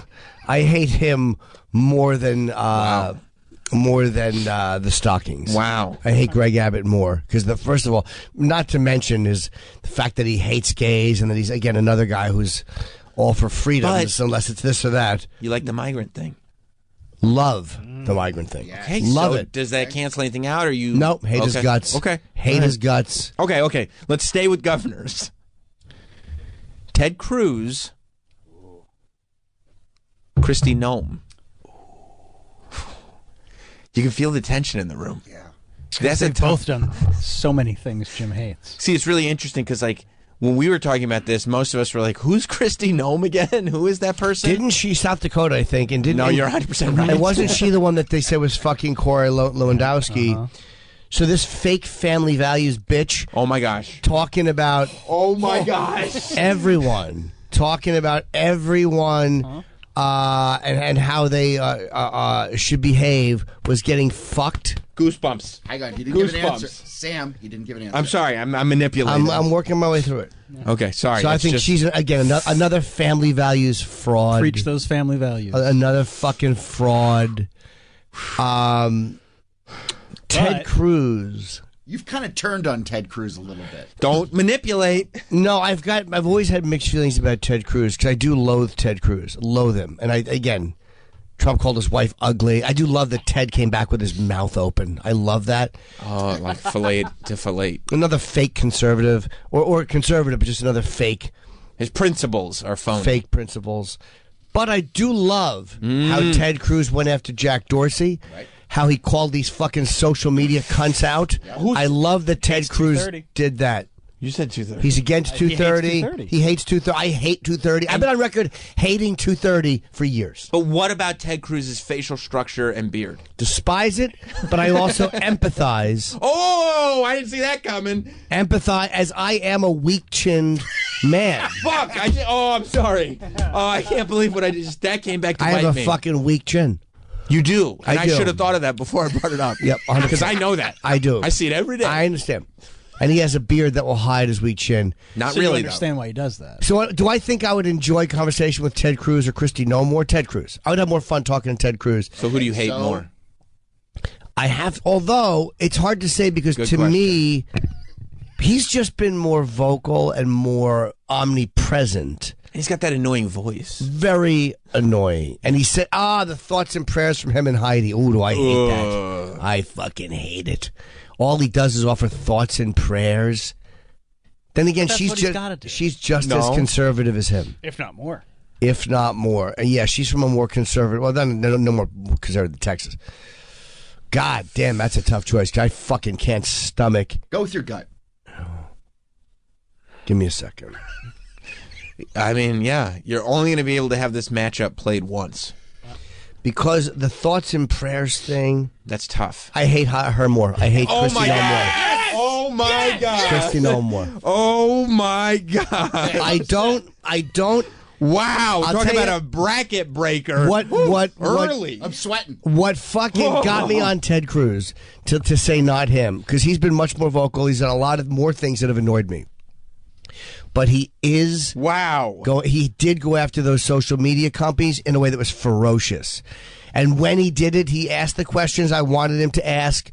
These fucking liberal dummies. I love that he attacked them for their bias. And that Jack Dorsey, I don't know, and now he says we were wrong to pull Trump off. Fuck him. Wow. So Ted Cruz going after him is what redeems him. Whereas Kristi Noem, who I would respect for fucking Corey Lewandowski, I don't care. You like that part? The fuck do I care? No. But how dare you tell other people how to live their lives? You fucking sanctimonious shitpile. Oh my God, you sanctimonious shitpile. I better write that down. So yeah, I have to say in my guts, I hate her more. By the way, look how wrong the public got this one. Wow. Wow. Oh, you guys doing a vote? That's so funny. You busted a lot of brackets just now, Jim. A lot of brackets. I didn't know you guys were doing this. We didn't tell you because we didn't want it to we wanted it. But you knew I wouldn't listen either. Yeah, we knew that. We knew that. You knew. Yeah, you were right. We knew that. And I don't check social media. I had no idea this was happening. Right. We wanted. I tweet or I IG and then I'm done. I mean, we literally got Aaron Berg, who walked in here by mistake, and Mike Cannon involved too. So everybody's in. That's nice. I saw that Aaron was on. I love those guys. That's he was great. booked for Thursday. He showed up. Yeah, awesome. Okay. All right. Let's get to. Oh, this is okay. This is a big one. Non-political, non-human. Turning up. You hate turning up. In what sense? I don't remember when we said it. Like turn up. Like, oh shit, like we're here to turn up. Yeah, okay. Like bottle full of bub. Yeah, sure. Yeah, despise. Or Apple for not putting a flash on the iPhone 1. I mean, he's been raging about that for years. It's literally been a decade and a half of wanting to kick Steve Jobs' body for that fucking shit move. It's not even close. If you said what? Whoa. If you said Apple for not to, or 9/11 What? It would be 9/11, but it would not be a quick decision. But you I would hate hate parties so much. I do. I hate but at least people are just enjoying Yeah, themselves. but when you get like psyched at a party, it's like turning up. You hate It's that. very annoying. You're right. I do hate that. But when compared with these dongle-creating cocksuckers, these dongling cocksuckers, and the fact that this fuck on that iPhone, these blurry shit pictures it took, and then they introduced the Flash as a big treat for the next generation. You're mad about that. Then again, I have Apple stock. I bought Apple stock, and it's split. So you're happy that they did that. I should be happy he's shoving it up everybody's asshole. I should always root. This is how dumb I am. Right. I am mad that I spend money on an iPhone every 2 years instead of the amount of money Apple's made me, which is not life changing, but it's still more than it's a good the amount. iPhone. But So the you flag. have made money. So do you But want to change your? No, Troy, you're manipulating and you're No, acting but out of he's right. It's a fair self-interest. question. No, but it's. I said turning up or Apple for not putting the Flash on the not iPhone Apple 1. in general, Troy. No, He has to not talk- Apple's stock You have to let him performance. talk through it. Apple's decision Do to we get a final intentionally answer? hold back the Flash. Think about this. They gave it to us like it was a treat. What has brought more anger out of me? Right. The Apple. Wow. I wrote about it in one of my books. I hated it so much I couldn't contain my rage. Wow. So I would say Apple for the iPhone without a Flash. Do we have what the public thinks? Oh, I mean, this is another bracket buster for the public. Wow. Hang on, let me find it. No, they're going to get man. this one right. I bet they're going to get this one right 65-35. That's my guess. All right, but you have really rallied against turning up in the past. I do. I hate it. Yeah. I hate it. But I find it to be a very annoying social quality and very douchey. And by the way, these polls are not what the public likes or doesn't like. I It's what the understand. public They think, thinks yeah. that you like. Ah, they got that wrong. You have made yourself come across as somebody who hates turning up that much. Yes. Don't forget, too, the Apple thing is we're far removed from that, so it doesn't come up all that. It comes up, but the initial burst of rage, which was probably from 2008 to 2017, that, Oh, that wow. 9-year period Wow. of losing sleep with murder fantasies. Oh, wow. is behind us. Wow. Okay. Okay. Feeling good right now. All right. Let's get to a little one that's a little bit more simple. Okay. Especially with the way April 1st is quickly approaching. April 1st! That's right. Gotta take Monday off. What do you hate more? Pranks or My Boo? The song, the phrase, the spirit, Everything about the sentiment. Who sings it? No, just like I'm just curious. just calling somebody my boo. Hey, The, it's my the boo. reason that came up was because it was the Usher Alicia Keys song. I chose Usher. But your real loathing of that was not just I'm not. When we say My Boo, you don't hate the song that much. Yes, I do. You do. Say, let him correct Yeah, you. But yes, I do. But it's to be coupled with the sentiment behind it, the terminology. What is the other option? Pranks. Which are just not fun. Hmm. You hate pranks. Hey, He hates pranks. I know, but you're He hates these cans. Stay away from the cans. He just died. rest in peace. Who? What's his name? R. Emmett. Oh, that the actor shooting. Yeah. Wow, he had a long. He was around. He was looked Yeah. old then. Yeah. Yeah. That guy was. He's another character actor like J.T. Walsh and like these other guys who's been in everything, and you've seen him 1,000 times. He was in House of a Thousand Corpses. Yeah. He played Grandpa. He's always He's making cunnilingus jokes. a face you see. He was shooting at Steve Martin, and $5 if anybody knows the other guy in that scene. Martin Short. No, Okay, I took a stab. it's a famous I was name. hoping to get the 5. It's a famous Leslie name, Nielsen. but with an extra letter in it. Leslie R. Nielsen. Very famous name though. Craig T. Nelson. No, The but, coach? No, but it does have F. Lee Bailey. a one less letter. F. Lee Bailey? Last letter. I was adding letters. Is it F. Lee, F. Bailey. F. Lee Bailey? Wait, let me see. No. William Macy. William H. Macy? Oh, before he was William H. Macy? No, it's a different William Macy. Oh! This is the William Macy who was in Serial with Sally Kellerman, and he was the Walter on Maude. Bill Macy. Bill He Macy. goes by Bill Macy. Yeah. There he is, old Bill Macy. Yeah. I never seen that guy before in my life. He was really great. He was a very good actor. Again, he was a big star in the 70s. What do you hate more, pranks or My Boo?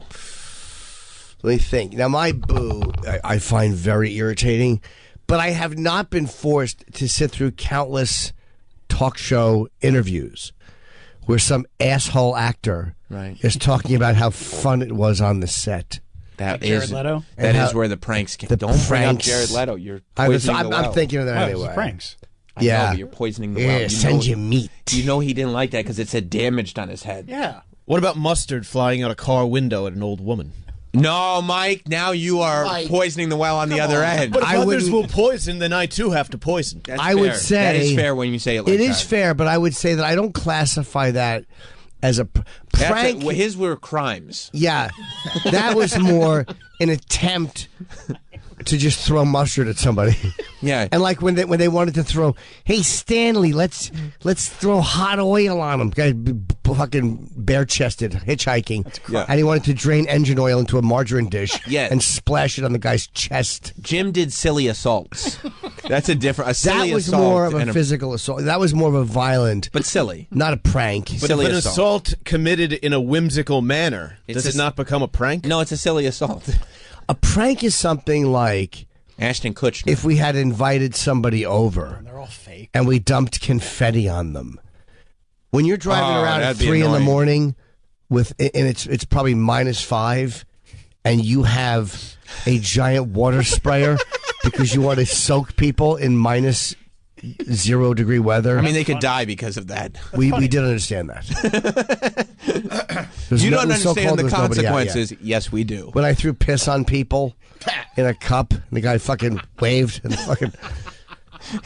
Yeah, no, that goes beyond. When we rode by the two guys in sheepskin coats, and they were literally from where Mike is to where I am, and we were driving by, and I had an egg, and I just leaned out, and I threw it in the guy's face.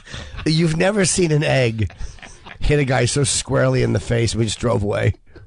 These are moments that ruin people's lives. And they just... The guy got hit in the face with an egg. That piss thing, though, that was uncalled for. Mm-hmm. That was out of line. I was drunk. I was fucking... But those aren't pranks. Those aren't pranks. I mean... That's like more like car pranks. Yeah, my own pranks I would think Simple are great. Assault. Yeah. My boo or pranks? Misdemeanor assault. I don't even know. I think it might be a felony. Yeah, felony assault. Felonious. Pranks. I hate pranks more. I hate them more. Wow. I hate pranks more. Wow. Because I am inundated with prank stories. I don't hear a lot of boo. I ignore. I don't like fucking slow jams, so I don't hear my boo that often. Okay. I think this one is going to be a little bit easier. Any outdoor activities or, which I think means like camping and stuff like that. Sure. Or outdoor music. Walking by... Yeah, bad places that are playing music, like in Nashville or New Orleans. Ugh. Yeah, I mean New Orleans music. I really hate New Orleans music or like marching bands. You mean? No, not necessarily. They're not marching bands. Fucking drunken assholes with a fucking paper cup full of liquor, following a very, very mediocre band playing the horns. Okay, well now, so I'm gonna that's go. A different. That's not really outdoor. You wouldn't consider that outdoor music? No, but there's another question that I'll have. Okay, go ahead. But no. But we haven't. Outdoor music you hate more than any outdoor activities. But then again, the outdoor activities, like, camping and fishing. Don't give him an example. I mean, this just makes me physically ill. You're. Yeah. I mean, we're going to have to send the jury home. All these white tourists just dancing. That has nothing to do with outdoor music. I just hate... I hate the joy they're taking in that filthy, disgusting, smelly street. But those people the people dancing are engaging in an outdoor activity. They are not the band. Ooh. No, but it's I would thematically put them together. Mm-hmm. And Jim hates their joy. But you were also talking about walking next door to a bar, and you could hear the bar music playing. Like when bars have open air bars, so you can hear like Kid Rock's. Yeah, honky tonk, badonka donk. A lot of it is what am I subjected to the most? Right. Yes, and I don't have that often. Watching this though reminds me of how offensively bad outdoor music is. So what are we thinking? And what was the other one? It was outdoor activities. Outdoor activity. See, but those are things I would have to do. Yes, so that's a tough question because you hate them, but it's your choice. I hate camping. I hate But look at this. I mean, look at the fun those people have. Outdoor music, I hate more. No, he's right. Outdoor music. Outdoor music. I hate it. I hate this. This fucking. Play this for 1 second. I guarantee it. There you go. Yeah, you nailed it. Absolutely sucks. You nailed it. And these fucking dummies at 10 a.m. on a Sunday. Can you imagine living there? You don't think that's fun? No, I don't actually. No. Oh. No. No. No. Let's Plus, see I a got car those barrel bunch of down the great street. I hate marching bands. I hate the guy leading the marching band. Okay, well, I guarantee you the inside of his hat smells. All right, well, what do you hate more? While we're on the subject. Marching bands or... Here we go. Oh, boy. Oh, boy. You say you hate marching bands. I do. But do you hate marching bands as much or more than the guy who exposed the Kennedy assassination? And I'm talking, of course, about the guy who claims to have found a bullet. And then decades... Do I hate marching bands more? And if you recall, you said you wanted him to be an in-studio guest so you could ruin his life. I think Troy should ruin his life. Troy did egg you on. wanted to Troy physically did egg assault you. Do I hate... Well, listen, that guy held information for 60 years, Jim. I understand. I mean, like, do I hate the annoying bands like that? Or the guy who pretended he didn't know the hype around the Kennedy assassination and lied and said he put the bullet down and there it is? I mean, come on. This is a no-brainer, Jim. You're right. It really is. I hate him more. Yeah. Wow. I hate him more. Outdoor music is annoying, but this fucking shit pile, I can't describe how much I detest him. Wow. This dumb fucking story. Okay. Shut the fuck up. No, you didn't. You don't No, believe- you didn't, asshole. You forgot to tell people that? A presidential assassination? And you let fingerprints get all over it? A fresh bullet? He was saving it for the book. Let's get him in here and put his fuck feet to the him. fire. And 60 years later, all of a Fuck sudden... him. Fuck that What does he guy. have, a little dementia now? And he's like, all right, I'm on my way out. Better write this before I forget what president I'm talking about. You hate him. Hate his guts. I think he's lying. Fuck him. Good choice, Jim. Thank you. Okay, well, let's stay... Man. Let's stay with the same theme. Sure. Who else? Horns in songs. Ah. Because now we're not just talking about marching bands. We're talking about, like... Horns like, and songs. you know, Casey and the Sunshine Band. Party songs. Or Groove is in the Heart. Doesn't that have some horns in it? Yeah. Horns in songs or writer's room sitcom backstories. This one. So angry. Well, he's gotten very angry because I've brought up two things that he hates more than almost anything else on the I planet. feel bad. We're making him think about angering thoughts. He thinks about them all the time anyway. Okay. He's probably thinking about They're half always these. there. Yeah. They're always there. Always there. You think he was thinking about sitcom backstories this morning? I Anyway? do. I do. I think he I've woke literally up. lost directions thinking about it. His fucking quirks. But then you'll listen to a song you're really enjoying and hear like... Yeah, I do hate horns in music. I Yeah. mean, hate them. Hate them. Especially when it ruins a good song. But what has affected my life more? Because my business is comedy, and I've read scripts, and I would say that writer's room shit. What if he was just not good with people? Like House. What were we talking about? Oh, Sam, you're poisonous. his limp. Fuck him. Beating the wire for Emmys. Backstories. Oh, God damn it. Yes! Shit. I had Beating horns the going wire. far. Oh, wow. Wow. Okay. All right. Fucker. Wow. You know what? Okay. I should have seen that coming. Yeah. Okay. This is and we're going to stay thematic. Wish you were saying that about a drunk driver. That's implying that he did not see it coming. Yes, and was struck by a vehicle. I didn't consider House. I should have remembered House. Yeah. Hell of a backstory. Sam, you sneaky dog. You never know. How about this one? And this goes back to horns and songs. Sure. Funk, the genre, funk, or rap breaks in songs. For instance, Old Dirty Bastard interrupting the Mariah Carey classic, Sweet Sweet Fantasy Baby. I don't even know what that song is. I'm sure I've heard it, and I'm sure I hate it. It's a Mariah Carey song, and then midway through, Old Dirty Bastard jumps into rap. Can we hear a moment of... Then again, I mean, let's be honest. I hate her, too. So anything that stops her... What about makes me Jay-Z happy. at the beginning of Umbrella? It's very annoying because, again, it's, here, and I got all this, the great things you got. I got so much this, I do that. He flies private. Well, of course. Well, you might as well sing about it. Yeah. MC Shan interrupting DJ Snow. You always hated that. Didn't like it. You've mentioned that there's been so many good songs that are ruined when a rapper jumps into it because they're trying to capture the genre. That said, I hate the crossover attempt. What about Blondie?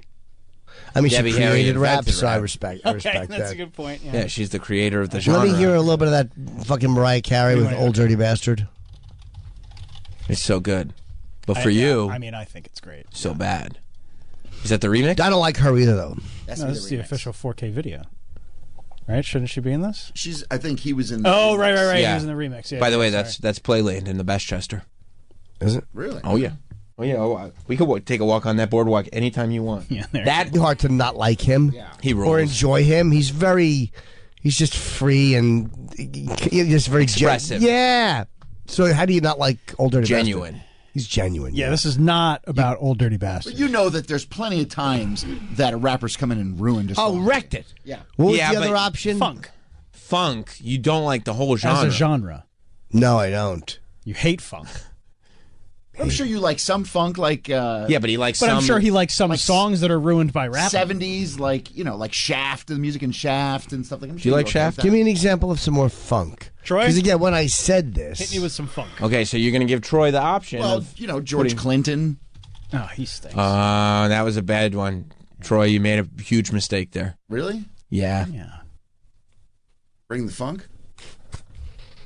I'm just going to zip it. I definitely like the idea. Up and down the hang-up alleyway. With a groove I only got, we shall all be moved. I don't mind this. No, this is good. Yeah, this is good. But it would annoy me. Oh, my gosh. But this doesn't But what suck. annoys you more? What annoys you more? Funk. When you're listening to a nice R&B song and it's interrupted by a rap verse? Or just a general funk song? Perfectly good song that a rapper came in. Don't say it like that, because you're influencing him, and also you come across racist when you say perfectly good song. Well, I'm repeating his words. I know, and you come across. Didn't he come across that way? A bit, yeah. Yeah. Like, I knew what he was saying. He comes like at least a little MAGA. Yeah. Yes. Because I don't like black people in white people's songs. Get out of our songs. You don't. I mean, Troy came across that one. I would say I hate the rap interruption more. Yes! More. Okay. Because there's enough funk songs that I'm like, oh yeah, that was in a movie. Boogie Nights soundtrack is great. Like, the rap interruption has annoyed me on a visceral level more than funk as a genre. Easily. Okay, so you said that you hate it when people have pride in where they're from. I do, yeah. This is going to be huge, and we're going to go right for it. This is a major game. This is an insane first-round matchup. But, You got to do it. Jim, what do you hate more? Prideful college alumni or the Boeing 737 MAX? Ooh. He can't believe it. Jim can't believe that he's been put in a situation like this.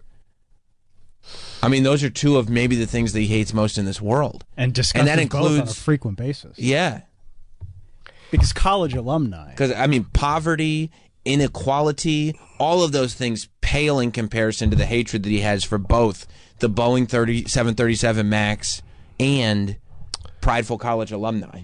The college alumni are just obsessed with their youth and with the way things used to be. Let's go, Syracuse. And Going to the games again. with their fucking jackets, and They they all have weigh jackets. in on everything. They weigh in on everything. And they like to go back to the frat house and talk to the new brothers about the way it was when they were And these douchebags listen to them? Oh, wow. They give them, there's a reverence for them, yes. Yeah, you were here in 65? Get out. Gives a shit when you went to college.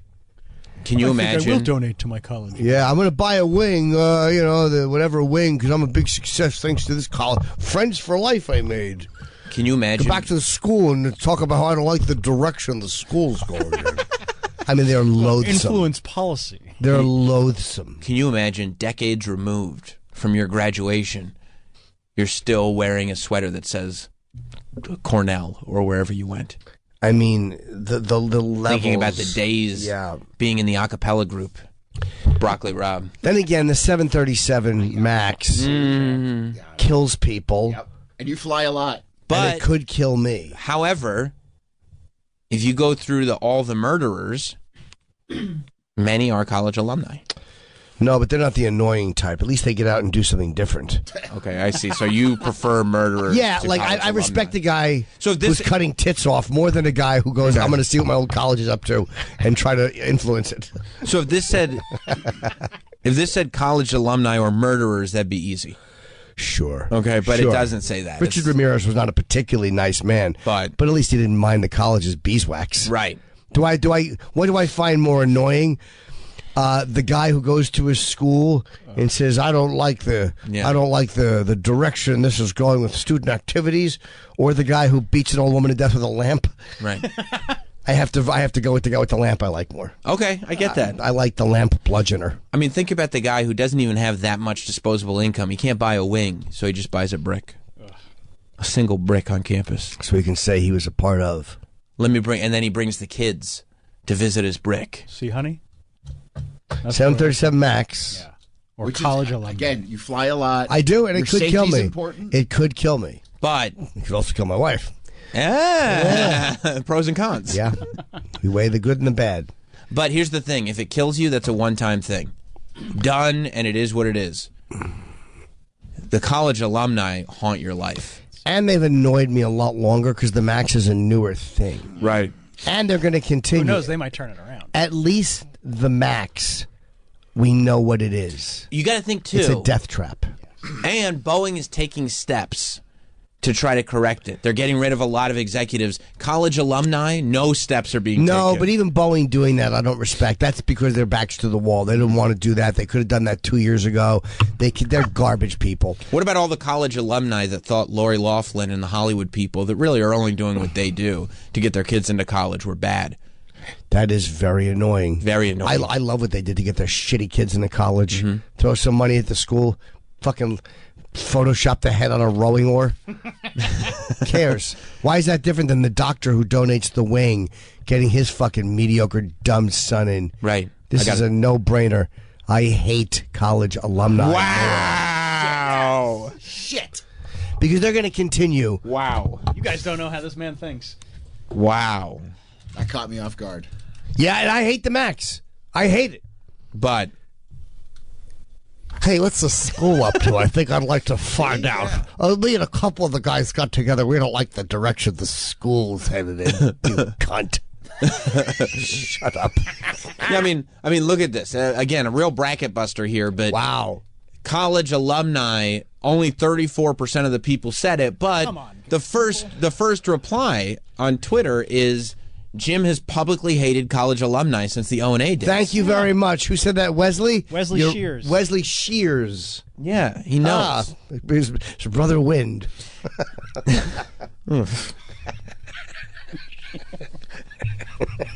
Speaking of the old Max.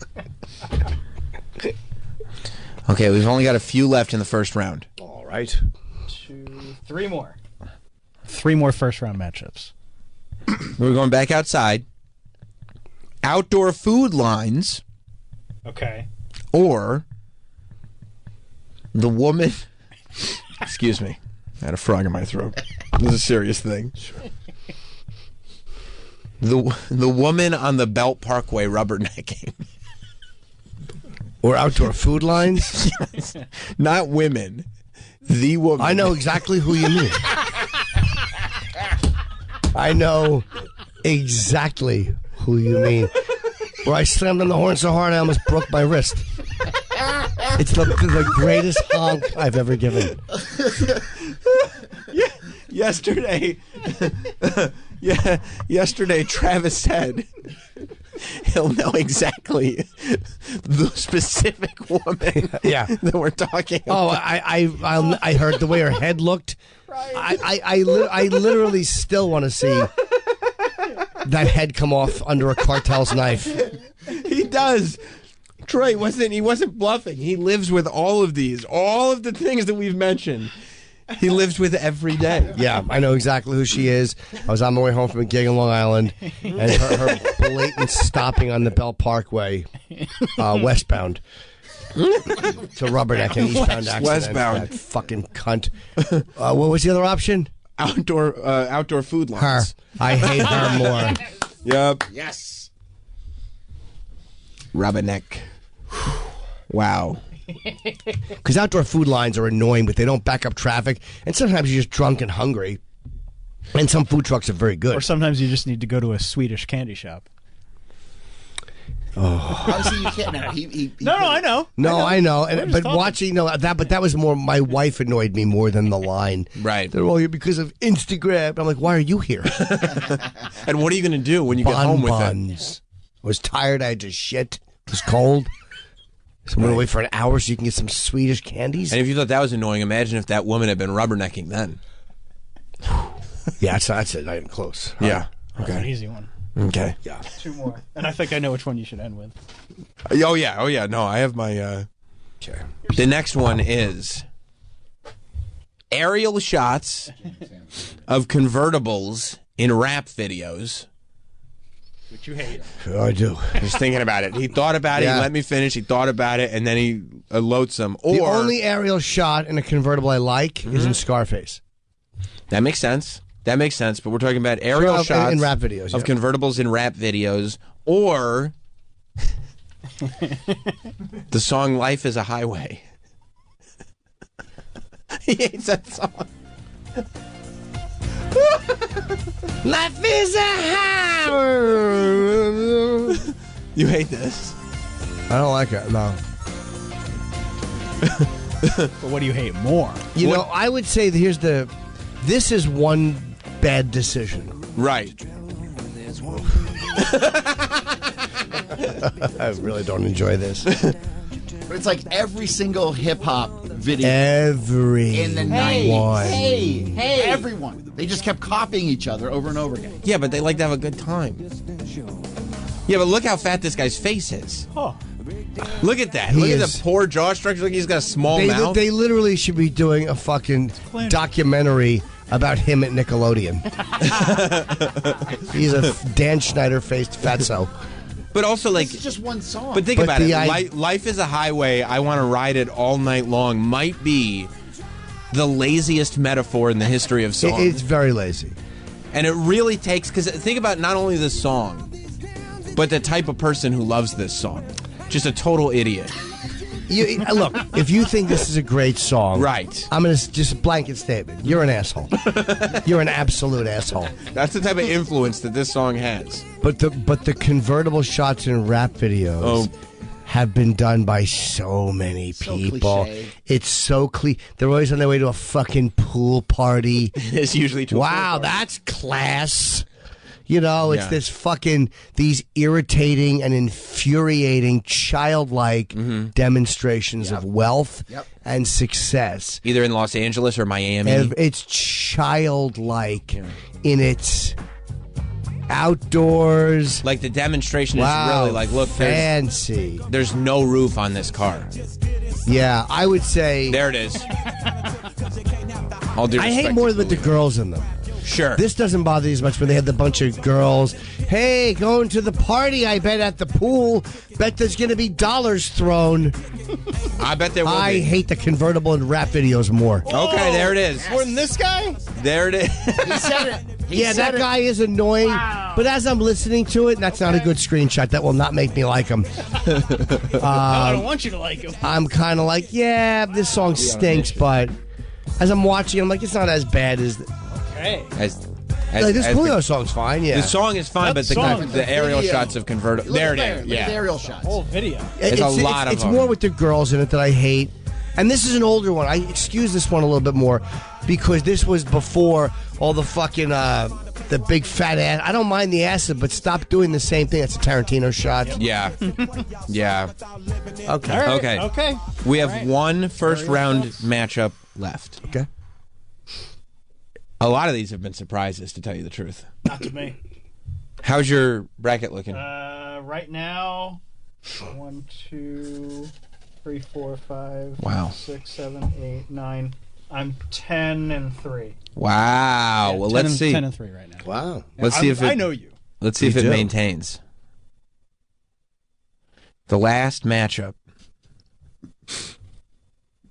Governor Catherine Hochul versus.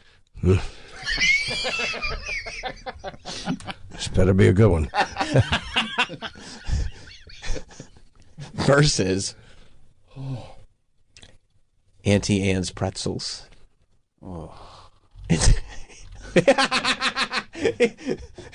His face said, I mean, I think we know where it's going, but his face said, Two terrible things. well, it is a good one. It is. Because you do hate Auntie Anne's. Oh, do I hate it. Like Auntie Annie, when I get off the plane, I just smell those sugary shit pretzels. They're so good. Line of fat fucks waiting for their sugary pretzels.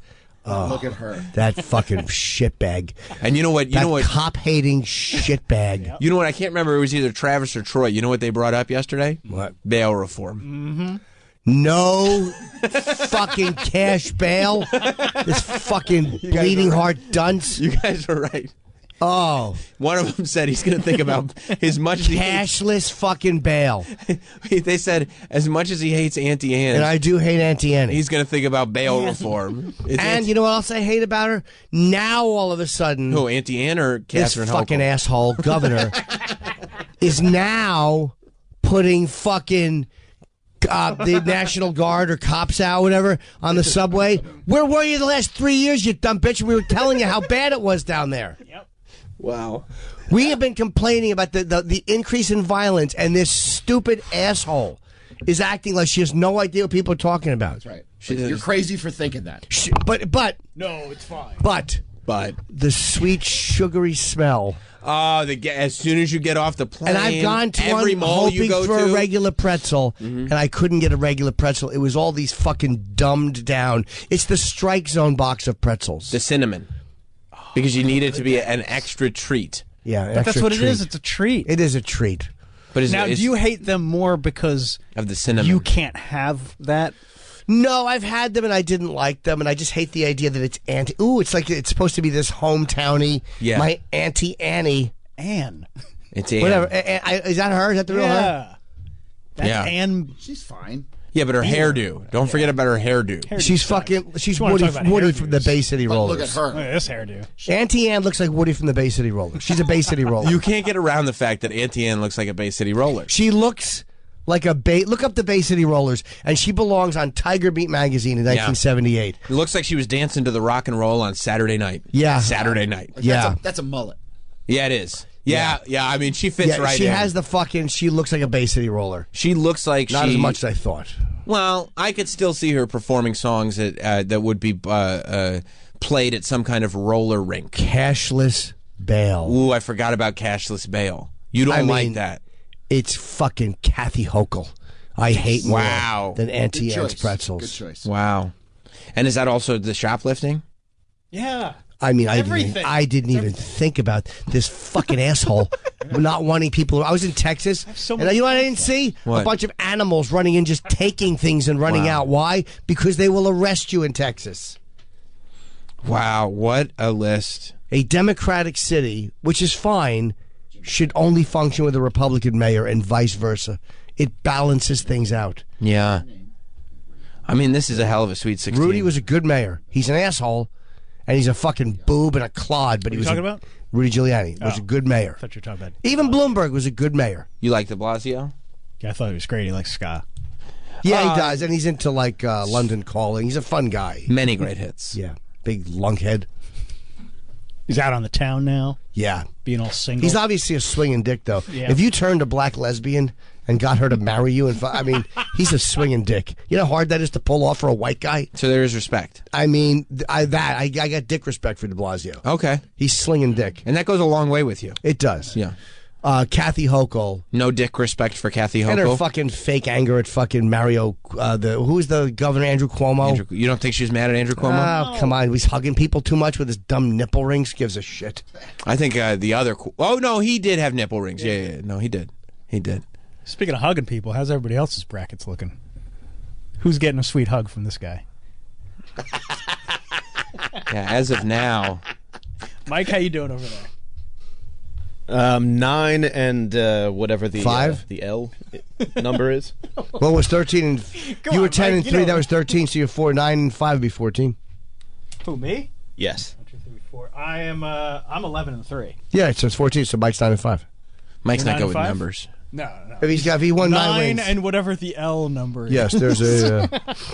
Troy, do you have a title? You're number? not calling it I air don't have strikes. a pen, so I wasn't marking off. Oh, okay. All right. Yeah, I had to bring a pen to class her again. dumb face and her fucking shitty eyebrows. Yeah, can't stand her. Can't. And we deserve what we get by electing this dope. Yep. This fucking dope. Remember that in the next round. L.A. deserves what they get for not electing Rick Caruso, stupid asshole Karen Bass. Yep. Chicago deserves what they get. Yep. Now Brandon, what's his last name? The terrible, terrible mayor of Chicago. Worse than Lori Lightfoot. I didn't think it was possible. I don't know. Brandon Johnson, I think. Sagalo? Abominable. He's on a rant on governors and mayors. Apologies. Yeah. I mean, Brandon Johnson. Yeah. Sucks. You think so? Sucks. Criminal apologist. Yeah, but is it their fault or the Attorney General? AG. I mean, I hate Ken Paxton in Texas. Despise Ken Paxton. How you feel about Bill Paxton? As the president, I didn't like him, Mm-hmm. but I still like him more than that little fat-handed pile of turds, Kenny Paxton. Kenny Paxton. Yeah. Fucking fake freedom lover. Well, twat. Okay. Well, I didn't ask you the questions in order. And after this, we're going to use the toilet bowl? 100%. We're not doing good. Sweet 16 today. No. Okay, yeah, no. Sweet 16 is not for There me. has to be a dash to the toilet for Dada. Well, yeah, anger brings out the worst in you. And by the worst, I mean feces. Yeah, it does. I got a whole mix going in there. But I want you to know that for tomorrow, we will go over the Sweet 16, and you will see where these brackets lined up. Sure. And there are 2 buys. There are 2 things that you hate so much That they skipped the first round buys. they went right to the Sweet 16. It's so funny. Yeah. Yeah. That's fucking funny. Yeah. Yeah. And I mean, we've got some, especially based on what you said today. Yep. We've got some incredible matchups. Oh, good. It's time to take a break. The only thing I'm guilty of is being delicious. The best of the year on Jim Norton and Sam Roberts. What a win, right? We'll be back after this. Oh, do you see that window right there? That's the one that I would crack a little bit and throw batteries at cars as they were driving by. Welcome back to more Best of the Year 2024. Jim Norton and Sam Roberts. Oh, yes. Welcome back to the best of the year for Jim Norton and Sam Roberts as we look back and reflect on everything that happened this year on the Jim and Sam show. Of course, we've been rocking and rolling all week long, but if you need even more content, you can listen to myself and Nicole Biggins do our podcast Satisfying, which is available on the Satisfying Podcast YouTube channel, as well as the SiriusXM app and every other app that you get podcasts from. You can also watch the Sword Fight podcast, which is Jim and Nikki Norton together hosting their own podcast, available on the Nikki and Jim NYC YouTube channel. But, you know, we got to do a lot of great interviews this year, a lot of celebrity guests. Sometimes you know an interview is going to be great, and sometimes you think it could be great, but who's to say, right? And I think that that's the case with Eric Roberts. Of course, Jim and I both agreed that Eric Roberts was an absolute legend and a no-brainer to get on the show, but I don't think either of us realized how really good he would be in studio. I mean, just so many great stories. He came in with his wife to just talk about really whatever we wanted to talk about. And this was one of those interviews that I feel like could have gone on all show. It was just an awesome conversation. And so we wanted to look back on it today as we celebrate everything that went down in 2024. Eric Roberts is here. Yes. With a name like that. Oh, you know what? It's funny. Until you said that, I just realized it's the same last name as yours. Roberts is a I very literally strong last name. just realized that. Roberts is a great last name. It's a very, very strong last name. How are you, sir? Yes. Could not be better. Thanks for asking. Good. Thanks for coming in. Are you guys in town? Is there anything in particular you're doing here, or are you just kind of rolling through? We're just passing through. I love it. I wanted to ask you, because Eric, you're here with your wife. Come here. I'm coming. Okay, you're here with your wife. You guys met on a flight. Was it an MGM Grand, that airline they used to have? How was that airline? I'm kind of obsessed with that airline because it was like this real luxury airline that they used to fly. The best. It was the best. The best. And you were always comfortable. You had your own little compartment, unless you're really lucky and you got an attractive redhead to sit across from you. That was kind of cool. Yeah. What was so great about it? Because it was kind of a short-lived airline. Well, it was overpriced, So yeah, it didn't last. But that's where I'm at the love of my life, on that airline. Were you sitting across from each other? Yeah, we were. Because that's the thing. I see that the seats were like facing each other like a train, and I'm like, I couldn't have flown like that. Like it would have drove me nuts. Somebody's legs bumping into my legs. Well, it wasn't really like that. First of all, we tell all stories completely differently from each other. Yeah, but that's how married couples are. Well, I tell the truth. Yeah. Oh, right. We were actually not in a compartment that particular flight. We were next to each other. That's right. We were next to each other. But it doesn't bother you when you do it that way, because it's a whole room. It's a table. It's like us sitting across from each other here. They were rooms. It was crazy. So nothing bumped. They also arranged it because some people can't fly backwards. Right. Yeah, I would get sick. I'd vomit. Yeah. So they also had a way of making it so you could be in that space and not be backwards. It was miraculous. And where were you going at the time? What were you doing? I was coming back from doing a movie with Travolta, and I was going back to L.A. She was his manager at the time. Oh, were you managing him? I was part of the management company that was managing him. I was not just personally managing him. And Eric was flying out to California. So, yeah. I've flown from Rome. I get to JFK. They hand me a script. Somebody's there waiting for me at the airport with a script. They put it in my hands. You have to read this on the plane. So when you land, you'll say you'll do it or not. So they'll have their money or not. Blah, blah, blah, blah, blah. So I get on the plane with the script. And there's another woman with gorgeous red hair and a hot chick with a script.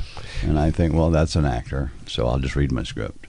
Well, we closed them at the same time, so we kind of had to talk. It was just that moment where it's like, all right, now neither one of us are doing anything. Let's. Well, do you remember what the script was for? My script? What was it for? It's for something I did, yeah.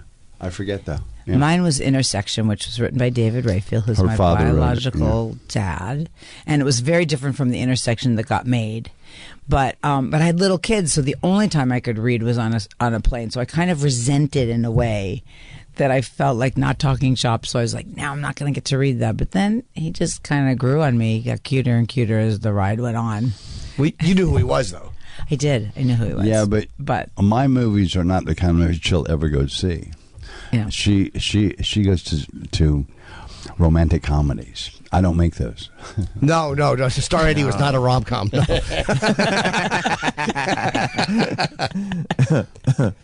It was. Yeah. It's weird. Like I watched some of those older. And did you really, after Star 80, have issues with people kind of avoiding you and kind of thinking that's how you really were? Because that was such you were great in it, but it was such a creepy guy. It hurt my life. It hurt my career. It hurt everything. It just kind of an amusing, but a real example is I would walk down 7th Avenue. I would see a woman a block away recognize me and cross the street. Really? Yeah. Wow. Yeah, they ran from me in droves. I've had the same thing happen. I don't have a great role to blame it on. It's just me. I mean, you got to take some pride in that, right? Like when people are taking your role so seriously, it means you've done a good job. Well, when it first happens, you're like, yeah, that's how you think. But when it happens for like 10 years, you're like, wow, this is old. This is old. Yeah, I've done other good jobs since then. Really. You can pay attention to some of those. That's how I feel. What was the you did? Was it the King of the Gypsies? That was that was my launching pad. That was the 78, I think, right? 1978. Good for you, man. And the reason I'm asking you, I went on like a little bit of a Sterling Hayden's in that, right? Ah, my hero, dude. I fell in love with that guy. I went on a bit of what an interesting guy he was. Oh, dude. I went on like a bit of a Sterling Hayden interview. Deep dive, just watching him on a houseboat in France. Have you ever seen that interview? It's like 2 hours long. It's just Sterling Hayden in a houseboat, and he's drinking. Well, speaking of his boat, he would take his young kids out every other weekend because he was divorced, and he got the kids every other weekend. And he told his ex-wife one day, "Okay, I'm take the kids out. I'm about to go make a movie. So let me have this last weekend with him." And he took them to France for 15 years. And then he brought him home. Wow! So that's the kind of guy they were having divorce issues. But anyone who doesn't know Sterling Hayden's name, he was McCluskey in The Godfather. If anybody wants to make the reference of who he was, he broke Al Pacino's jaw. Yeah, and yes, and when I met him, I'd been shooting for 3 weeks all the day. I had my first night shoot with Sterling Hayden. I was very excited about it, and I'm early to work, and I get a knock on my dressing room door. Mr. Hayden would like to talk to you. Oh, cool, man. I get dressed. I go over there, knock on his door. Come in. I walk in. Have a seat, young man. And it reeks of hashish. And he's smoking a pipe. And I say, hey, dude, how you doing? Great. Do you get high? I said, I've been known to. Want to get high? I said, no, I can't work when I'm stoned. Well, I can. So, what are you shooting tonight? I said, scene 87. I know the number. What happens? I thought, oh, no. Anyway, he was fantastic. But he didn't even, did he know his dialogue or no? No, he didn't know his dialogue. He didn't even know what scene we were shooting. But after I told him, he goes, oh, that's kind of a pivotal scene, huh? I said, yeah, it is. He goes, oh, how are you in improvisation, young man? I said, I'm okay. Good, because it's what we're doing. So all of a sudden you're improvising with Sterling Hayden? All night long, my first night shoot. Yeah. Was he stoned? Oh, yeah. Oh, yeah, he was plowed. It's weird when you hear about guys that can work well, like fucked up. Like they said, Robert Shaw on the set of Jaws. They said some days you'd have great days, and other days, he was a little. He was a little bit too tanked. And I know you were in Animal House. Yeah. Did you have scenes with Belushi, or did you interact with him? It was like camp. We all interacted all the time with each other. And although there were concerns about how he was doing during that time, we were all in a hotel. He was in a house. Whether he was actually tripping or whatever during work was not to be known, but he seemed 100% there and present and brilliant and totally fine when working, for sure. So, we never knew what to expect except that we knew it was going to be good. You knew it was going to be funny. Yeah, so funny. Yeah, I was going to say, it's kind of amazing the stuff that you keep like popping up in and in a very significant way. Like, I'm the biggest Righteous Gemstones fan. My favorite job I ever had. No. Yeah, really, truly. No, when my wife reads me the description that they wanted to have an audition for, and I said, that's my family. I have to audition for this for this show. Those are my peeps. I can do that. So we set it all up, and we shot it, and we sent it in, and he gave me the offer, and I went to work with him, and I had more fun than I've ever had acting in my whole life. Well, that's what I was going to ask. Like, how do you wrap your head around that environment where it's like the acting is so good, and in order for the comedy to be taken seriously, you have to take the scene seriously and allow the comedy to kind of play out. Well, my wife, who's also my coach, this redhead, she has a great line about that, about comedy. Well, a couple. Comedy is dead serious, and then also the thing is to be intense in absurd circumstances. And that's what works, and that's totally what he did with Junior, including like remember when Danny and the gang were slingshotting him and everything. It was really dangerous, right? Yeah. And Eric's like, "What the actual fuck?" Right? But I mean, you kind of felt sorry for him, but it was hilarious. But he just went with the whole completely Junior really meant it. But it was my favorite job I've ever had, because of the character, of the location, of the writers, of all the actors around me. I mean, God, all those actors were so much fun to know, let alone work with. And it was like Christmas Day, every day going to work. It really was. Comedy being dead serious. It's great. Like Leslie Nielsen, Peter Graves in Airplane. Everything's absurd, and yet you're playing it straight down, and that's what's so funny about it. Yeah, totally. Well, you guys had Bill Burr on, right? Many times, yeah. Oh, yeah. Okay, so I had a role in A Moral Compass, and which was his show, and I had auditioned, and then COVID came. I auditioned for a whole other role, and then like 3 years later or something, I get a call from my agent. She's like, "There's an offer. It's a completely different role than you read for, but the reason they want you is you were the only one in auditioning for this comedy who played it straight, and that's what they want." So in this. It's my mother dying, and so I was just sobbing everything. And then you watch it, and it's hilarious. Because you played it straight. Yeah, he's playing it straight. Yeah, I think when you're going. Okay. Well, I was going to ask, when you're going on to a series like that as well, the other thing that I would think is a little bit, I don't know if intimidating is the right word, but to go into something that is established not only with the people that are making the show, but also like the fan base and everything. I'm going to tell you a little story that my wife's going to yell at me later for. But there were two directors, and I could hear them, giving each other notes to the writers, to each other in like Video Village. And my first night there, I have a scene where my character's introduced, and I kind of brought out, just kind of a harmless kind of a country guy at first, but he becomes an a-hole. But just kind of a harmless country guy, and I could hear one director saying, "He's wrong. He's not doing it right, man. That's not the character." And he was having a fit about me, and he never quite got comfortable with me playing that part. So I had everybody loving me but one guy, and they're all really close, and they all really respect each other, and they listen to each other. So I was never really one of the guys, and it always made me feel a little bit left out. But the group was so monumental that just to be near them was worth the price of admission. How is it when you're hearing that? I'm so freaked out even attempting to act. How does that drive you crazy when you hear that? Are you getting frustrated, or do you have more faith in what you're doing? If you'd read the kind of reviews that have been said about me in my career, nothing would bother you. Oh, really?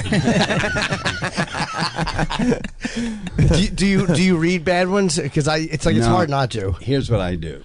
In my first movie, King of the Gypsies, everybody was saying I was next Marlon Brando. God, James Dean reincarnate. Oh my God, Monty Cliff galore. All these kind of things, and I kind of went to my head. And then I get one that says he's a bad imitation of Richard Gere, and I went, wow. Well. And then I said to my manager, "Look at this one! Wow!" He goes, "Well, if you're going to believe that, you have to believe that. You believe that, you have to believe that. You have to believe them all." That's just how that works. So I never read another review. I asked my wife, and that was 1978. I've never read another review, but I asked her, "Are they good? Or are they bad?" Some are good, some are not. Blah blah blah, and we talk about it, and that's how we do it now. Yeah, I think that's a little bit. It's hard not to, but it just becomes this addicting. It's like you get addicted to the feeling bad about it, and to reading negative stuff. It's really hard not to do. Did you ever meet Brando? Yeah, but that's a whole story into itself that I can't tell on the air. Oh, no. Okay. Let's just say this. Was it a good story or a bad story? It was a good story. Oh, okay. I'm going to say what happened. This is my guess. You had a threesome with Brando. That would be more normal. That would be my guess. And hopefully Coppola was the other one, because that would be phenomenal. Wow. That is a good fantasy, but oh yeah, yeah, that's nice. How is acting in music videos? Because I feel like you're one of the few. You've done iconic film work, you've done iconic television work, but when you go through, you play. It's always the villain, of course, but when you go through the villain in music videos, like Ja Rule, Akon, Mariah Carey. And These are they've- also, I'm sure, Rihanna. I'm sure there are people who. And they've all Yeah. gone #1 on the videos have all gone #1. Well, what happened was the Killers, called me, will you come to our video? And like me being me, I'm like, I don't do videos, sorry. And then all the kids going, what is wrong with you? You got to call them back. Call them back. No, call them back. So I did. I called them back. Can I be in your video? I'm sorry, I was wrong. and they said, yeah, we love you. So I showed up, and it went #1. So then everybody started calling me, and then all the videos I was in all went #1. So I became video magic. Who knew? And I got a whole new audience. All these kids. Now I go into 7-Eleven. There he is, Mom. Look, Mom. And I got all these little kids who know who I am because they never went to my movies. Yeah, I was going to ask if that was odd that when you have this like amazing career, and then somebody comes up to you and goes, oh yeah, I know you from the Killers video. Yeah, it's true. Yeah, it's fun. And they're 8. Yeah. 8 years old. Yeah. But is there any difference in that acting than in anything else? Do they shoot? Because I've never been on a video shoot. Do they? Is a music video a different thing than shooting a show or a film, or is it kind of the same process? Well, it is for me because I never know what we're doing. I just say, oh, what do I do? And they say, stand there. Okay, thank you. That's kind of how it's so different. It's really like when he did Mr. Brightside. It was Sophie Mueller. She's incredible. They're just kind of visceral images. But we were almost wrapped for the day, and Eric, his mic's still on, and he pulls me aside. He goes, what is this about? And what am I playing? I'm like, you already did Everybody it. listening to me. He said, and why am I eating an apple? And he said, that other guy is the star. He was talking about Brandon, the lead singer of the Killers. I said, I think you're a pimp, but it doesn't matter because this is just kind of goes into your subconscious. But one of the videos he did, he wasn't even there. I mean, he was on a different location. We had to green screen. It is a long story, but they put them together. Also, they're very last minute most of the time. The videos. Yeah, they'll call you that morning and say, hey, could Eric be available? It's kind of like that vibe to do this. And you're like, sure, when? I'll go grab his schedule. They're like, in a half hour? At 3? Yeah. You're like, what? He's in Europe. You're like, oh, can we work it out somehow? Well, I mean, can I give you a suggestion for a substitute? No, it has to be him because it's a sequel to the other one. And it's only him and Brandon in it this time. I'm like, what were you going to do? Right, if he said no or didn't want to do it or wasn't available. Or was gone like he was. But we always figure it out. It's always a happy story if you go through her. Yeah, that is. You'll have like a more negative spin on it or a more practical. No, practical. I'm the guy who goes, I'm out of town. Sorry, see you later. And she's no, we can work this out. And she works it out. And I'm the guy who goes, I'm not home. Bye. When you did you have been in so many iconic things that you did The Dark Knight, which when you guys are doing that. And you're watching what Heath Ledger is doing, like with this character that no one had gone as dark as he did.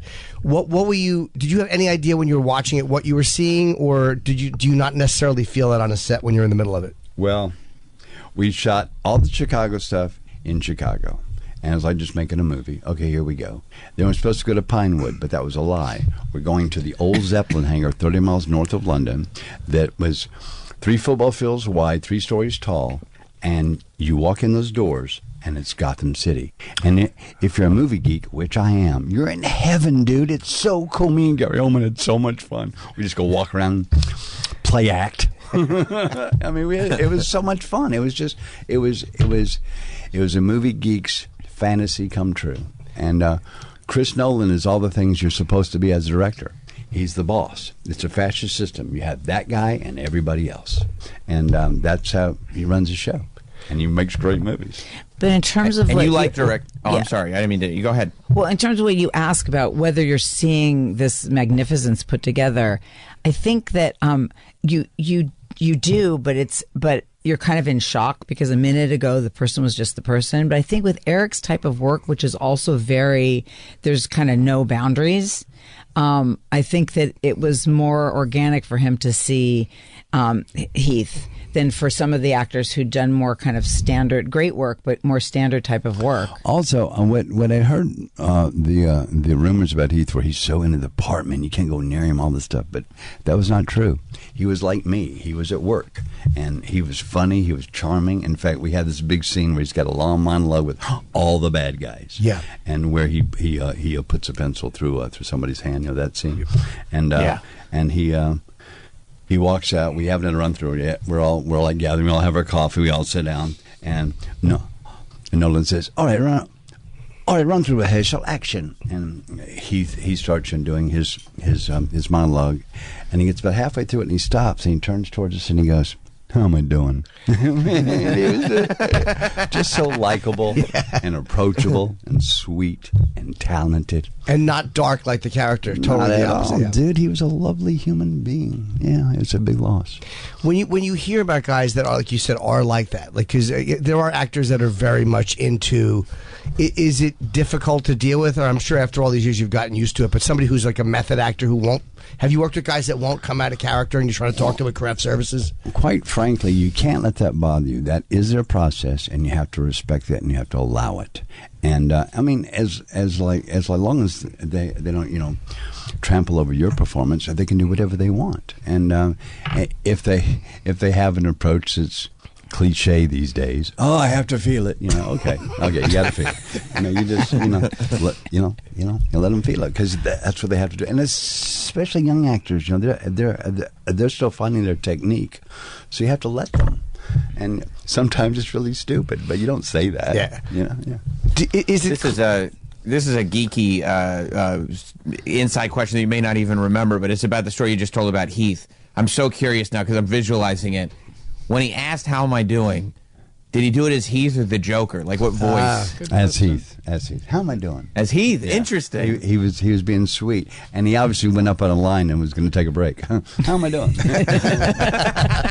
I mean, he was just likable. What I just described is what I felt from him. It was just likable. That's such a risk to play, because the Joker everybody kind of knows, and to walk out like, what if it doesn't work? Like they said in Boogie Nights, Burt Reynolds started doing, I think, with it in Irish or a British accent. Irish, I think. It was in Irish, I think, yeah, and the director hated it, and he's like, someone's got to tell Burt Reynolds, could you drop the accent? And I'm sure you've seen that before, too. Oh, not only have I seen that. I made a movie once about an airplane pilot who crashes a plane with a beauty pageant on board. Okay, that's your setup. Okay, so I thought it'd be very funny to play him very French. He's a French pilot. And so I played the whole thing very French.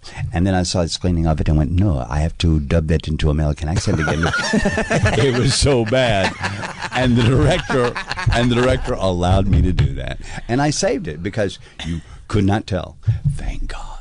Oh, wow. Because and my wife warned me the whole time. My wife goes, Eric, you're going to regret this. No, I'm having so much fun. This is going to be fun. You're going to love it. I said, Eric, I'm telling you, you're not going to like it. But is that why you love someone like Christopher Nolan? Because when you've got somebody that is the caliber of that talent, but also is the guy in charge, he can tell you, that's what you want as an actor. We're born followers. a really good actor is a really good follower, and a really good director is a really good leader, and he takes us with him. Yeah. Would you have been offended if he asked you not to, or how would that have affected you if after the first couple of takes, he's like, could you? If Brian had asked you, the director. Yeah. You know what? I give every director I've ever worked for the full respect of my parent. You tell me what to do, and I get it done. And if he says no accent, I go, oh, come on, maybe once. Yeah. But then I go, okay, and I smile, and I go, God, you tell my accent once. but it doesn't bother you to the point where you can't function on the set. It is what it is. It's one movie. I make many, many, many movies. You really do. Your IMDb is very, very impressive. I love what I do. Like I love my wife all day, every day. I have so much fun, dude. What's the most? You'll work with you've done everything. This is what because I love. Like as much as I love, the Christopher Nolan movies, the Paul Thomas Anderson movies, I also love all these B movies that were clearly shot in a day, and we can run through them. Let me tell you about a G movie.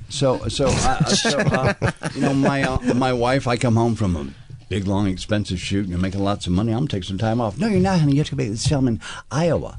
Well, who's shooting in Iowa? A film student, but he needs you for financing. Okay. And I used to resent it. I said, why is she doing this to me? But then I realized it's so much fun to make a guy's life for a whole month of his life to show, Eric's here, I got a movie. And so I learned to love it. And I learned to love her even more for it. Yeah.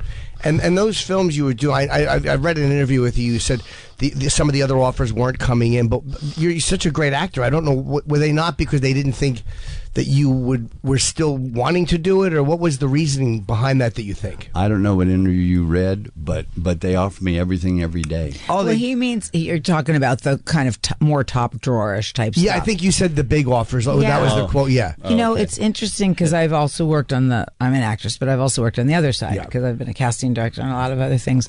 But nowadays they want to see. Well, I guess they always have the money walking in. They want they're casting according to followers. And they're not kidding around, and they're making mistakes because of it often, because it's not the same it's not the same demographic at all. But it's you know that being current now means kind of being an influencer in a way, you know. So Eric, when Mickey Rourke did a shout out for Eric at the Spirit Awards, that moved the needle. You know, his daughter's an influencer. That probably has given him more value than this million-year career with all the nominations and stuff. But yeah, there's a lot of factors that go into it. It's very scientific and political, and you know, it's not what we think. You audition, you do well, or whatever. It's harder now to achieve what I got lucky enough to get than it's ever been before. Right. Yeah. And you, I mean, I'm sure you know this, but you are a legend. I mean, and that's, but I mean, it's like you are. I mean, you've been associated with so many people. Never do, and the people that think they are assholes who are wrong. but you genuinely are. Did you turn down 9.5 weeks? Yeah. I had just made Star 80. Right. And then I go make Pope, and Star 80 was in the can for a long time. And I knew it was going to blow everybody's mind. I knew what a film it was. I knew Bob Fosse. I knew the story. I knew what I did. I knew what Mariel did. I knew we had a movie. And so I was very confident. So when they offered me 9.5 weeks, I had just abused a woman on screen in Star 80. So I didn't want to abuse another woman on screen in 9.5 weeks. So I said, I really can't play it, but I'm working with this guy who's really good. And they offered it to Mickey. And made him a French superstar.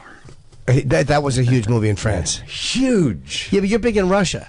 I was number one in Russia up till I made a mistake. I made 44 movies in Russia. I was Elvis Presley in Russia. And they had to give me guards because everybody rips my clothes off. It's like wild, dude. But anyway, what was it? And then you made a statement. Oh yeah. In Keaton's music 44 video. movies. I love Russia. I love Russians. I love working there. I love Russian actors. They're so good, man. So anyway, I'm doing an interview. So, Mr. Roberts, what do you think about the war in Ukraine? Well, I stand with Ukraine. That day, they canceled my visa to Russia. Wow. Yeah, wow. He watches TV. Oh, wow. Wow. Yeah, that was it. And he was a fan, dude. Yeah, but he canceled my visa. Do you think that's something that's salvageable, or that'd be a no?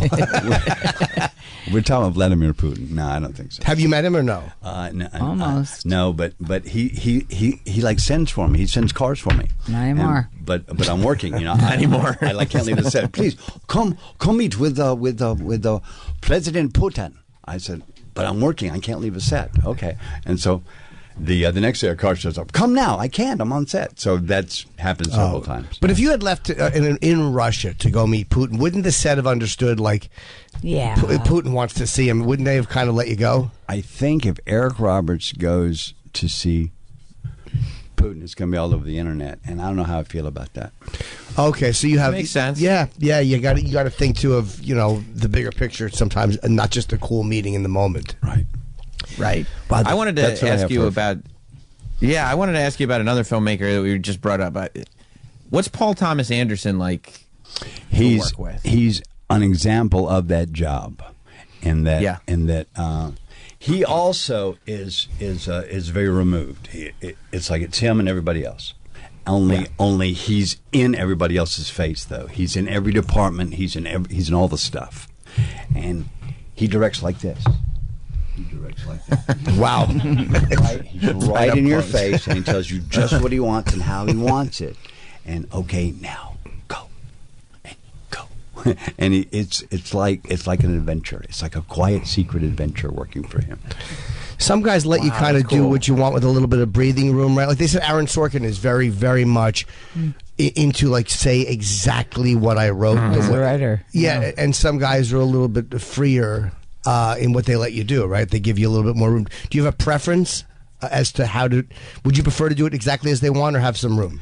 It's like when they say, "Do you like redheads or blondes?" They're women. I like women. Yeah, you know, it's not an issue. But so no, I like it all. And if a guy has a technique, a director, then I have to follow his technique. I have to follow how he is making his movie. It's his baby, and that's how I act with my bosses. And you obviously in the Pope of Greenwich Village, it's that's one of the most iconic lines. Like it's like Pacino had like "You're out of order." Like there's these weird lines that just somehow rise above everything else and become the thing that. What's my line? They took my thumb. Yeah. Just checking. Yeah. But I mean, that's such an iconic and amazing moment. Does it ever bother you that that's the one part of the film that people reference? No, why would that bother me? That was so hard to. That was a 2-page monologue with like Mickey's got like 2 lines in there, and I've got 2 pages of talking, and it was the hardest monologue I've ever learned because each like paragraph was a different beat, a different place. Because he was on drugs, he was hurt, he was all this stuff, and so it was the hardest job in a monologue I've ever had before was that speech. And you played it different than they originally wanted it. Like, right? Didn't they? Would they ask you to resign from? Which is crazy to think of that film without you. Well, they didn't, but well, I got that script and that book in January of that year, and we're going to start September 7th. Was going to be our first shooting day. Okay, so they say pick a part, Paulie or Charlie. And I got the book, I got the script. I'm up in Hartford doing Glass Menagerie because Tennessee Williams had just died. So everybody's doing Tennessee Williams. Anyway, so I read the book, I read the script, I read the book again, I read the script again, and I decided I'm going to play Paulie. So I call the producers, I'm playing Paulie. Well, why don't you pick Charlie? I said, why? I said, because he wears suits, he's handsome, he's a leading man. That's how we look at you. We don't look at you as a tough thug. I said, oh, yeah, by the way, Paulie's written as a tough thug, but I'm not going to play him that way. Well, how are you going to play him? I'm going to play him like a mama's boy who wants to be a tough thug. And they go, okay, that's a take. Okay, whatever you want to do because we're hiring you because you're a great actor. So go. So, okay, great. That's January. So by August, I had lost 30 pounds, and I permed my hair, and I knew my dialogue. Ready to go. Here we go. And I showed up, and we had 5 days of rehearsal, and the then director, after the 3rd day of rehearsal, asked me to stay after, and he said, why are you so skinny, as if I have a drug problem? I said, because I want to be a walking spaz attack. He says, why do you perm your hair? I said, same thing, walking spaz attack. Takes a long pause, and he goes, what is a fucking spaz attack? I said it's a John Belushi, only skinny. He goes, this guy's a tough guy. He's a thug. Blah, blah, blah, blah, blah. I said, no. That's not what I'm playing. Well, I can see that. What are you playing? I said, well, this is blah, blah, blah. And I explained it to him. No, man, we disagree. I want you to resign. I said, okay, well, let me think about it. I was going nowhere. Okay, but let me think about it. I mean, I own this part. 8 months I've been living with this part. So, yeah. So I said, no. Well, let me think about it. But I wasn't. And I went up to Mickey's room and knocked on his door and told Mickey, and we called the producers, and they fired that director. And they brought in Stuart Rosenberg, who was a great director. Amityville Horror, Cool Hand Luke Pope. Oh, yeah. Great director. Great guy, too. It is crazy how people read things so wrong. Like to watch, because I can't picture that movie without you. I mean, it's like, thank you. But you know what I mean. The way you did it was so great. But to think that somebody saw that and went like, "Oh, we got to get rid of this guy," it is crazy that somebody got it so wrong. Well, he did, but he went on to direct in Civil War movies for Ted Turner. But I think that performance is a good example of that fringe work that we were talking about with Heath and a handful of other actors and Eric, because it wasn't on the page. Even besides the radical change, it just wasn't on the page. It completely came out of his imagination, and you wouldn't think of it. And it was very extreme. He laid himself out there to be hated as much as loved, But now when he does cameos, Except for his stalk by my doctor character, which is the #1 request. Super creepy. Of like moms and their daughters or dads and their 14-year-old daughters. We love you as Dr. Beck. Can you do a birthday message for my 14-year-old as Dr. Beck? Anyway, but Charlie, they took my thumb is the thing. But you get to a point if you've done something like that, like us with the Animal House, do you mind if we dance with your dates? And Eric was certainly with that line and a couple others. You don't even think of it as you anymore. Don't you go through that sometimes where it's almost like he's one of the people asking somebody to do the line. It's because that just happens. That I'm so curious to know what of the, you call them B movies. It's really sweet. The kind of Z- movies that you're even aware of, much less that you like, because I love them, but I go through. I love stumbling on these movies. I went through, especially during the pandemic, I went through this phase of like finding these movies that would otherwise be forgotten, right? That like somebody, because that's what I love about them. That somebody, like you just said earlier, that you make somebody's life for a period of time by doing this thing. But like this is a movie that potentially somebody was like, yeah, this is my dream. This is everything I've ever wanted. And nobody's ever even seen it. And some small company put it out on DVD or Blu-ray, and I've been able to find it. And I don't know. I just think, I think that the fact that can exist at the same time where some of these huge Hollywood blockbusters can exist, and somebody like you can be that through line. Where it's like, no, this is all the same thing. It's just that maybe I'm romanticizing it, but I think it's so cool. Do you rescue animals? Because it's very similar. We do. He's a big Kristi Noem fan. He doesn't. Hopefully nobody is a big Kristi Noem fan. I couldn't imagine. What a thought. That poor woman. No, don't even say that. Out of context, I could say. To be that much of a loser and to make yourself look worse than you are. She should have lunch with Putin. Wow, she should have lunch with Vladimir. Yeah. Like I get very excited, not just because of the stuff. We talk about Christopher Nolan, we talk about Paul Thomas Anderson, but you've also done, I believe, 2 movies with one of my favorite performers of all time, Stone Cold Steve Austin. Love that guy. We're like tight buddies. He's a great. Is that right? He's a great human being, and his wife is the sweetest woman you've ever met besides mine. I've met his wife. She's amazing. Isn't she cool? Yeah. No. Yeah. I love him to death, and he's also normal. He's sweet. He's not at all like that crazy image of his. He's not that guy. He's the sweetest, nicest person. When you work with a guy like that who's not an actor, but he's a really competent person, like he's a comfortable public person, he's great at communicating, he's not shy. Do guys like that kind of just take your lead in a scene, or how does something like that work with a guy who's very noteworthy but is not an actor? He was very humble. He was very sweet. If you ever have a suggestion, please give it to me. He's like that. He's lovely. But Eric did take his lean. What I keep thinking of is that photograph of you guys. When it came to jumping off a cliff into some sewage called water. Oh, yeah. Eric had to take Stone Cold's lead because they're holding hands. And obviously Stone Cold was like, you're going to survive. I'll see to it. Come on. It wasn't Eric being like, come on, Stone Cold.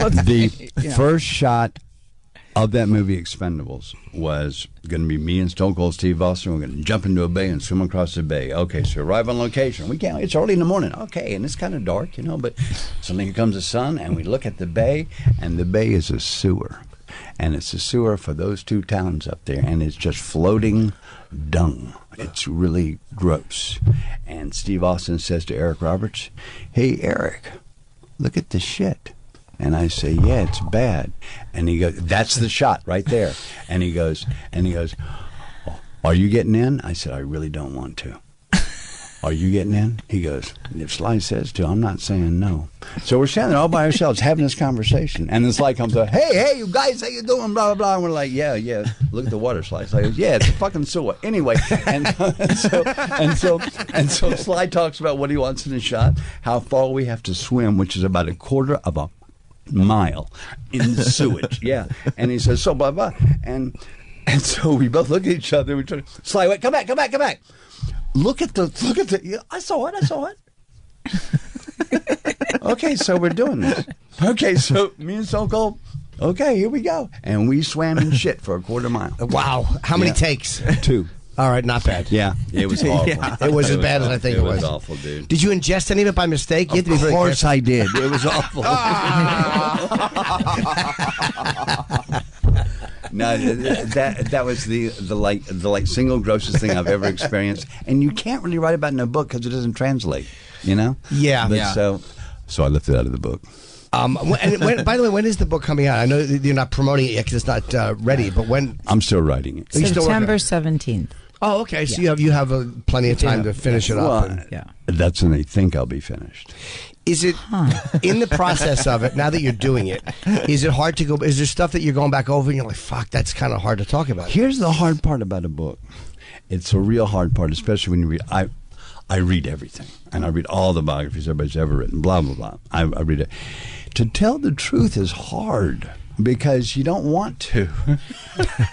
Especially if the people are still alive. I mean, it'd be really different if Eric waited till he was like 300 years old, right? Checked back, and so we're tempted to call it an unauthorized autobiography, just because. Yeah, the writer's remorse is major. It's you get it down on paper, and 1 second later, you're like, "Who wrote that sentence?" It's like, no, but you have to tell the truth. Yeah, and when you come to a thing that, oh yeah, that was so uncomfortable, maybe I'll tell it like this, but you can't do that. Have you acted with your sister or your daughter? Have you done stuff with them or no? I got my sister her first movie for her Screen Actors Guild card, and that was the first and last time we acted together. And she played my baby sister in a very bad movie. Really? Yeah. And is it one of those? I think when I think about you guys, I think of kind of like when Jane Fonda and Henry Fonda did on Golden Pond. Yeah. We're not that old yet. But I think that was like their first time actually being in a film together. So I'm just wondering, is that something you would want to do, or if it happens, it happens, you don't care either way? I love my sister's work. I love my sister as an actress, and I love her as a human being, and I'm ready to go anytime she finds the right project. If something happens, yeah. And the same goes for my daughter.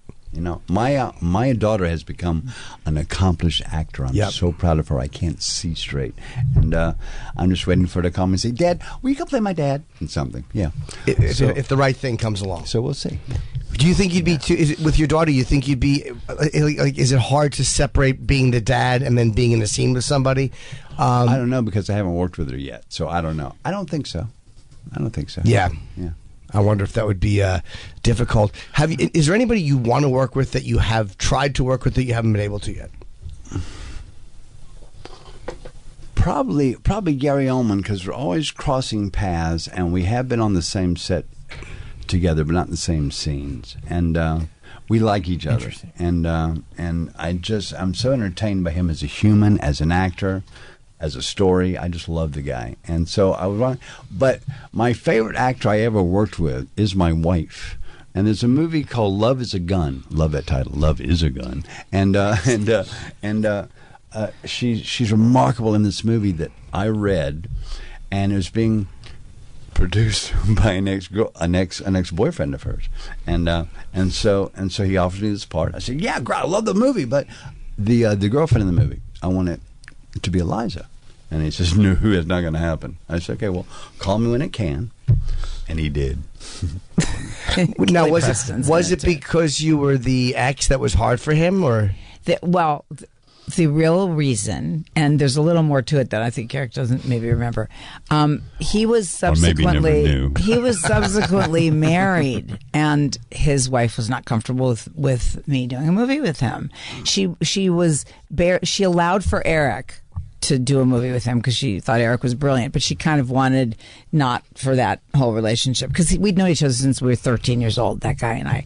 But Eric then, all he agreed to was that I could audition, and then after the audition, Eric had, of course, made it a deal breaker, but the audition is supposedly how I got that part. I don't know. But he did write a beautiful note, and actually so did his wife, saying, "You were the beautiful surprise in our film." So nice. It all worked out. But watch this movie, Love is a Gun. And I also... with Kelly Preston. And I also play a character I've never played before. He's not mean.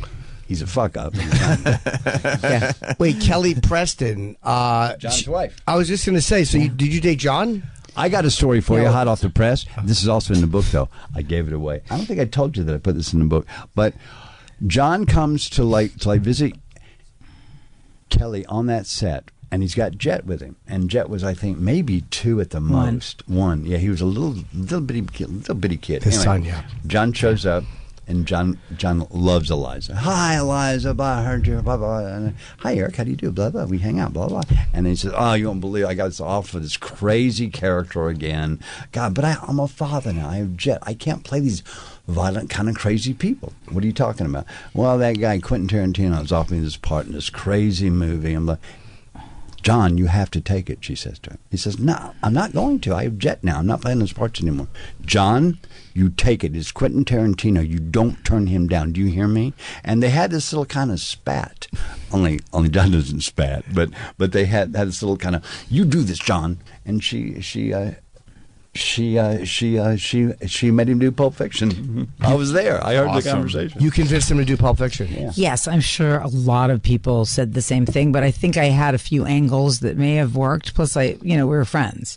So, but that's not the person who with the conflict and stuff. That's right. Okay. Yes. And by the way, maybe they didn't have the angle you did because you already knew him. And a lot of people, when somebody is that famous, are afraid to tell them anything that might get them booted out of the circle. So true. Which has got to be the thing that's really hard about being on that level. Is that like when I'm sure there's people in your life who've been terrified to tell you things because they're so afraid of being pushed away that they want not giving you the advice they should give you. I only found out anything about myself from other people through her because they all come to her. So she goes, oh, so-and-so thinks this. Really? I never knew that. Yeah, and by the way, I'm always telling you the truth about that, and you should really listen. She does. Because they're not going to say it. Because, people, either they don't care enough to invest by causing a possible, ripple, or else they just, usually, it's, like you said, they're just intimidated. They don't want to, make waves. And so you do it. You end up insulated. It's the Emperor's New Robes. You end up completely lost, maybe making the same mistake over and over and over because nobody tells you the truth. And nobody talks to you. Yeah, because they're scared of upsetting you and then you distancing from them. Totally. But there are people that just have bad bedside manner, too. I've dealt with those people. How was it? Terrible. All right, you could have rephrased that and just, there's a way to say it. How are you with that? Are you good with someone telling you they don't like something, or is there a way to handle that with you, which is a gentler kind of presentation? I don't care. I'm like way too old. I don't weigh too much. I don't care. And in fact, what's a story that's in the back of my brain somewhere about this, somebody telling me, you were so good, you were just like so-and-so or something, and I was like, oh, thank you very much. But, and you didn't, it was somebody where you're like, I hope not. Yeah, right. Okay, what are you going to do? Everybody has an opinion, and especially in show business, it's a strong opinion. You just have to let it go. Yeah. And do you have a favorite? I mean, I don't even know if you're a reflective guy or you just kind of continuously move forward. But do you have a favorite era of your career? I know this sounds a little melodramatic, but all my movies, even the ones that I make, I work like 18 hours a day for 3 days. It's like crazy. They're all my little babies, and some are closer to me than others.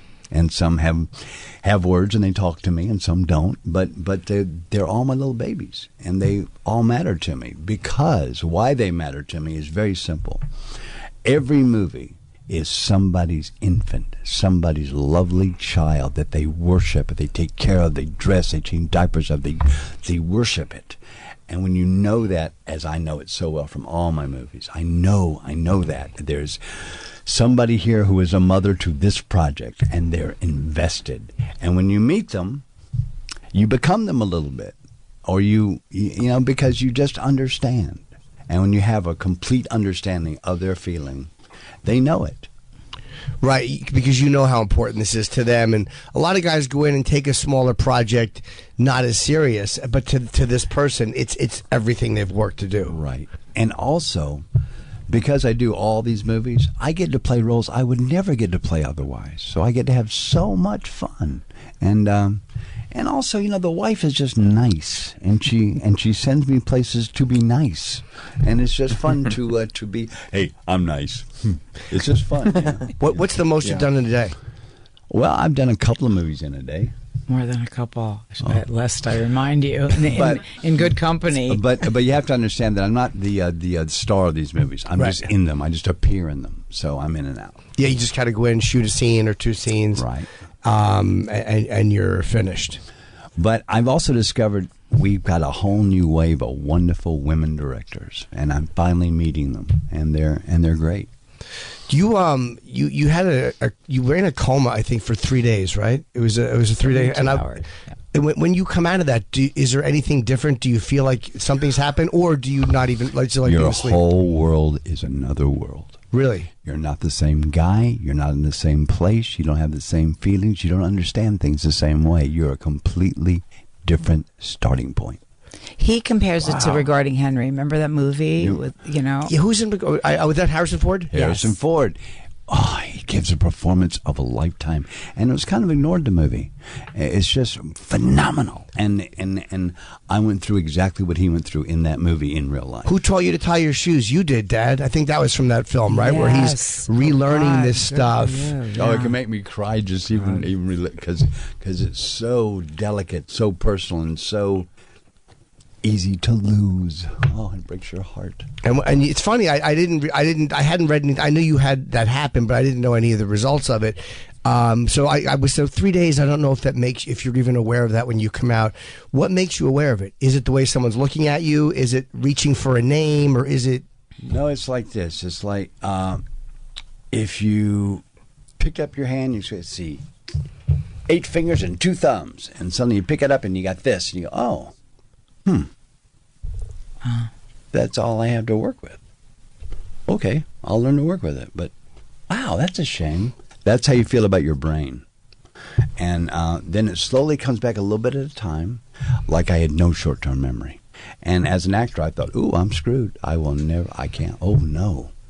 But it slowly came back, and you do exercises, and panic and adrenaline help. Yeah. They can be your friend, right? Yeah, they can. They say that a lot of it has to do with the first thing you want to do is know what happened.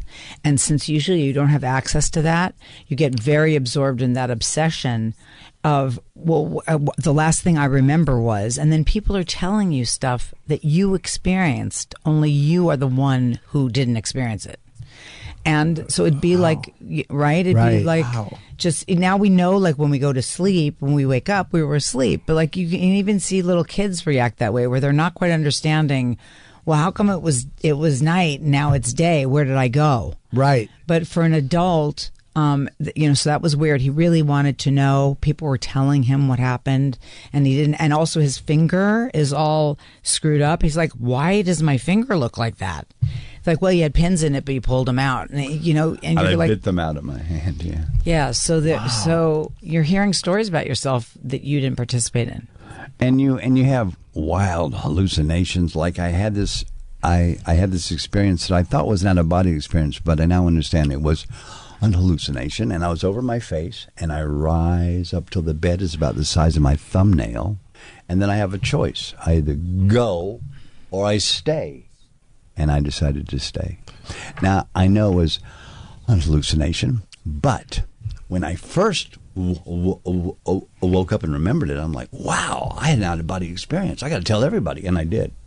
But then I realized that time went on, I studied it more and more in my own mind and realized it was an hallucination. Did it feel like outer body, or did it feel like one of those things people say that when you're about to die, you see relatives? Or when you say go or stay, do you mean like in that way? Like No, it was a journey. It was not a life or death. Oh, okay. It was a journey. I can either go here, and that's there, or I go back to what I know. And I'm going to go back to what I know. And when you come out of that, do you kind of feel like, yeah, there's some inconveniences, the fingers, but it's like you're still acting. Your life is still here. Everything's good. You come out with panic. You come out when you finally have some understanding of like what's around. You're like, wow, okay, I'm here, I'm hurt, and I'm in a hospital, and I'm in Connecticut, and I have an evergreen Jeep that I wrecked, and you're putting all the stuff together, but then you're like missing stuff, like you forget a cousin completely for months. And then, oh yeah, him. Oh right. Yeah. That kind of stuff. Yeah. Wow. For months. Like it like lingers. You think, okay, I think I'm better, and then boom. And wow. And it goes on for a long time, and it's a long healing process. I couldn't even fake it well for 9 months. And then I could fake it for about 2 years, and then I had enough back. I was okay. Yeah, so in hindsight, like, are you kind of like, as time has gone on, you look back and go, well, hey, I came out of this okay. Like, I'm all right. Life is good. You're working. You can do whatever you want to do. I would rather have not had to come out of it. Yeah, of course, because it was too hard to. And even now, it's like, oh God, I'm too old for this. But I found my dream come true. And it sounds so overwrought when you say it like that, but she's my world, and she's smarter than me, she's nicer than me, she's every bit as talented or more than I am as an actor, which you'll see if you see this movie, and she's just, love is a gun, and I've been here for 31 years, dude. Who would have ever thought that? Yeah, that's a real life. It's a life together. Yeah. And the things you just said about her, I want my wife to say about me. I was very sure she does. And so what are you working on right now? I know we've had you for a while. I appreciate you staying for as long as you have. Are you, besides the book, are you shooting right now? Are you in the middle of the project? It turns to me. See, this is the part that never recovered after the accident. What am I doing? Here's what's funny. No, I'm doing so much stuff that I turned to her to explain it, because if I started to explain it, I'll spend out of order and wrong. So I turned to her. Well, we came here from location. Where on Long Island we do a lot of movies with Candace Cain. This is a movie called Wedding Bell, Belle, after a character named Belle. And we play a middle-aged couple getting married for the first time. And we got married, and so that's what we've been doing for the last few days. And then Eric is off to Budapest to sign autographs, and then he's going to Cannes. For a film called Skeleton Coast, which he shot in Africa with some wonderful, wonderful people. They're just debuting the trailer. But there was a time when he wasn't going to go to Cannes for the debut of a trailer of a very indie movie. But he's already in Budapest. We kind of were able to squeeze it in. Dr. Rico Simonini, who's a brilliant physician and also an actor and filmmaker, has never been to Cannes, though he's been in a lot of films that have gone to Cannes. So instead of me going, we're sending Rico. So this is all, it's like a playground. Yeah. They're flying you everywhere. It's got to be fun just to get on a plane and go somewhere. You get great accommodations, a great flight. It's nuts. It's nice. I love being famous like I love her. I like it a lot, okay? Except in airports and airplanes, because everybody has a phone and they're all going to use it, and they all want 5 minutes. And there's a lot of people who line up for it. It's the only place I don't like being famous. I love being famous. It's so much fun. Except airports, airplanes. Yeah. Not fun. Not fun. I'm trying to think if there was one more thing I had. Yeah. Was there anything you had said? There was one more question that's been bugging me, and I can't. I just lost it. It's okay. You'll come back. I know. Yeah. My Maybe you just got out of a coma. It's like being in a blackout, I'm guessing. Like when you get drunk and you're in a blackout and everybody's looking at you. It is like that a lot, because you only remember the sort of. You don't remember. You sort of, yeah, it was a cab. Right, the associations. Yeah, little pieces, exactly. Or like a brownout, where there's half of it you remember. A brownout. That's a great description. That's how it feels. But also with all the travel, with his brain and all the travel, you have no idea how many times he's taken a hotel key and gone to room 453 or whatever, right? And then he'll call me like, God damn it, I hate this hotel. This isn't working. I'll be like, because either you're in the wrong hotel or you're on the 11th floor this time, Eric. That was a year ago. This has happened like several times. It's like not unusual. Every time. I know what I want to ask you about. Yes. Before we wrap up, and I appreciate you coming very much, is the fact that acting got you over stuttering, which I think is amazing. And me too. When you would stutter, was it a tension thing that caused that, or like a? I don't know. It could be a lot of things, but whatever it was with me, I could not speak. I'd be in grammar school and You go around the room, everybody reads, and and I would count the people, count the paragraphs, I'd find mine, I'd learn it. And if I learned it, I was cool. But if somebody effed up and they got skipped, I didn't know my paragraph. And I stutter my ass off, and the whole class would laugh. And it was really an emotional journey to go to school and to talk funny. And it was really hard. And when I became an actor, I decided, like, I'd done probably about a dozen plays by the time I was 7, and because I remember being 7 years old, and this a full length mirror that my mother used, and I walked up to it and went, "I'm going to be an actor," and I said that to myself just like that. I'm going to be an actor, and I became an actor that day. I was going to always be an actor, and did it help with the stuttering? Well, the confidence of knowing what you're going to say is practice for real talking. And so I learned to not stutter. Well, yeah, it's amazing. I still stutter, but it's not embarrassing. Right, yeah, everybody trips on a word sometimes. I mean, but it's like, I mean, I would never have known it if I didn't read that. Well, thank you. Yeah. Well, Eric and Eliza, thank you. I mean, I'm so happy we had you in, and you are a legend, whether you know you are or not. I'm hoping you know that. But I love hearing it, and it's true. You can't feel like a legend. It's because you feel kind of dead. Yeah. There's legends that after someone dies, but then there's also people who are still working, and you've done so many iconic. Well, who I would call a legend would be Meryl Streep. So I'm not Meryl Streep, so that's how I feel. But she's about also alive, so there. Yeah, okay. You just proved his point. Okay. Yeah, absolutely, and but then again, Meryl Streep never would have been good in the Pope of Greenwich Village. As well. Actually, she probably would. Yeah, that's true. You know what? She could have pulled it. She could have pulled it off. Thank you guys both. Is there anything you want me to promote for you? Is there anything you have going right now that you would like people to go see? Well, we have kids. We have a movie star, we have a rock and roll star, and we have a chef. And now we have 3 grandchildren. Georgia Rhodes and Magnolia. Oh, that's a great name. Yeah, they're nice names. But nobody has to go see them. But yeah, sure. Keaton, we and he's been right here with Chris Cornell on Sirius and doing playing a bunch of stuff that has many, many millions of views.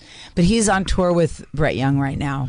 He opened for And Eric Keaton Clapton Simons. last year, and now he's on tour with Brett Young, and he's just a killer guitar player and a killer singer-songwriter. That's great. Yeah, and that's something to go see. Yeah. It's safe to say we'll support anybody with the last name Roberts. Well, his name is Simons.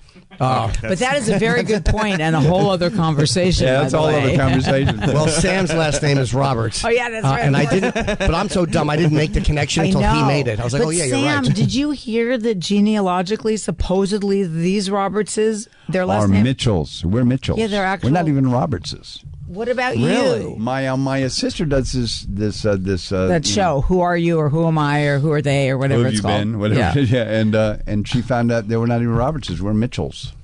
We're only My Robertses by uncle- marriage. Yeah. This is odd because my uncle and brother both have the middle name Mitchell. Wow, that's far out. See, I already decided you guys were related. That's I think we're connected. I think so too. Oh my God, I have chills. All I just right. want you to know that's really going to bother me if he's related to you. That's going to upset me. I like it too. Hey, bro. Hey, We're cuz. crushing it, dude. We're crushing it, dude. Yeah, good for us, man. Thank you guys so we're the much, best. and come back again. This was so great to talk to you. Thank you, dude. It was a Awesome. pleasure. These guys never speak. What's up with them? They've been told. Nah, they stink. They're producing. They're finding everything. They're the ones who found that you and Stone Cold picture. Oh, they're the bosses. Yeah. Got it. Yeah, I guess they would see themselves like that. Yeah, They would see. yeah. Thank you, Eric and Eliza. Thank you guys so much. It's time to take a break. Taffy, a he or a she? It's another thing. It's a he, but according to some people, it's a she. It's not true. Yeah. Is that real? That's so fucking funny. Yeah. The best of the year on Jim Norton and Sam Roberts. We'll be back after this. Welcome back to more of the best of the year 2024. You been to Diddy party? I would love to have gone to a party. I was never invited. You shouldn't say that out loud, sir. Well, you, you can't see your little white ass greased up. Jim Norton and Sam Roberts. Welcome back, Jim Norton and Sam Roberts. This is the best of the year, 2024. We're kind of looking back, celebrating everything that happened. Well, maybe not everything, but all the really, really great stuff. Where the stuff that didn't matter, or the stuff that wasn't very good, we're not celebrating at all. But the stuff that was good, oh, you better believe we are milking it for everything that it's worth. And one of those moments that I talk about, the best moments of the year, Kenny G was in studio. That was another one. You know, you talk about these interviews and the guest booking process. Kenny G was one where we had no idea about. It was like when Travis said, would you guys want to talk to Kenny G? Jim and I both said yes immediately just because he's done so much stuff. But I don't know. I don't know anything about the guy other than playing the flute. I don't know at that point if I'd ever heard him do an interview or anything. But I tell you why I love Kenny G. Kenny G was great because, like every great guest, he was open, he was honest, he was ready to talk about everything. But Kenny G has this really interesting confidence about him, where he knows he's the best at something. He doesn't think he's the best at everything. It's not this sort of false bravado. It's just he walks into the room and he knows he's amazing at playing his flute. He literally brought it with him. We didn't even ask him to bring it. We didn't ask him to play it. He just had it with him. He was such a fascinating guy. And not only for being the best at this thing, but for still, after decades of doing it, loving it. I could spoil the whole thing for you, but I don't need to, because we're going to play it right now on the best of Jim and Sam for 2024. I hate this song. And you've never gotten Never. You've never gotten tired of it. You enjoy it every time. Yeah, because I try to play it a little bit different every time, you know. And also, you know, it's notes, so I'm playing notes. Right. You know, I'm not singing the same words. Yeah. I guess that's different when you're playing an instrument and I'm sure you feel like, even though you've been a master at it for decades at this point, that you still get better and better and better at it. Yeah. I hope so. I practice every day. So, you do. Yeah. Wow. Although this morning I didn't, because I just flew in last night from L.A.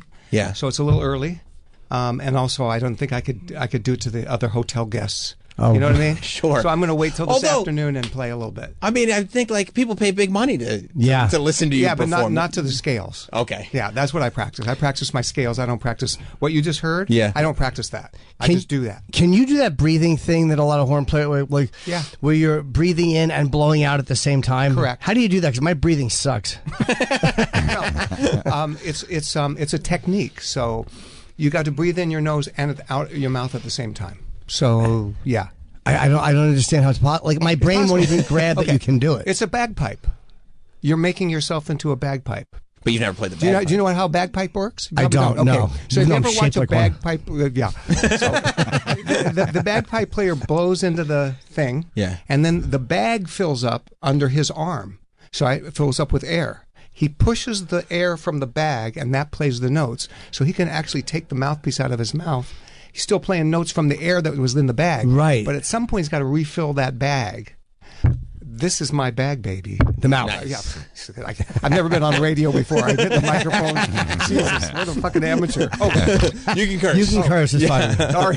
God dang it. Yeah. Okay, so you have to keep it in your mouth as you're breathing? Well, let me get my horn warmed up. Keep talking for a minute. Okay, yeah, because the idea that the horn players could do that, and I have a hard time taking deep breaths. So the fact that someone can play a long note like you can play and not gasp and run out of breath and panic and pass out. No, it's not even like that at all. Yeah. So, watch. So. Okay.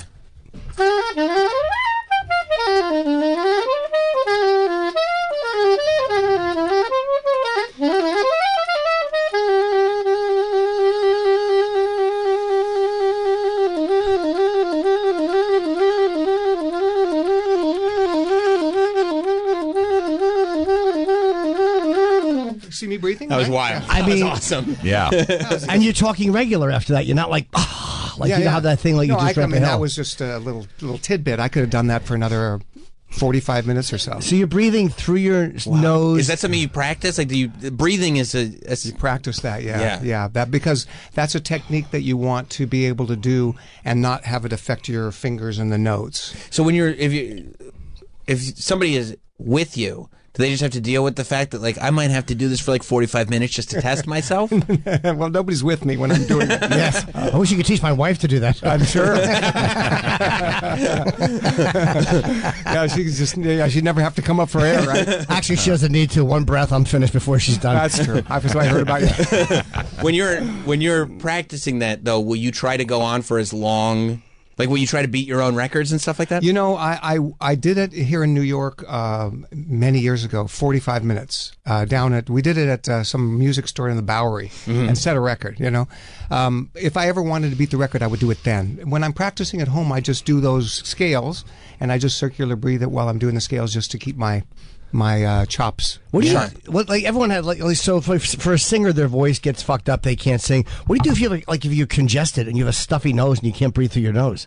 Like, can you not play, or can you not play like the way you're supposed to? You know, anytime I play, I'm never stuffed up.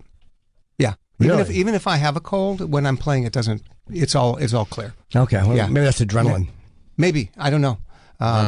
Yeah, I've never had to worry about that. I read some of your book, and it was you told we got it late. You told a really interesting story. You actually read something like that? I did. Yeah, no, you're interesting. I mean, we tend to get these things a lot later than we should. And you told a really interesting story about staying at the White House with Clinton. And I wanted to know: is he the only president you played for? And do you still see him? No, I don't still see him, but not because we don't want to. But when he was doing his thing and was president, I was around. I mean, they were fundraisers they wanted me to go to and come to the White House. I spent the night in the Lincoln bedroom, which was pretty cool. Wow. How do you get the Lincoln bedroom? Isn't that the one that everybody wants? That's the one everybody wants. How do you get that? They ask you to play one of those things. It was a state dinner, and I said, "Well, I'll do it on one condition: I get to spend the night in the Lincoln bedroom." I had balls back then. Yeah, you sure do. I still have them. They're just a little lower than they used to be. Did you ever see Monica Lewinsky there? I did not. Speaking of circular breathing, how do you even figure out in the very beginning pursuing this? Because it's one thing to realize this is your passion, this is the thing that you love, but the idea of, well, I'm going to get a record deal, I'm going to become, this is not pop music, you know, in the common sense. Right. No, you never think like that. Yeah. And if you do, that's where you're not going to be successful, I think, unless you're unbelievably good looking or you have something else going for you. All I want to do is become a better sax player. And that's my goal today. So I'm super looking forward to later practicing my sax in the hotel room because I want to practice. I didn't get to practice today. This is the first time I played it, so the reeds, kind of haven't really warmed up, and I love it. So that's always been my thought process: is get better, and whatever happens will happen. The better I get, I think that the opportunities will show themselves. You still wake up in the morning excited to practice? Every morning. Every single morning? I start my morning, First thing I do is take a shower, and then I sit down and play my sax for 3 hours. Every morning, same routine. What time do you wake up? I wake up around 6:15, and I start practicing. If I can practice at 6:30, I'm better, but 7 to 10, then at 10 o'clock. No food break. You don't eat till afterwards. Exactly. Yeah. But you like because you're considered one of the best in the world, if not the best. So you practice because you like it. Like you just love to do it. I love to do it. Well, when you get good at something, it's fun to do. I know. I mean, you guys are good at what you do here. You're probably having fun doing this because you're good at it. Yeah. I appreciate the show of faith. It's completely wrong on all counts. I'm trying to make an analogy, but yeah. So it's not a chore. Right.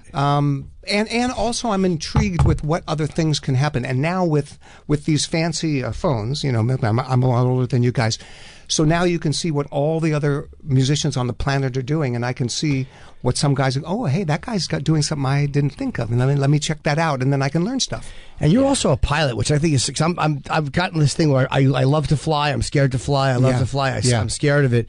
Are you instrument trained? Yes. So you can fly any. Have you ever gotten that spatial disorientation that they talk about? Every time I fly in the clouds. Do you really? Oh yeah. Every pilot does. So what do? You have to look at the instruments, or how about like a bottle of water? How do you get back to bottle of gin? No, you have to look at the instruments. Your body sensations when you go in the clouds, it's like walking with your eyes closed. You can feel like you're walking straight ahead, but if you do that for, let's say, 2 minutes, you're going to be way off, right? Right. So why? But you feel perfect. So your body feels something. but it's not correct, so you have to look at your instrument. So I always literally feel like I'm in a nosedive to the left every time I go in the clouds. Oh, man, we're falling. No, I'm straight and level. Just trust it, and then you have to just trust it. Isn't that nauseating? I would get sick feeling like that. No, it's not nauseating. It's just scary. It's a little scary. But, you know, when you do it enough times, then you go, okay, it's a little scary, but I know how to do it, and I'm going to be fine. And then that's what happens. I'm sure it must be fun to, like, after you master this, to start mastering other things, or at least attempting to master and learn other things like that. That's fun to me. Yeah. Yeah. Things that are hard, I like to try to master. Like flying is something that not everybody can do. And flying the instruments is not something everyone can do. So those are the things that interest me. Yeah. Do you fly to your gigs? Like, do you fly yourself to the gigs? Sometimes, if it's close enough. Like the little plane that I fly doesn't go very fast. It's the I think I can plane. I have that plane. It's great. Right. It always thinks it can. Sometimes it can't, but it thinks it can. So we always try to go and see what happens. Because the singer from Iron Maiden, Bruce Dickinson, will fly the whole band around on the Iron Maiden jet. Well, that's a jet. Right, but he'll do after a show, after he does like a 2.5 hour concert, he's in there and flying the band to the next venue. That's cool. Yeah, but I don't have a jet. I'm not that rich. Right. Could you fly a jet, or do you need another more training for that? I've flown a Learjet before. You have? Yeah, a friend of mine and I rented this Learjet when I was touring in the 90s, and we rented a plane, and both of us got our ratings for that particular plane, and we flew it for a few years. And I just rented it. It was really fun. We flew that jet all over the country. When you're flying, because turbulence is what freaks, like people who don't like to fly, it's turbulence. But when you're flying and you're the pilot, does it not bother you at all? No. You don't care? No, you just buckle in really tight if it's too much. You're more worried about spilling something or getting banged around, but you're not scared the plane is going to fall. No. As long as you're, if you're conscious, the plane will be fine. You know, it's like you'll pass out from the G-forces before the plane would ever break up. So you'd never know it. So as long as you're awake, plane's fine. Okay. Yeah. There you go. And do you have to fly with somebody else, or can you go? You just get up alone? Just alone. Okay. Yeah. Yeah. Yeah. It's fun. It's better that way. I guess so. Yeah. Right? Then I can sing to myself, which is awful. And are you a bad singer? Bad. Yeah. What do you like to sing? Nothing good. Not that you have to give an example of it. I just want to know, like, what style. I'm no Michael Bolton, believe me. I wish I was. Is there a confidence that you have, like, walking in when you realize that you're the best at a thing? Do you kind of walk, and everybody knows it, you're famous for being the best at it, do you kind of get to walk into any room knowing that no matter who's got what skill set here, no one's going to do this better than you? Yeah. It's a good feeling, especially when you meet the hotshots. Yeah. You know, like the famous hotshots, and I get to be around them. So I walk into the room and it's like, there's Tom Hanks. Right. It's like, okay, you're good at what you do? Me too. Right. Me too. So, hey, how are you? I don't have to be like on my knees going, oh my God, there he is. So it's fun to me. It's fun to just treat people like they're normal. And I think that's refreshing to most of those guys because I'm sure they're used to getting their asses kissed all the time. And I just never do. Even when I was with the president, doing stuff with Clinton in those days, it was like, hey, man, how's it going? Right. Cool. And I'm sure, too, the fact that you're invited to be there to do your skill, it's like, yeah, I'm here. If you don't want me here, that's fine. Like, yeah, the hard part for me is this, and when I'm doing some of those award shows, or if I'm, say, people sometimes, like the producers of the shows, they'll look at me like, he's just a sax player. So they're not going to necessarily want to give me, let's say, the same, I don't know, like sound check time that they would give to, let's say, a Josh Groban or Beyonce. You know, they're going to get, make sure she's good. But what about, hey, bro, I'm playing on the show too. Yeah. I need to make sure the sax sounds good. Oh, yeah. So sometimes I have to re-educate the producers about what it is that I need. And then sometimes I have to just kind of put my foot down and say, okay, I'm not doing this until this happens. And that feels good too? Yeah. No, it feels, kind of feels kind good. of. Well, kind of to that point, too, you talk about like bullies and stuff, and you or guys in high school that would fuck with you, and like you kind of jokingly address like, look where I am now, and you thought that when you were in the White House. Is there that thing though where you think like you hate when people try to push you around, or like because you seem to have like you joke about it, but you seem to have like a real dislike of it? No, it's not a dislike. It's more like it's kind of annoying. I don't really. I get it. I mean, I totally get it. If somebody's just think like, this is just a sax solo, or this is that, I get it. But then I'm still going to just make sure I get to do the way I want to do it, and that's all there is to it. And you do it calmly. I don't yell at people or anything like that. But I will be patient and wait so I can get my way. And if I can't get my way, I just leave. Like, I was doing a solo for the Jacksons back in the day. Wow. Yeah, I was doing a sax solo, and I played what I thought was a great solo. And then they said, hey, we're looking for that Clarence Clemens sound. So I put my sax back in the case and said, call him. That's awesome. And I left. That's awesome. Wait, was who's Clarence Clemens? Oh, from the Bruce Springsteen. Yeah, Yeah. I mean, listen, I said, I weigh 120 pounds and I'm Jewish.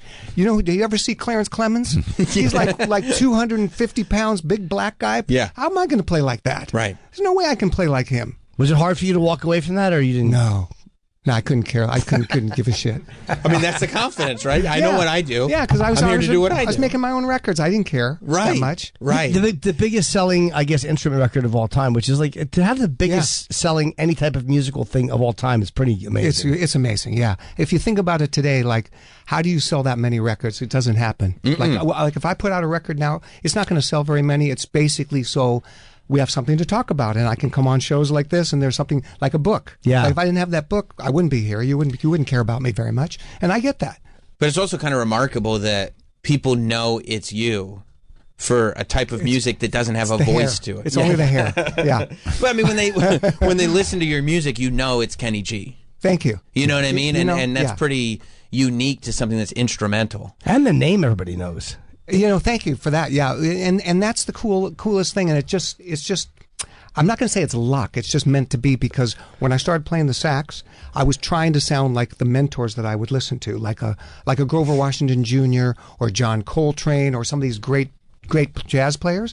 But every time I played, it just kept sounding like me, and I hated it at first. Mm-hmm. And then, since it was a unique sound, it became the whole thing. Yeah. So now I'm really grateful that I have a sound of my own. So when you do hear a few notes and you know it's me, that's the biggest compliment. Yeah. How many movies has your stuff been in? Like, because your music is perfect to like they show montages. You can do so much with your music. 'Cause again, there's no lyrics and it's recognizable. You've been in a lot of films. A lot of films. I mean, Pretty Woman. I remember that movie when Julia Roberts is in some little negligee and she flips the thing on and there comes my little Songbird. I thought that was pretty cool. Yeah. Mm-hmm. Yeah. I think I went to the screening of that and I stood up in the theater and said, hey, that's my music, everybody. I said, sit down, shut up. When she was hooking, I'm sorry. Do you have to approve the music for each film that you do? Well, they have to pay me.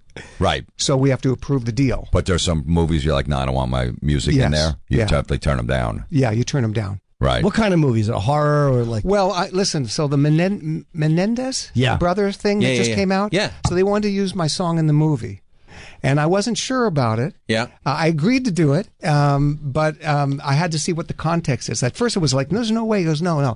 Here's what it is. They're in the car, and they're listening to it or something, and then the driver turns it on, and the guy goes, hey, change the channel. So it has nothing to do with them going, oh, I'm hearing this music, now let me kill my parents. You know? No, so I was cool with it. If anything, it's like the first episode, which is a great place to have your song because people will actually hear it because before they lose interest. Exactly. I didn't watch it though. I just read the script of where it was there. So that's one of the ones I had to weigh whether it was worth it or not. And I felt like, it's not going to hurt me any. And the deal was good enough for me to say yes. Yeah. Yeah. I don't know if it hurts any. Like I've never heard music in something and then like gotten mad at the artist or associated them with the violent act or like, you know what I mean? Like for The Sopranos, was it Steve Perry almost didn't sign off on that on Don't Stop Believing. Yeah. They had to, I think, tell him what they were actually going to do because he didn't want to play it while all these people were killed. It would almost be like Huey Lewis not wanting to be part of American Psycho because he is associated for better or worse. Square, that's all. Yeah. You ever talk to Huey Lewis? Have you ever talked to him? Yes. He's a nice guy. He's awesome. He is. He's a giant penis too. Oh, is that true? He has one, yeah. You saw him? No, but it's legendary. Is that true? Yes, it's like those guys, James Wood, Chaplin. I've heard about him. Yeah, James Wood, yeah. I've heard it from somebody that blew him in the bathroom. Really? A girl. You guys have met before? Not me. No, that's not where I was working on my circular breathing. So what did the woman say about James Wood's penis? He was huge. Really? Yeah. That's awesome. What a reputation. I know. That's what I want. Didn't Milton Berle?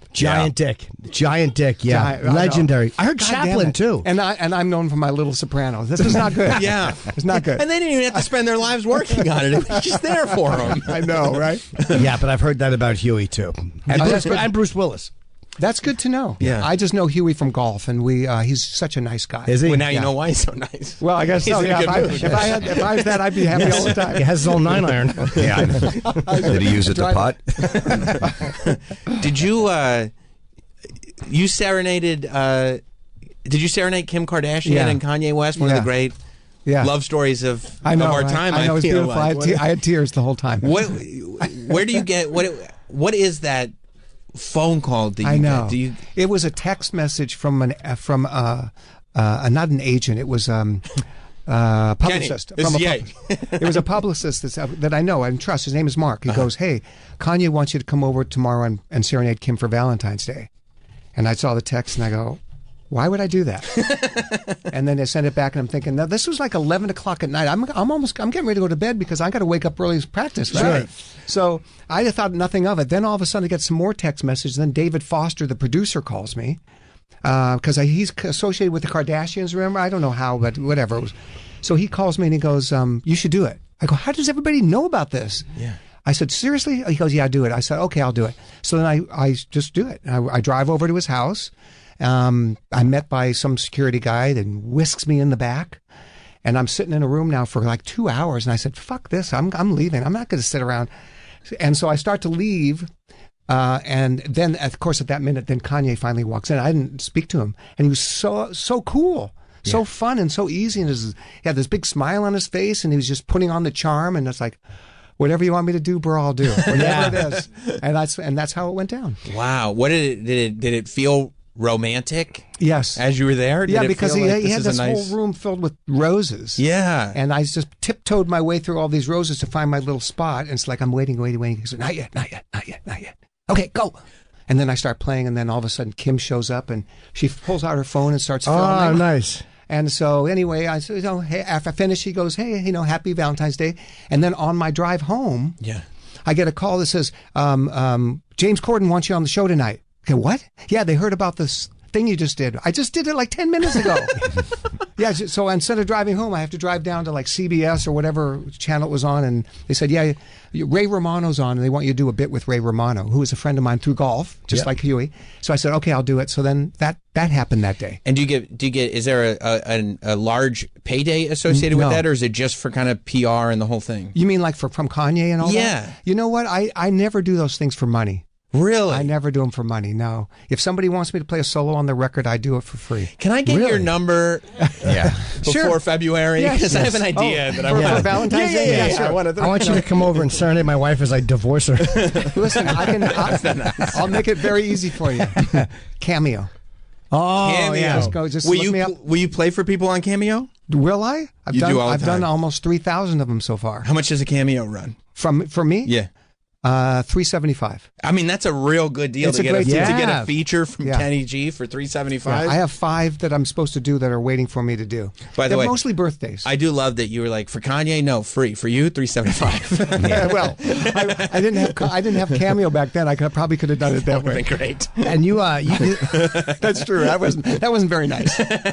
You did Carson with. Did you meet Richard Pryor? Did you talk to Richard Pryor at all when you did it with him, or no? Mr. Who? Richard Pryor. Richard Pryor. Were you on Carson with him? I don't think so. Our prep says you were, but you forgot. Then I guess not. I don't think I met him. No. How about Carson? Was he warm or no? I heard he didn't really talk to anybody. Honestly, the only time I talked to him was I sat on the couch.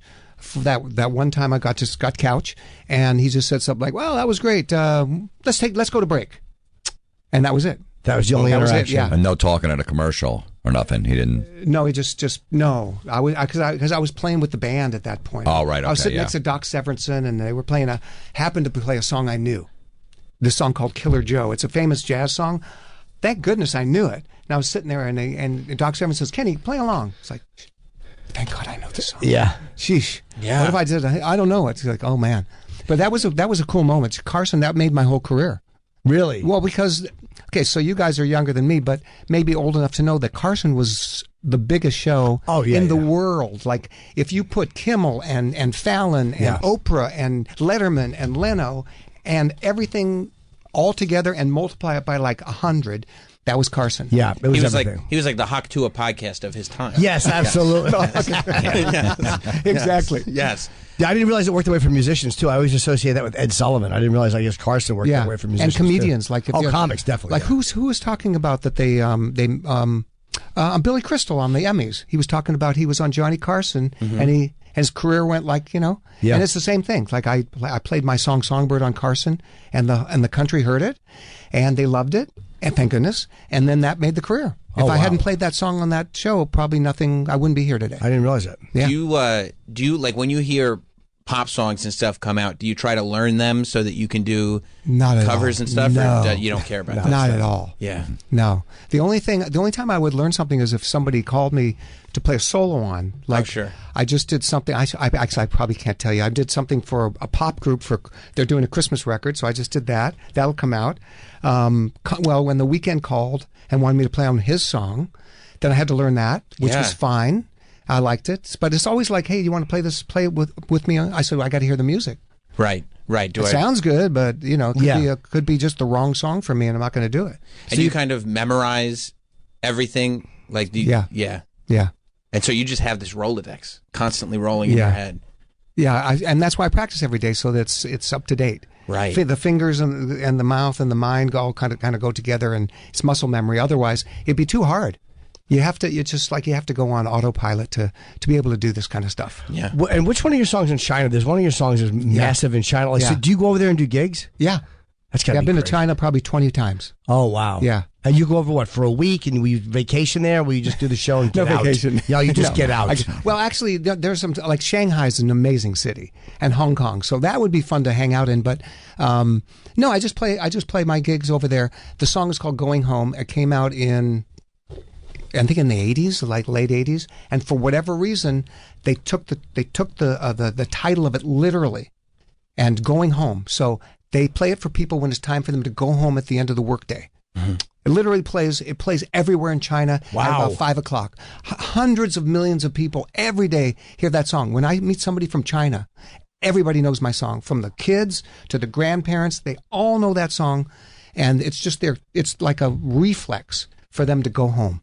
Yeah. I didn't know that the first time I played, so I just put it in the middle of the set. I was playing my song. I look up, the audience left. I thought it was it's obvious time to go. But here's what's cool about playing in China. Cool and kind of not cool. So we're playing this one show, and the weather wasn't very good outside. Why would we care? Sure. Playing. And so I, out of the corner of my eye, see somebody walking toward me with a uniform on. This is middle show. I'm playing my notes. So starts whispering in my ear, "Weather not good. Concert over. Now."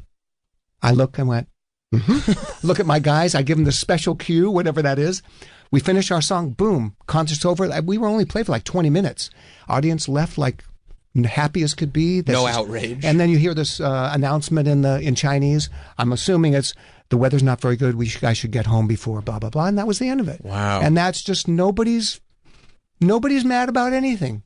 They're all just kind of like go with the flow. Go with the flow.